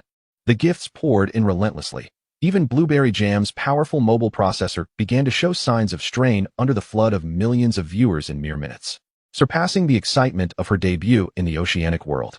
Little Dragon, Zhao Feiyu, and Lu Shuai swiftly maneuvered through the fleet of 9 provinces warships aboard the ultimate battleship, akin to war deities advancing towards the foreign island masters. The ships that had previously engaged with the 9 provinces island masters automatically opened a passage, allowing the ultimate battleship to penetrate the ranks, intending to encircle it. If they could incapacitate it, this ultimate battleship would become a trophy for the foreign island masters. It leaves one pondering why the ultimate battleship refrains from initiating an attack and voluntarily enters the adversary's encirclement. Only Zhao Taifeng chuckled and shook his head. These fellows. The strength of the ultimate battleship's defenses is known perhaps only to him amongst the thousands present. And this is one of the reasons it dares to venture into the lion's den. The foreign island lord, at this moment, had already begun to scoff disdainfully. I wonder who the commander of this behemoth is. How audacious to charge into enemy territory. Truly believing that its sheer size renders it invincible. Relay the orders, and strike with all our might. In that instant, over 2,000 warships directed their firepower towards the ultimate battleship. With a cacophony of explosions, missiles, heavy artillery, and machine guns unleashed a relentless barrage upon it. They were certain that at such a close range, this colossal vessel would have no time to deploy its close-in defense systems, leaving it in a purely passive position to withstand the assault. Yet, what they did not anticipate was that the ultimate battleship had no intention of utilizing its defenses. It simply stood there, inviting the onslaught. As the entire behemoth became ensconced in fire, the foreign island lords reveled in their mockery, while the lords from Jiuzhou were consumed with anxiety, bewildered by the reason this immense battleship would willingly endure the bombardment. Was it perhaps to exhaust the enemy's ammunition and provide an opportunity for retreat? In a mere 3 minutes, nearly 10,000 missiles, tens of thousands of heavy shells, and over 100,000 bullets rained down upon the ultimate battleship. Yet, as the artillery fire subsided, the battleship remained unscathed. Save for a few superficial marks from the assault, it had not suffered any significant damage. How could this be possible? The higher-ups of the foreign island lords gaped in disbelief, unable to trust their own eyes. Commander, we cannot engage them head-on. This behemoth shows no fear of our artillery. No wonder it dares to penetrate our lines. Its defenses are beyond our capability to overcome. It was truly alarming. How could such a formidable battleship suddenly emerge in the maritime realm, one that had never been heard of before? Commander, I strongly urge the immediate deployment of that SSS-class terrestrial creature before it launches an attack. Boom. No sooner had the words been spoken than the ultimate battleship commenced its offensive, but its targets were not the more than 2,000 fully armed warships. Rather, it focused on those vessels that had exhausted their ammunition. In an instant, a torrent of fire erupted, accompanied by deafening roars as thousands of missiles detonated, incapacitating all systems aboard those ships. The foreign island lords, already in a state of shock, could only watch helplessly as their vessels met their demise, each grappling with disbelief. After all, the 1,500 ships of the Jiuzhou island lords had already lowered their flags, rendered as mere lambs awaiting slaughter. Now, a single behemoth had turned the tide. If this news were to spread, it would surely render many foreign island lords the subject of ridicule. Now, all their hopes rest upon the SSS-class terrestrial creature. Although it pales in comparison to the terrifying tentacled behemoth that the multinational alliance once faced, being an SSS-class aquatic entity, it is believed that annihilating a colossal vessel would be a mere trifle. Yet, the high-ranking commander remains somewhat conflicted. The SSS-class terrestrial creature is their trump card. Is it truly necessary to unleash it now? Chapter 464. How could this man be so powerful? Brother Yu, shall we deal with the remaining foreign warships as well? At this moment, the little dragon could no longer contain the overwhelming force within. He had never imagined that one day he would pilot the ultimate battleship, rescuing a portion of the islands of Jiuzhou from dire straits. Even leaving foreign island lords utterly astonished, perhaps they were frightened to the point of wetting themselves. Strike! Zhao Feiyu nodded and promptly commanded the wandering souls. The spirits immediately commenced their operations, and in an instant, terrifying artillery fire once again rained down upon another segment of foreign warships. Over 2,000 foreign vessels were already prepared. The moment the ultimate battleship engaged, both distant and close-range defenses unleashed their firepower to counter the onslaught. The sight of over 2,000 warships standing against a single colossal vessel was astonishing to all. After all, no one believed such a scene could ever manifest. Even in dreams, over 2,000 warships were meticulously arranged by a single behemoth. This was truly extraordinary. Green gemstones. The little dragon chuckled at this moment. With a mere command from him, several wandering souls, undeterred by the bombardment, affixed green gemstones to the front of the laser cannon. As the laser fired, a brilliant green beam erupted forth, directly striking a dozen warships and 2 aircraft carriers. They hardly comprehended what was occurring when they heard a creaking sound. Only then did they horrifically realize that their vessels were disintegrating, revealing several remarkably neat cutting edges, as if something had instantaneously sliced through the entire hull. That scene was witnessed by all the island lords of Jojo, each one nearly bursting with excitement.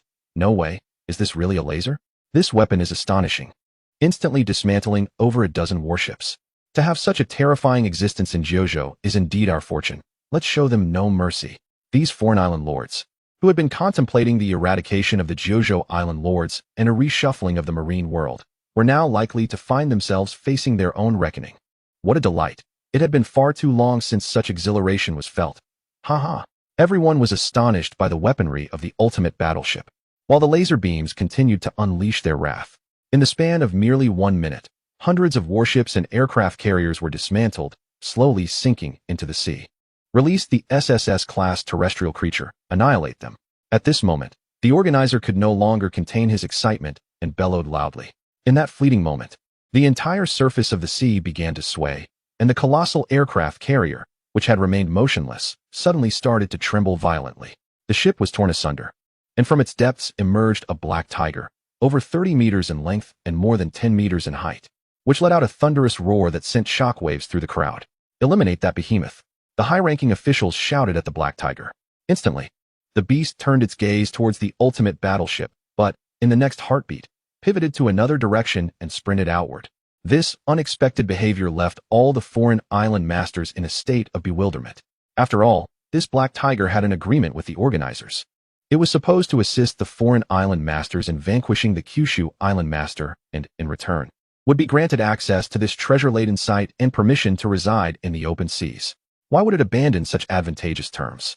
Meanwhile, in the live stream hosted by Blueberry Jam, viewers watched in horror as the black tiger charged toward Turtle Island. Goodness, why is this fearsome creature heading towards the goddess? Can she withstand its attack? They gasped. I've heard tales that this black tiger is an SSS-class terrestrial creature, a reigning monarch of the seas. Yet here it stands with the foreign island masters. It's simply unbelievable. Goddess, stop the live stream and flee. This black tiger is truly terrifying. They urged. Does she possess the strength to withstand an SSS-class terrestrial being? It seems impossible. After all, it is the ruler of the ocean. Brother, should we let the turtle fight it? Blueberry Jam turned to Yichuan, seeking his counsel. Yichuan shook his head, brandishing his long spear, and calmly declared, I can handle it with ease. With that, he charged forward, sprinting across the water's surface at a speed that rivaled that of the black tiger. As the beast roared and lunged at him, Yichuan unleashed absolute gravity, his spear extending to an astonishing length of over 10 meters. He leaped high into the air and brought the spear crashing down upon the black tiger's head with tremendous force. A resounding boom echoed across the surrounding waters, and the sheer might of the strike sent the black tiger reeling backward, its massive form crashing into the ocean and creating a towering water column that soared hundreds of meters high. Yichuan stumbled back several dozen meters but regained his footing gracefully, standing poised upon the water's surface, spear in hand, resembling a deity of war. Witnessing this spectacle, the onlookers were left aghast. Some island masters even slapped their own faces in disbelief. Am I seeing things? This human dares to confront an SSS-class terrestrial creature head-on? Incredible. It is said that even the strongest among the realm cannot match an SSS-class being. Could his combat prowess surpass that of the strongest? Is this truly the novice island master who emerged from the beginner zone? In just half a year, he has reached the astounding level of combating SSS-class creatures on his own. Such prowess can only be described as monstrous. Surely, that black tiger must have underestimated him. Indeed, it can hardly be explained otherwise why he possesses such formidable strength. Is it so difficult to acknowledge the might of our Jojo island masters without diminishing our own glory? Meanwhile, the foreign island masters present appeared utterly bewildered. One senior member could not help but exclaim, What the hell? Is this truly an SSS-class terrestrial creature? How could it be sent flying by a mere human? I cannot say for certain, but it is indeed classified as an SSS-class terrestrial being. The organizer clenched his fists tightly, declaring that there must be some sort of error. Just then, a furious roar echoed from the sea, followed by a towering column of water as the black tiger stood atop it, resembling a judge surveying the scene below. Its furious roars caused the entire surface of the ocean to churn, and it once more lunged toward Yichuan with bared teeth. This sent a shiver through everyone present. It was clear that this was the true strength of the SSS-class creature. Yichuan was in peril, as the black tiger closed the distance to Yichuan. Now only a few hundred meters apart, Yichuan waved his hand, launching the peacock feather. Aware of its own terrifying nature, the black tiger initially dismissed the peacock feather, which appeared merely as a 20-centimeter-long plume, swatting it aside with its massive paw. To its surprise, the feather struck its paw directly. In an instant, the toxin spread, turning the black tiger's left forelimb a sickly green, quickly radiating throughout its body, significantly diminishing its combat capability by at least 70%. Yichuan's expression shifted. He had not anticipated the peacock feather's formidable power. Although the black tiger began to recover in just a few seconds, Yichuan had seized the initiative, unleashing a devastating strike from the forbidden spear against the black tiger. Just as the black tiger regained its composure and prepared to unleash its full strength, the spear struck true, driving it back once more, leaving a moderate-sized wound in its chest that oozed blood. Everyone stood in stunned silence. If the previous incident was merely a case of the black tiger's oversight, this time, the man had legitimately repelled the creature with his strength. The organizer among the foreign island masters clenched his fists, gritting his teeth in disbelief. How could this black tiger, though not as formidable as the once-feared elusive octopus, be unable to conquer a mere human? Our Jiuzhou Island masters could now declare victory. With a gleeful gaze fixed upon the god of war, Yichuan, Zhao Tiefeng's face radiated joy. Could it be that he has transcended to a higher level by single-handedly challenging an SSS-class creature? How exhilarating it is to witness such a spectacular battle. As the master of the 9 provinces islands, I am astounded by our formidable strength. The 9 provinces are not merely powerful on Blue Star. We are equally unmatched in the realm of the ocean. This is the essence of the people of the 9 provinces. The Western Island masters, in their folly, aspire to diminish our strength and establish their hegemony. It is nothing short of a daydream. Regardless of the circumstances, this remarkable figure who single-handedly confronts the Western Island masters will undoubtedly become a legend. In the live stream, whether from Blue Star or the oceanic world, viewers were captivated by the scene, some even shedding tears of joy. Contributions flooded in, and the number of viewers soared to nearly 1 billion, marking yet another pinnacle in the life of Blueberry Jam's streaming career. The black tiger was incensed, filled with rage and doubt regarding its own prowess. After being defeated by a single human once, it was humiliating to be bested twice, now bearing a gaping wound. How could it maintain the dignity of an SSS-level creature under such circumstances? In that moment, fury surged within the black tiger, giving rise to a primal roar that sent columns of water spiraling skyward, reaching towards the clouds. Evoking in Yichuan a line of poetry, the waters of the 4 seas rise, while the clouds of the 9 heavens descend. Though the black tiger's combat skills as an SSS-level creature were not particularly formidable, it certainly had a flair for theatrics. As time pressed on, Yichuan summoned a dolphin, which spun gracefully in the water before darting towards the black tiger like an arrow. The black tiger roared in fury and charged at Yichuan, massive columns of water crashing together behind it like a tornado, forming an enormous torrent aimed directly at Yichuan. In that moment, the combined might of one tiger and one wave created an overwhelming force that left everyone in awe. Sensing the